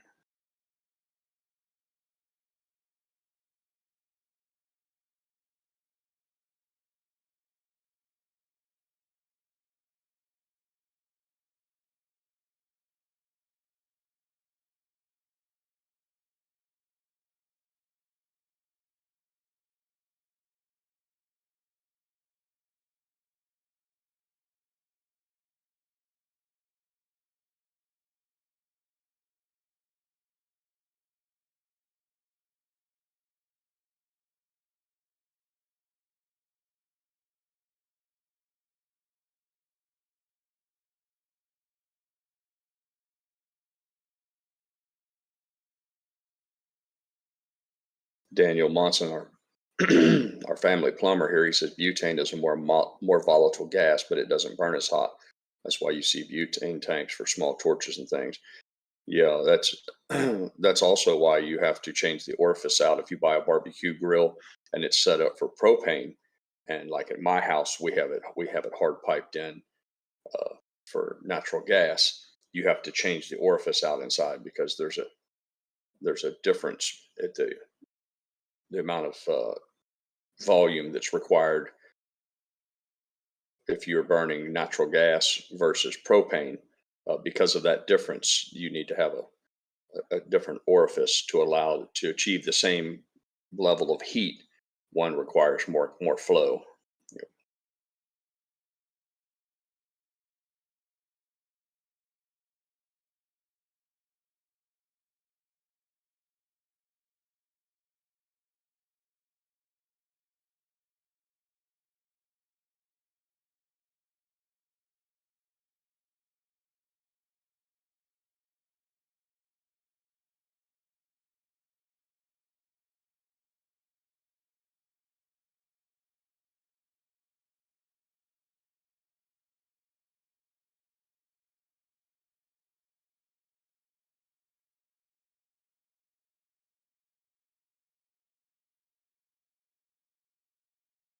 Propane burns far cleaner than gasoline or diesel fuel as well. That's why you don't see them use gasoline or diesel powered forklifts inside warehouses.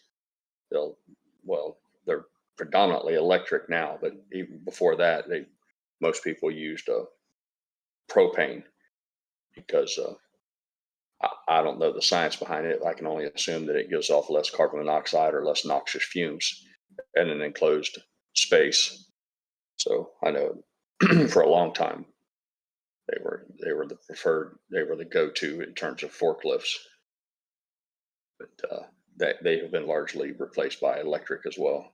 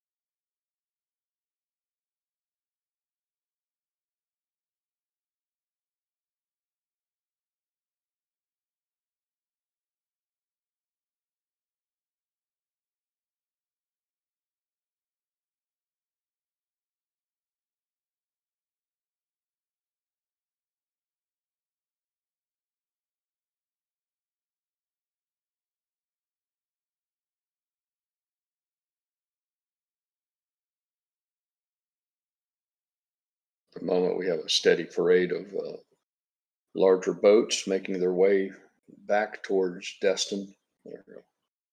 All those who fled out of an abundance of caution and made their way westerly towards Pensacola or Orange Beach in an effort to avoid the impacts of hurricane. They're all returning. That's yet another sign of reversion to normalcy around here.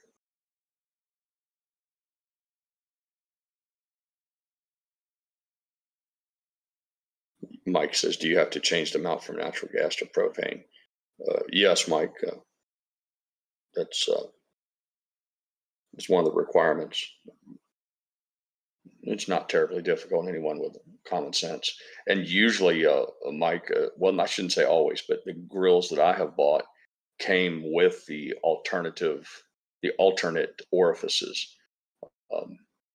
And they came, and then there was a specific set of instructions in your installation package, you know, that come with a brand new grill, the package of warranty cards and all that stuff. It gave you real specific, simple steps on how to change those out. Fairly simple.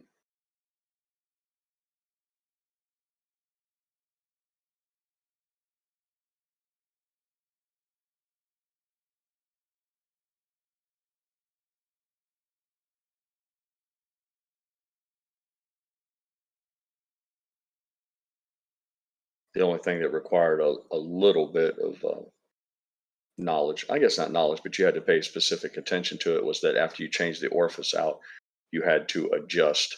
There was a flow rate screw. So you put the new orifices in that allowed for, you know, more gas. I would imagine it allows for more gas flow. And then in concert with that, you had to turn up the regulator. And you did that while the flames were burning to make sure that you got the nice blue, or I can't remember, blue flame across. You didn't have any, you know, yellow or gold tips.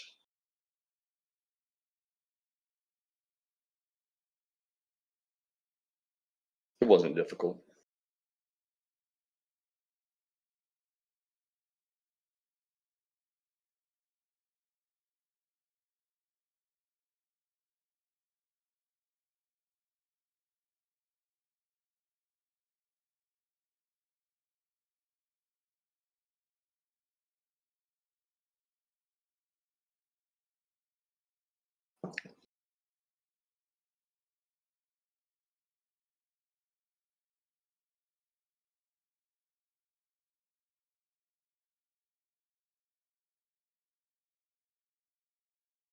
It's one of the big advantages, excuse me, one of the big advantages of having public utilities, and specifically natural gas piped into your home in Florida, is that under even the worst of circumstances, I can't recall ever seeing the natural gas line going down. We'd see electric go down. We'd be with electric, you know, you can be without electric for, 2 weeks or whatever. Same with water. They'd shut time to time, shut the water off because they had to do maintenance at the utility company due to flooding and what have you. But rarely, if ever, do I remember a time when the natural gas got shut off. So if you had a barbecue grill plumbed into the natural gas line, well, that's exactly why the emergency backup generators work. These systems you see sold by Generac and the rest of that bunch, those are all fueled by natural gas. So that's a huge selling point when you have a standalone generator and you got to keep 2 or 3 5-gallon cans of gasoline in your garage. Well, obviously you have an explosive, a dangerous environment keeping that much gas. And then you're a limited amount. You're limited to the amount of gas that you hoarded before the storm hit. All having natural gas piped into an emergency generator, it takes all of that out of the loop. You no longer have to worry about all that. And that's a really big thing. You see these storms hit, sometimes the local gas stations, their tanks get flooded with flood water, or even if they have electricity, the fuel's contaminated. Sourcing gasoline in a an area impacted like by a major storm, it can be real challenging. So if you have natural gas at your property, and it can be a game changer for you.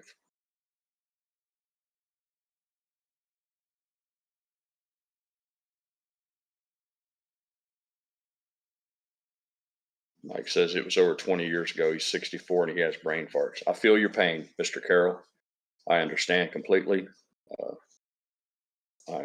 I'm of your generation. I'm going to be 59 this year, and I completely understand how from time to time your mind can fail to recall details for you. I'm with you, my friend.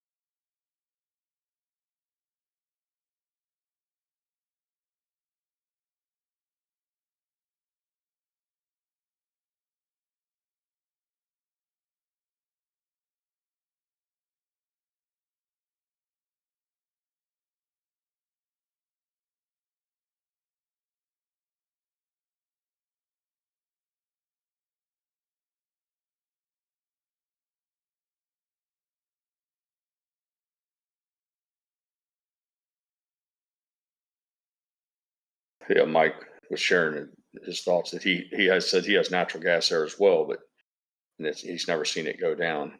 But in winter, if the electricity goes out from whatever reason, his air handler inside the house, even though he has natural gas, the air handler won't come on and the igniters and all that. So you still need a generator. Yeah, yep, you're exactly right, Mike.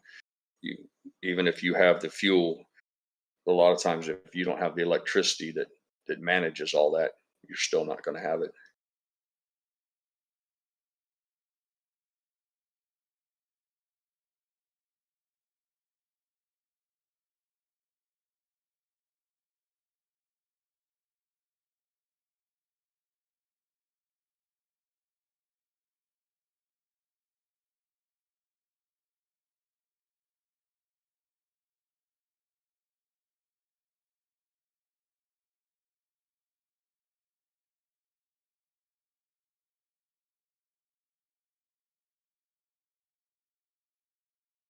Daniel says natural gas used to be cheap too, but like everything else has gone up a lot. Yeah, I've often heard it said, I don't know if it's true or not, but I've heard on many occasions that North America, the United States, is the Saudi Arabia of natural gas. Yeah,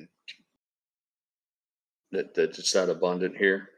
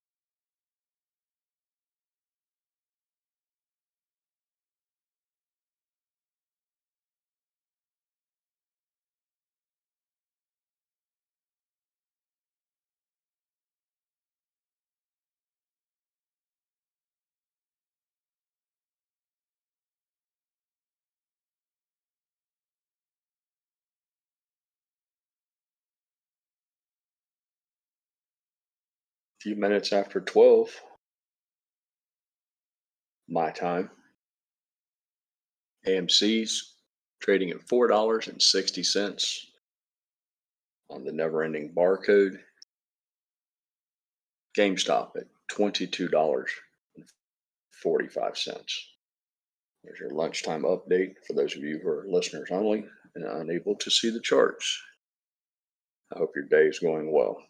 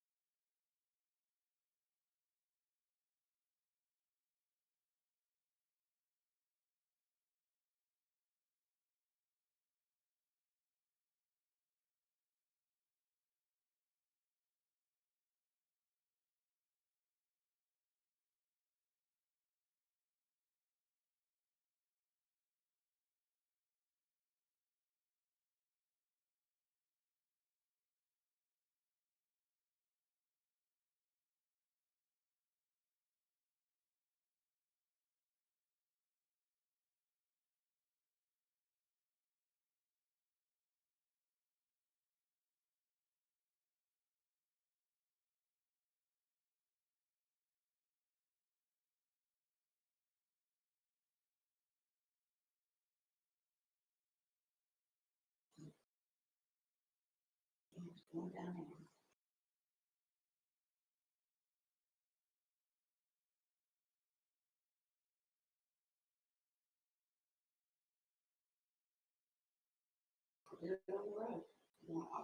you gotta go on the road?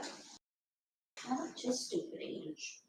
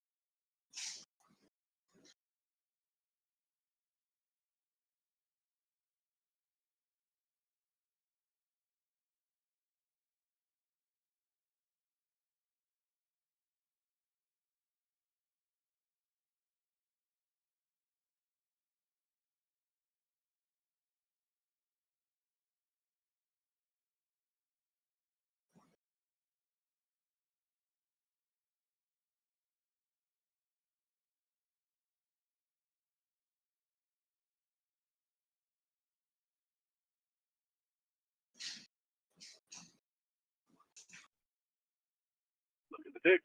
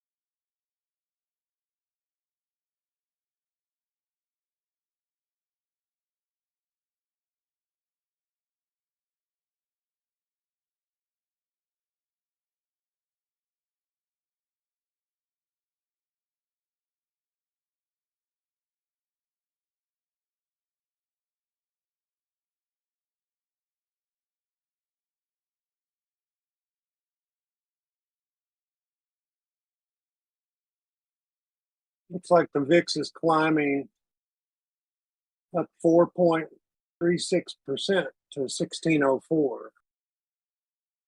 So on the move.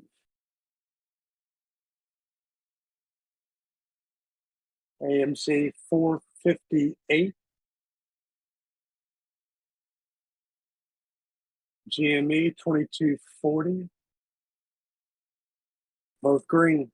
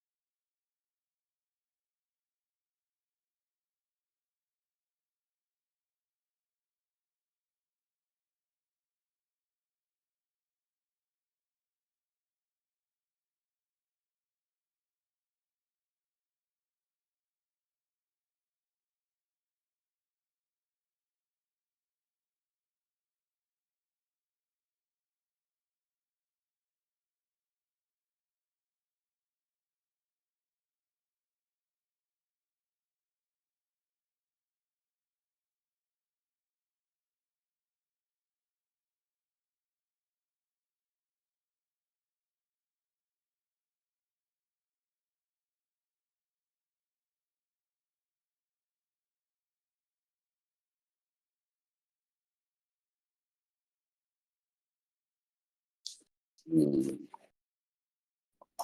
up? Not a lot, man. What are you up to? I'm here. How are you doing weather-wise? You doing all right? Yeah, man. We came through this thing without a skin, without being skinned. It was not a drop of rain. I mean, as close as I've ever been to a big one and not had something come out of it. Yeah. Good. I'm afraid that others aren't going to be as fortunate though. Yeah, my mom was pretty fortunate there in the villages, so she didn't get anything either. Really, she's, I mean, good shape, kind of like you. So you were a lot closer, but yeah, but still, yeah. We're going to see no shortage of videos. I'm certain of it coming out about flooding, flooded homes, businesses. I think that's going to be the story behind all this. Yeah. Hmm.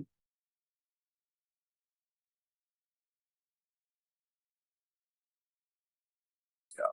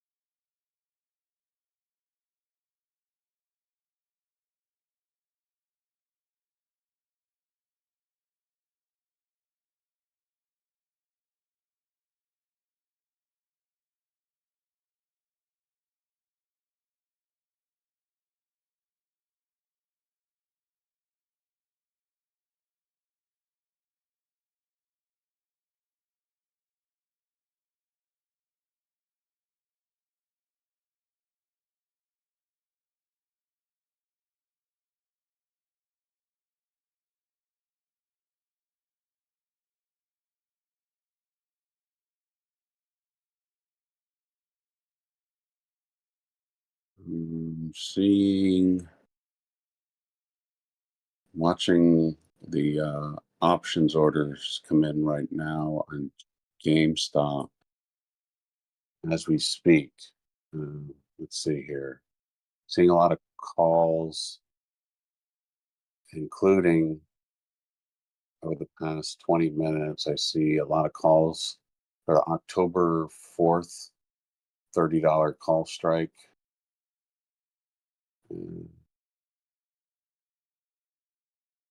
Some at the several at the 35, 25. Someone went YOLO and bought the October 18th $110 strike call. That's always nice to see.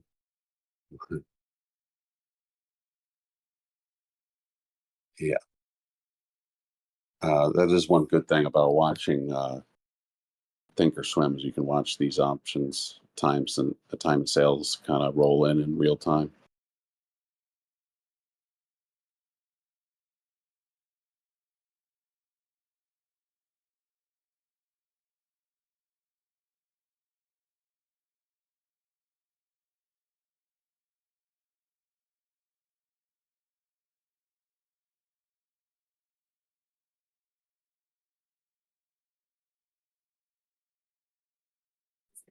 Let's see what people are doing, if anything, with options with Amy.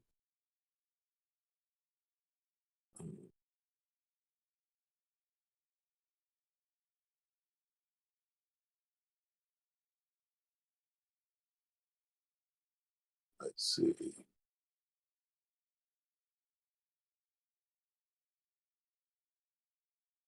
Anything of interest.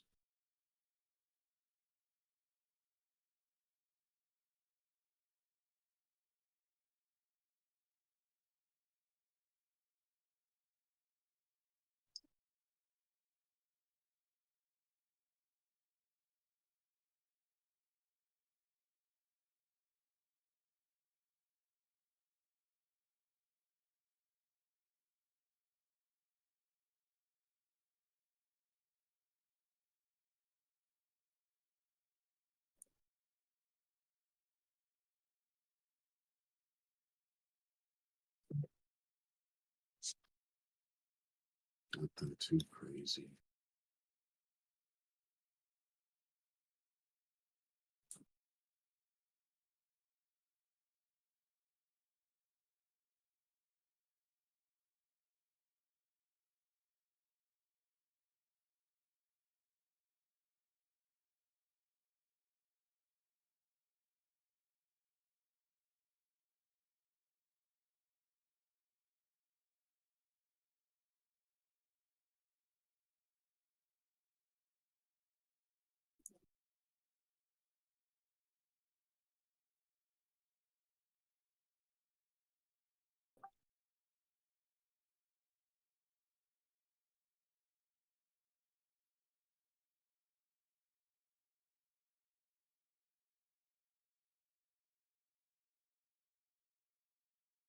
Wow. Someone's got a set of balls. That's weird. People buying, like, who would be buying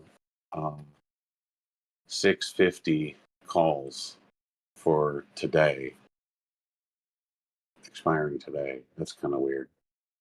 I guess it's cheap. They're like a penny or something like that. Yeah, those are gamblers.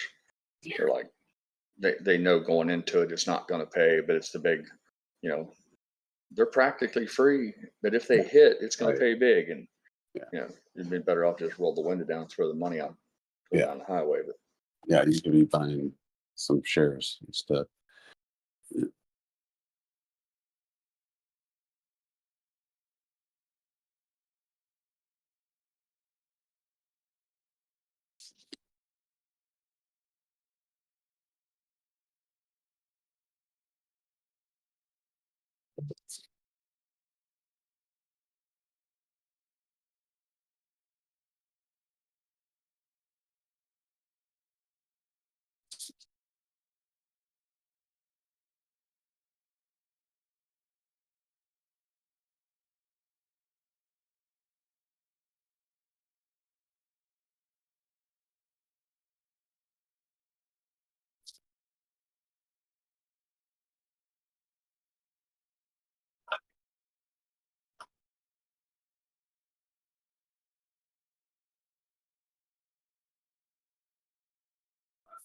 Got some people right now picking up the $10 call strikes for October 4th and October 11th. Yeah, October 11th. $10 calls. That's nice. I mean, I'm glad they're confident. That's good. But I prefer they buy shares.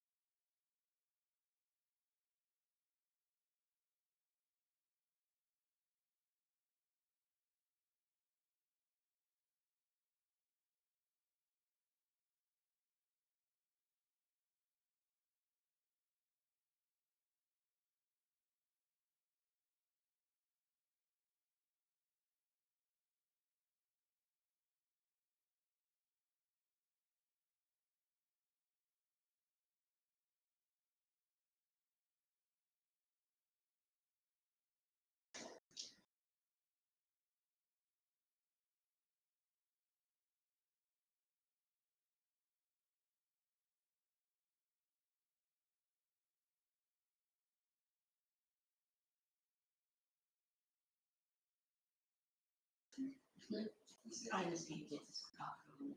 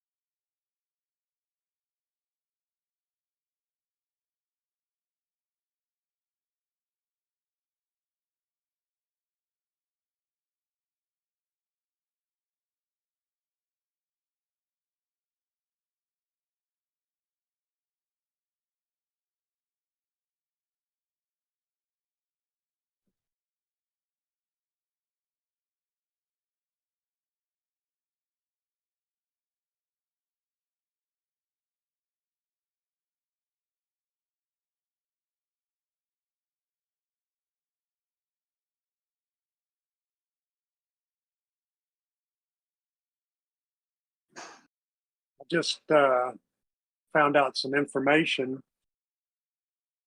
in my neighborhood. We have a couple of ponds, catch ponds like they do in Florida. Yeah, you mentioned that earlier. Yeah. Well, I drove out of the neighborhood today. Of course, the road had, I don't know, 5-6 inches of water on it. And apparently, an Uber driver last night tried to do a U-turn and backed off into one of those ponds. And the sheriff's department is now in our neighborhood trying to figure out how they're going to get it out. So, and I drove right by. I mean, I didn't even notice a red car underwater in one of our ponds. So, yeah, the things that happen when you're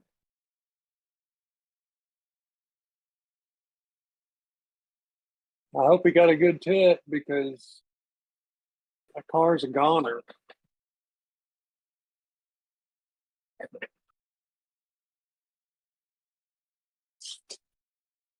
A bunch of people were panicking and were contacting the sheriff's department, and they let us know that there was no driver. The driver got out alive, so there's nobody in the car currently. Yeah, I'm sure he got out and swam away.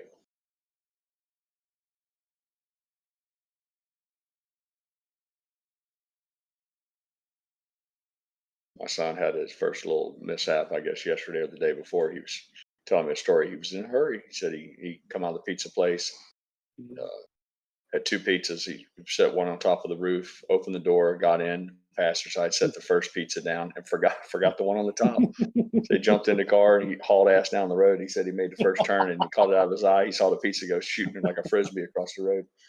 He jumped out and he said he went and got it.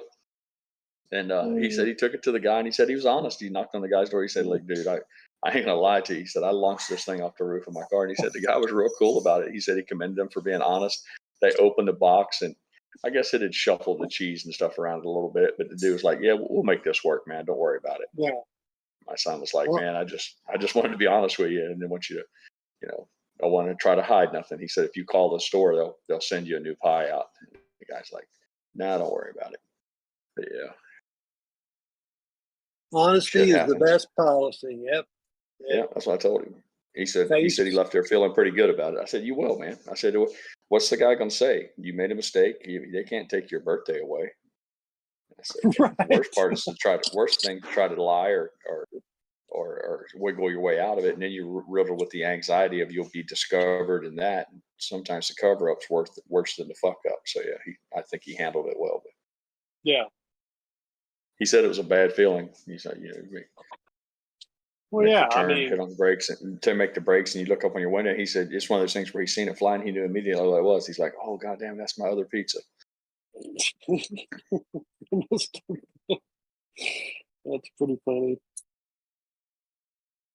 I think I left a drink on top of my car one time. You're carrying all the crap out and trying to get your keys and trying to loading stuff in the car, and you look down and your hands are empty. You're like, okay, I'm getting in. You take off. You see Coke running down the back windshield of your car. Ice, a cup. All right. My guys needed an extra piece of equipment on a job site one time, so I zipped into our shop and hooked up to a trailer, loaded a Bobcat up, and while another guy was chaining it down for me, and I went to lend him a hand, I laid my cell phone down on the fender of the trailer. You know where I'm going with this. I helped him chain the Bobcat down. I jump in my truck and start slamming and driving. I'm hauling ass down the road. Light's green, so I kind of California through it and made the right-hand turn and just happened to look in my rearview mirror and I could see that cell phone. As soon as I saw it, I realized what it was. And about simultaneously, it shot off of the trailer and landed in the intersection. And I was like, shit, my phone, I forgot it. And I was just getting ready to look for a place to pull over, put it in park so I could run back and get it. And in the rearview mirror, I see a concrete truck just run over it, just smashed it into a million pieces. So, well, there's no point in going back and picking all that up. That's finished. Let's just go on with our day.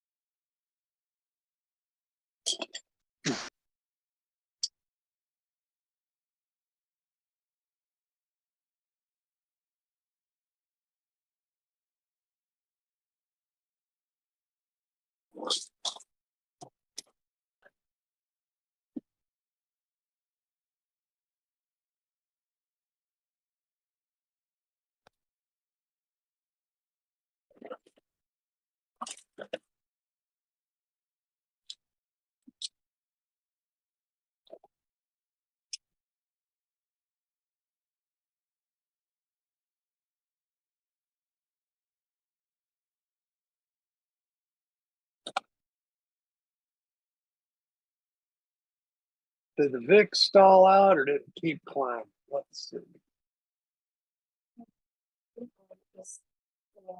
I don't have it on any of my screens, but if I see it coming periodically, they post it on the crawler on the television channels I keep up on mute. If I see it, I'll let you know.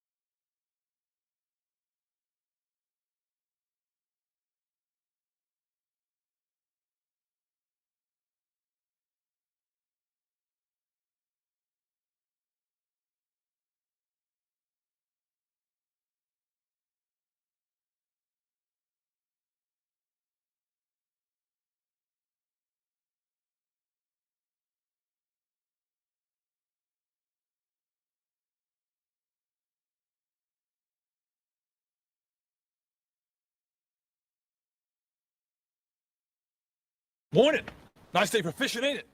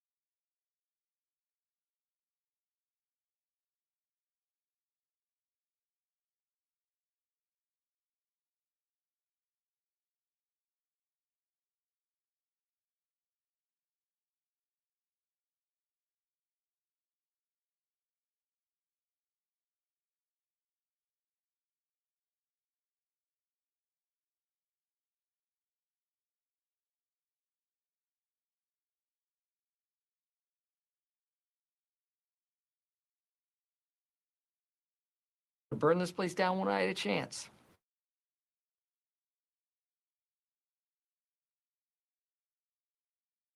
Burn this place down when I had a chance.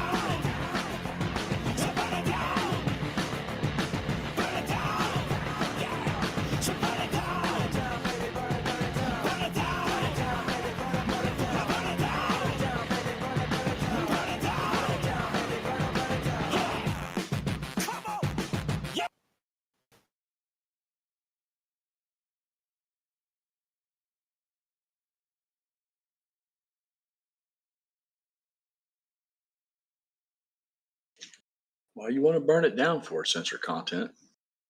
You in a bad mood?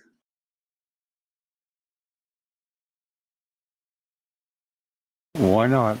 Burn it all down.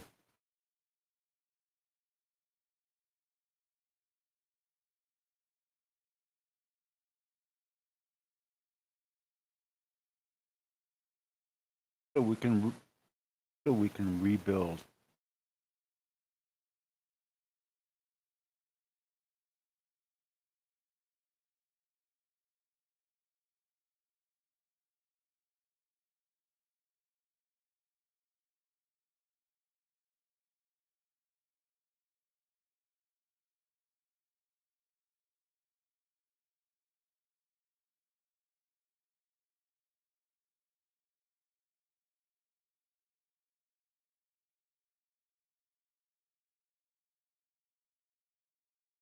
I'm having cold leftover pizza for lunch. Flipping through Twitter, X, whatever you want to call it. Reading all of the dumb shit that people put on here. Somebody's stupid enough to run a generator inside their living room. The house has 3 inches of water on the floor or whatever. They're already flooded. They refuse to evacuate. But on top of that, they're going to run a generator inside the house. There's no faster way to die than to run any sort of internal combustion engine with an exhaust pipe in a confined spaces. Every day I'm amazed at how. Pirate, I'm amazed our at president, DeSantis, was on the TV this morning talking about the one death that had happened. And they were asking about other deaths. And he said, well, we haven't found anybody that has started a generator in their house and been running it, and you shouldn't be doing that. But I'm sure we'll discover more as the day wears on. So he came out and said, "Don't do this because we'll be talking about you in the evening news if you do." Yeah. And what do?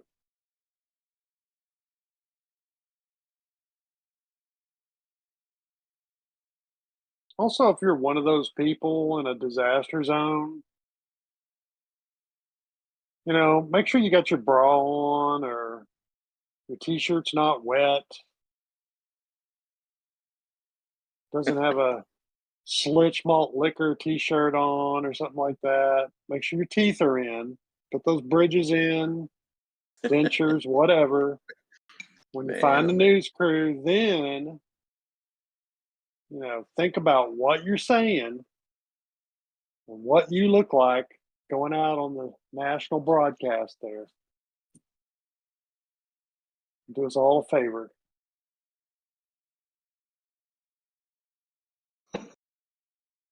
I think they run through the interviews and they find the most ridiculous ones and go, "That's the one we're putting on. That's it."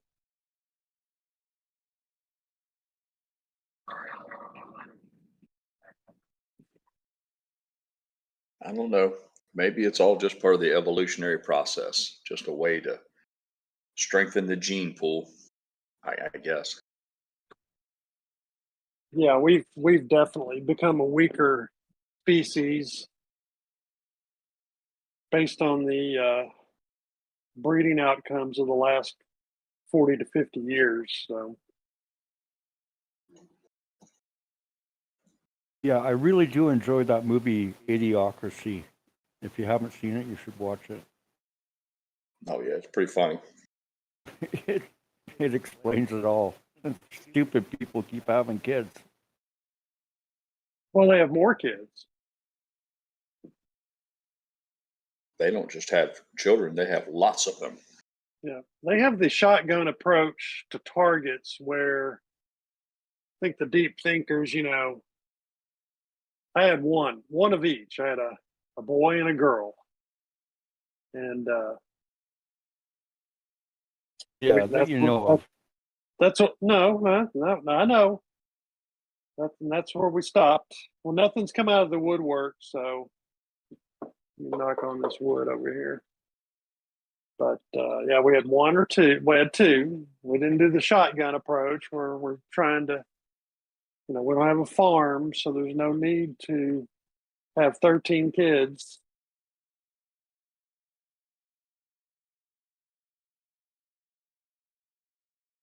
Raise two smart ones.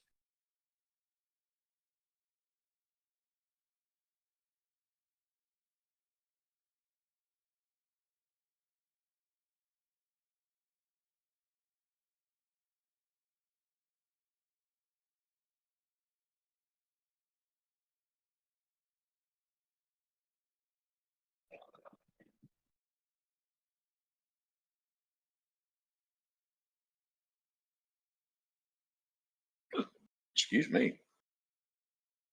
I've developed the hiccups.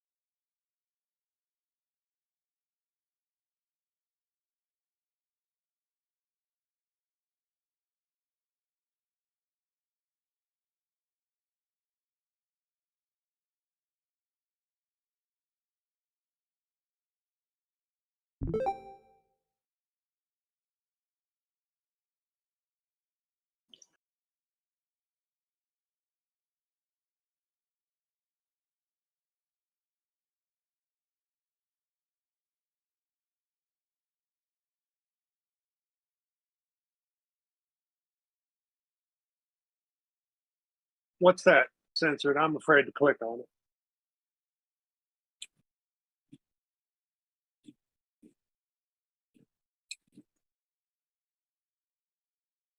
Yeah, I'm not sure. I'm just checking out what's in the apps.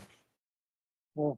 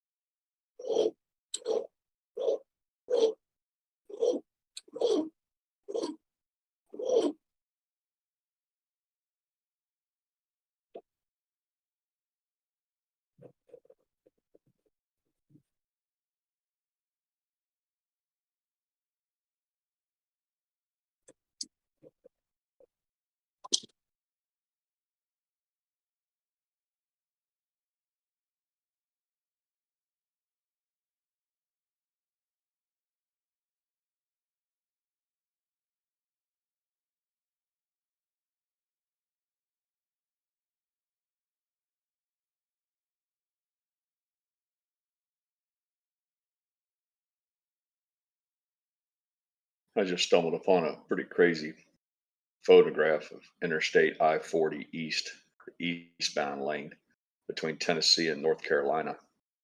I guess there's a stream or small creek that run, like a big creek that runs underneath the interstate there. And I guess the influx of all this extra water has washed out, eroded all of the banks, and the road has collapsed. And there just is no lanes any longer. It looks like part of the high speed lane might still be there, but that's going to be challenging for the road crews. I would imagine they're going to have to move barriers, move those concrete Jersey barriers. They'll have to choke down. They'll have to take part of the westbound lane, turn it into eastbound. That's going to make it a 1-lane highway each way. You're going to have 8 lanes, 4 lanes of traffic choked down into 2. Obviously, it's going to create a bottleneck from hell. So I would encourage anyone in that area to avoid that interstate.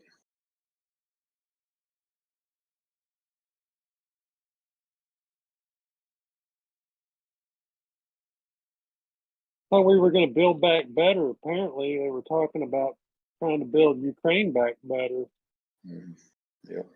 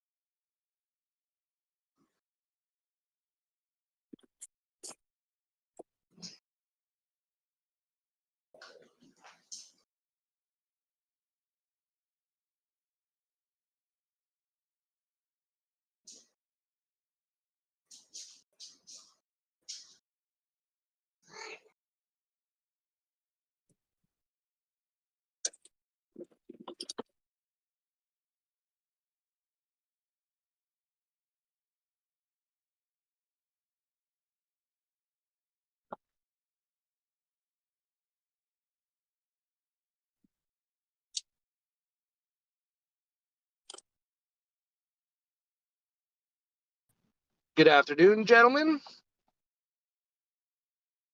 Hey, hey. Happy Friday to everybody. Thank you, Brandon.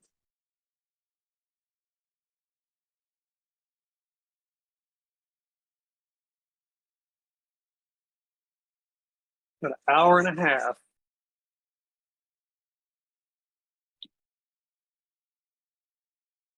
I've already got my weekend chores planned out. I gotta pick up all the crap the hurricane left me, and I deal with my screens and my lanai is blown out. So.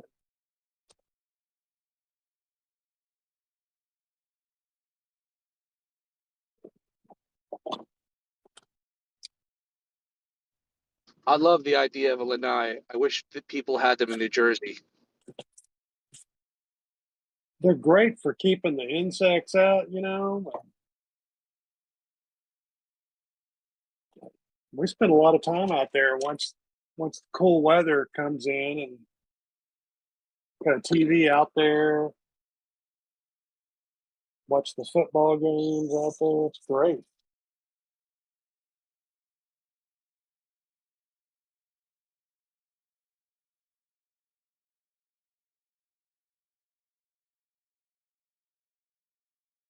You're in the Garden State, is that right?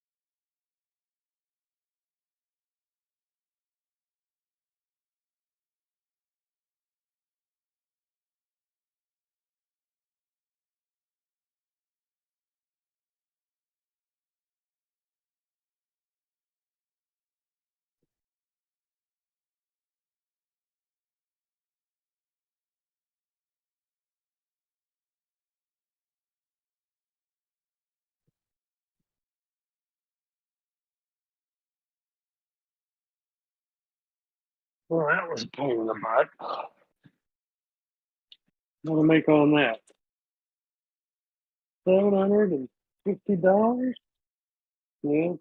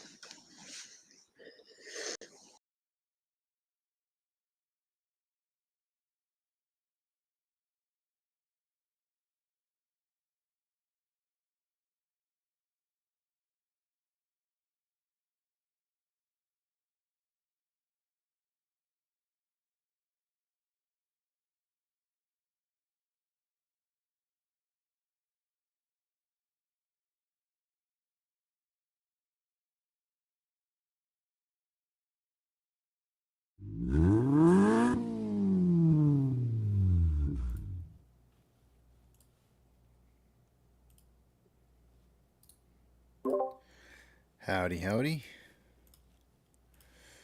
453, huh? Not quite the 450. Time flies when you're having fun. 458. Yeah. Not quite the 458 that I was suggesting, but yeah. What's Max paying? 450? Go figure, right? Well, that's where I mean, statistically, Yeah. it's not, you got to go for it. Yep. You're being influenced by free beers and ice cream. That's right.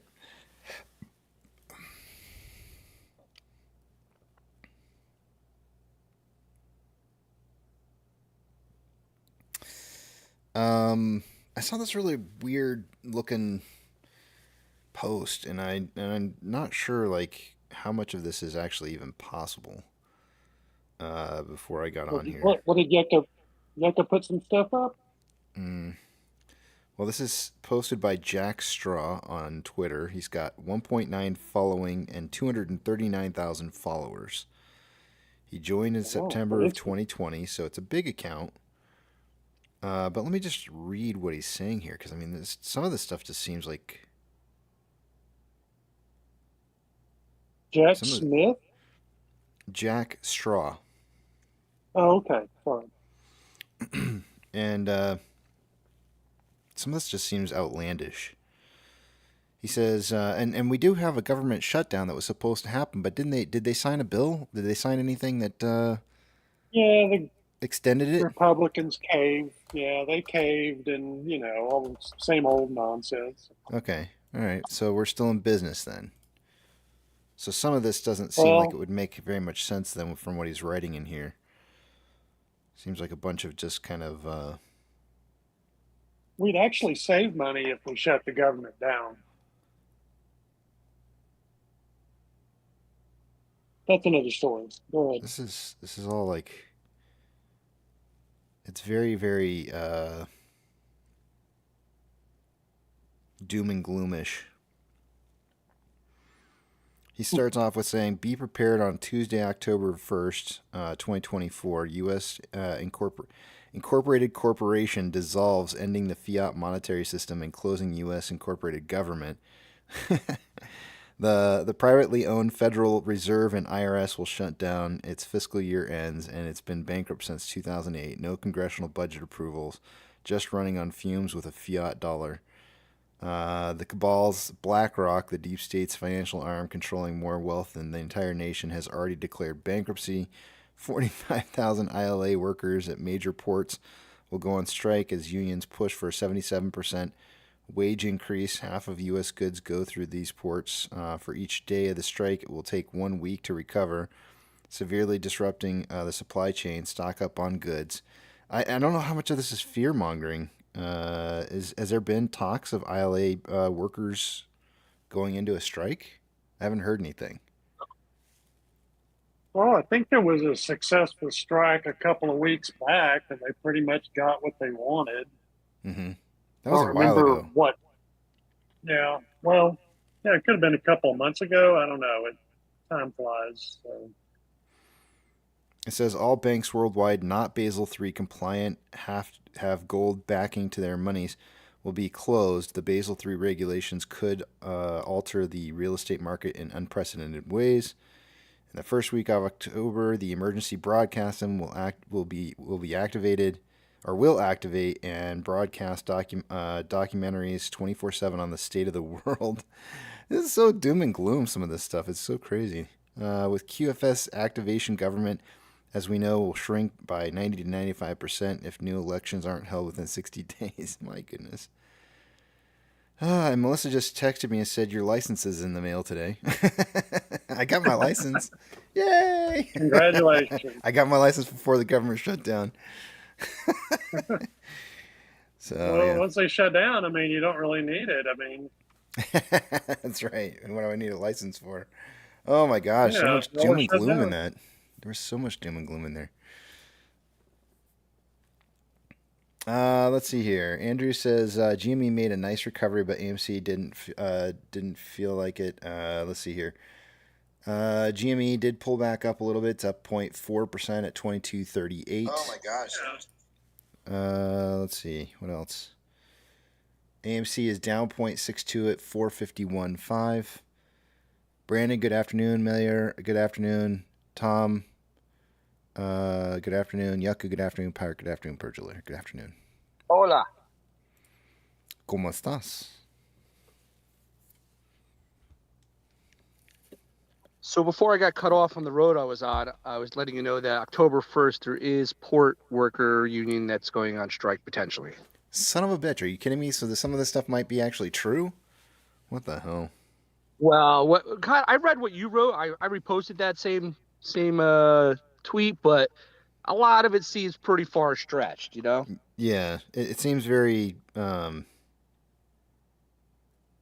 and Footage. gloom. It just seems very over the top here. It's like, oh, the sky is. I mean, it feels very sky is falling kind of stuff. Maybe it's just the worst case scenario. I don't know. Did you read that news article earlier? No, which one? There's a meteor coming this way. We're flat. It'll ricochet off. I can't. Of us. Yeah, And how many times have you seen that? Shaped like an egg. Mm-hmm. And inside is bringing a new sun. A new sun? Like the yolk. Oh my goodness. Yeah. And the thing is, how do they know what's inside this egg-shaped meteorite? I think it's How just do they interesting know? that They it's said bringing that a new sun. Yeah, it's bringing in a new sun. Mm-hmm.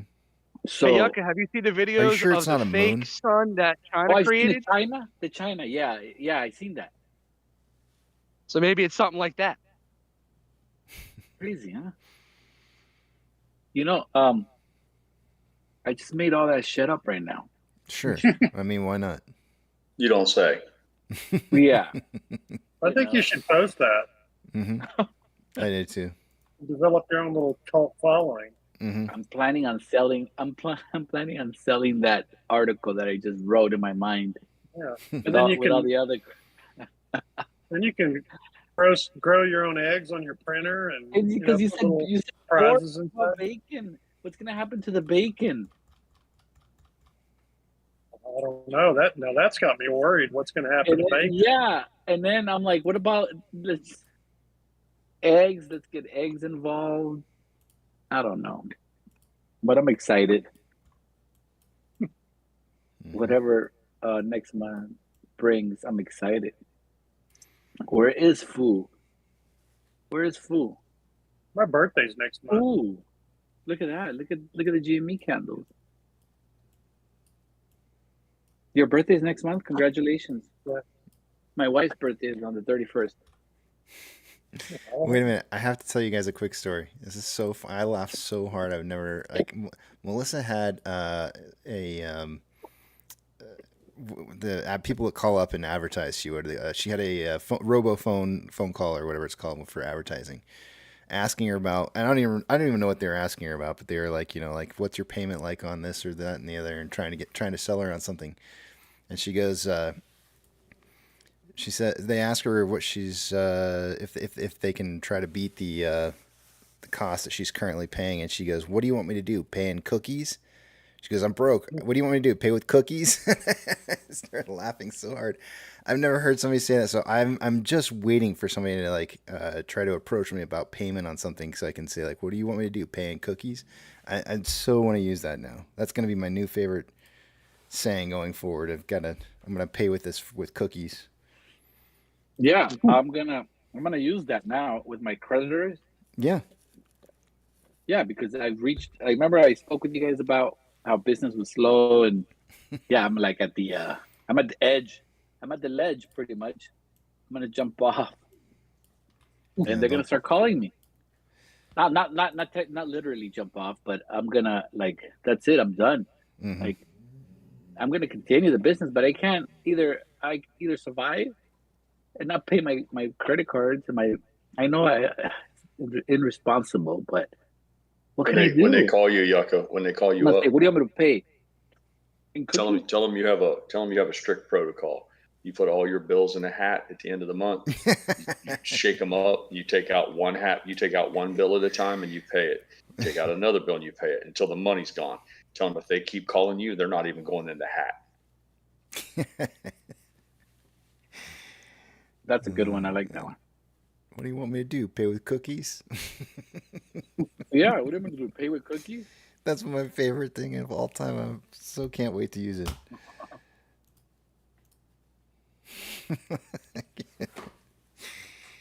All right. That's it. That's all there is for the day, guys. That's all, folks. All right. Mm-hmm. Well. Yep. I'd like to make a toast before we leave. All right, go for it. I have a Gatorade. Oh yeah, Cheers. I've got one of those in the fridge. Yeah, Yeah. yeah. Cheers to those and these. Have a great weekend. Yes, and stay And, safe and I hope, yeah, and I hope with what's happening across, the United States, I hope those that are in trouble, they get rescued and move on. There's not much I can say about that. Yep. Just I don't want to say that we're under they are in our prayers, because I don't. That's not for me, but here, cheers. Cheers. I got a little Coke here. I'll drink with you. Cheers. Do you meditate, Yucca? I've done everything. I've meditated. I've done semen retention. I've done all this stuff. And on that note, it is unfortunately, as usual, that time of the day, and that means all good things must eventually come to an end. Eat, sleep, drink, get plenty of rest. You have a 2-day weekend ahead of you. Spend time with your family, spend time with your friends. Take your pets out for a walk, because they like getting outdoors too. And for crying out loud, go see an AMC movie, because after all, that's what we're here to do, is help support AMC, and there's plenty of great movies to see. But above all else, don't have a good weekend. Have a great weekend.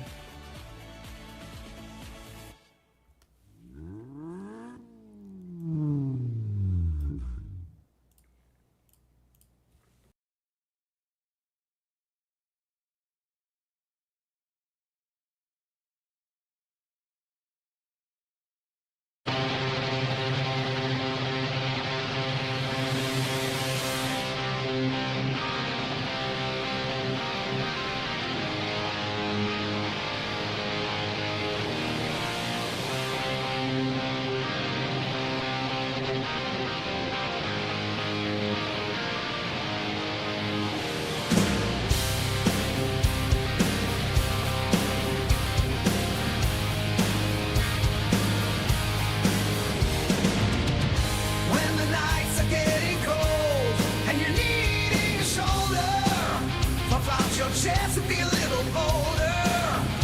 All we do, we buy and roll. There will be shills who want to steal your thrills. There will be friends who hold to the end. There will be doubt, fear and cloud, but it's all in your head. Those hedges are dead.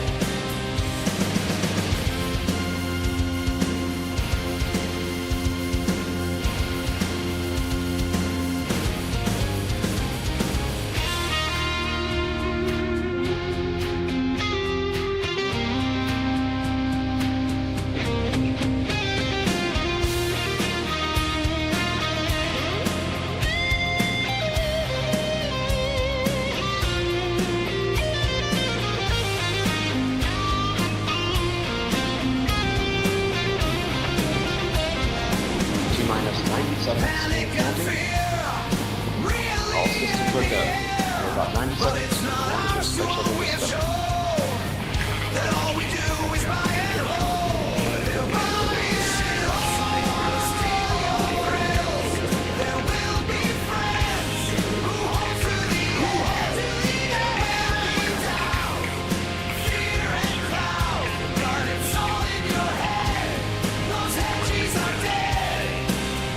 T-minus 60 seconds and counting. So when the night's getting cold, We're transferring to orbital control power systems. Discovery of all rockets fully onboard fuel cells. Coming up on a day where all systems start. cause all we do is we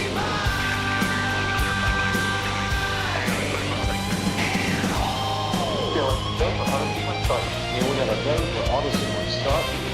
Discovery's onboard computers are in primary control of all the vehicle's critical functions. T-minus 17 seconds and counting. 15, 12, 11, 10, 9, 8, 7, 6, start, 2, 1, booster ignition, and lift liftoff of the Space Shuttle Discovery, returning to the space station, paving the way for future missions beyond.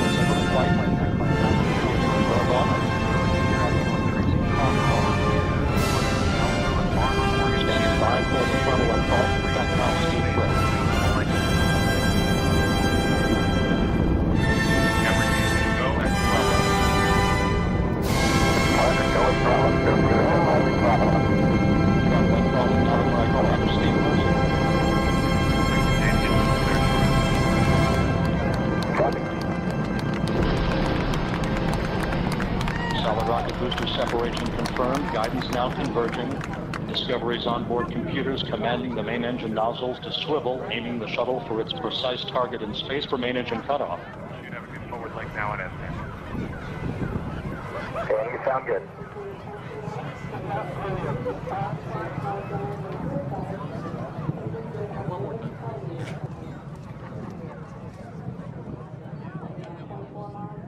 Discovery Houston, negative return. Copy, negative return.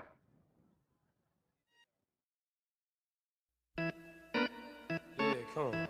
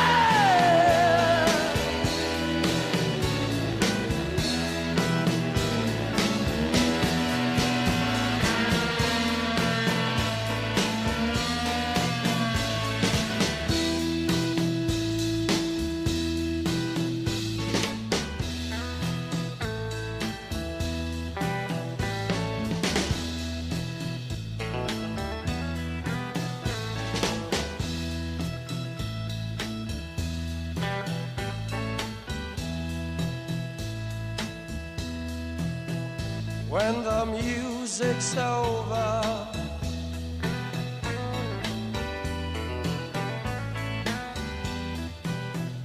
when the music's over here,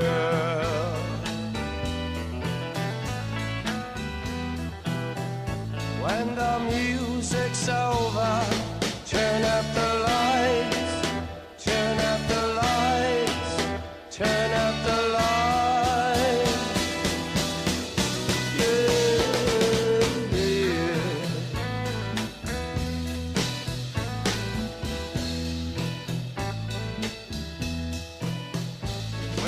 Music's over.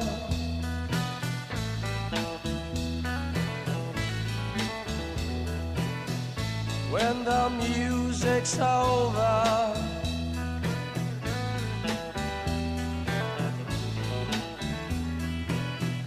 When the music's over, turn up the lights, turn up the lights, turn up the lights.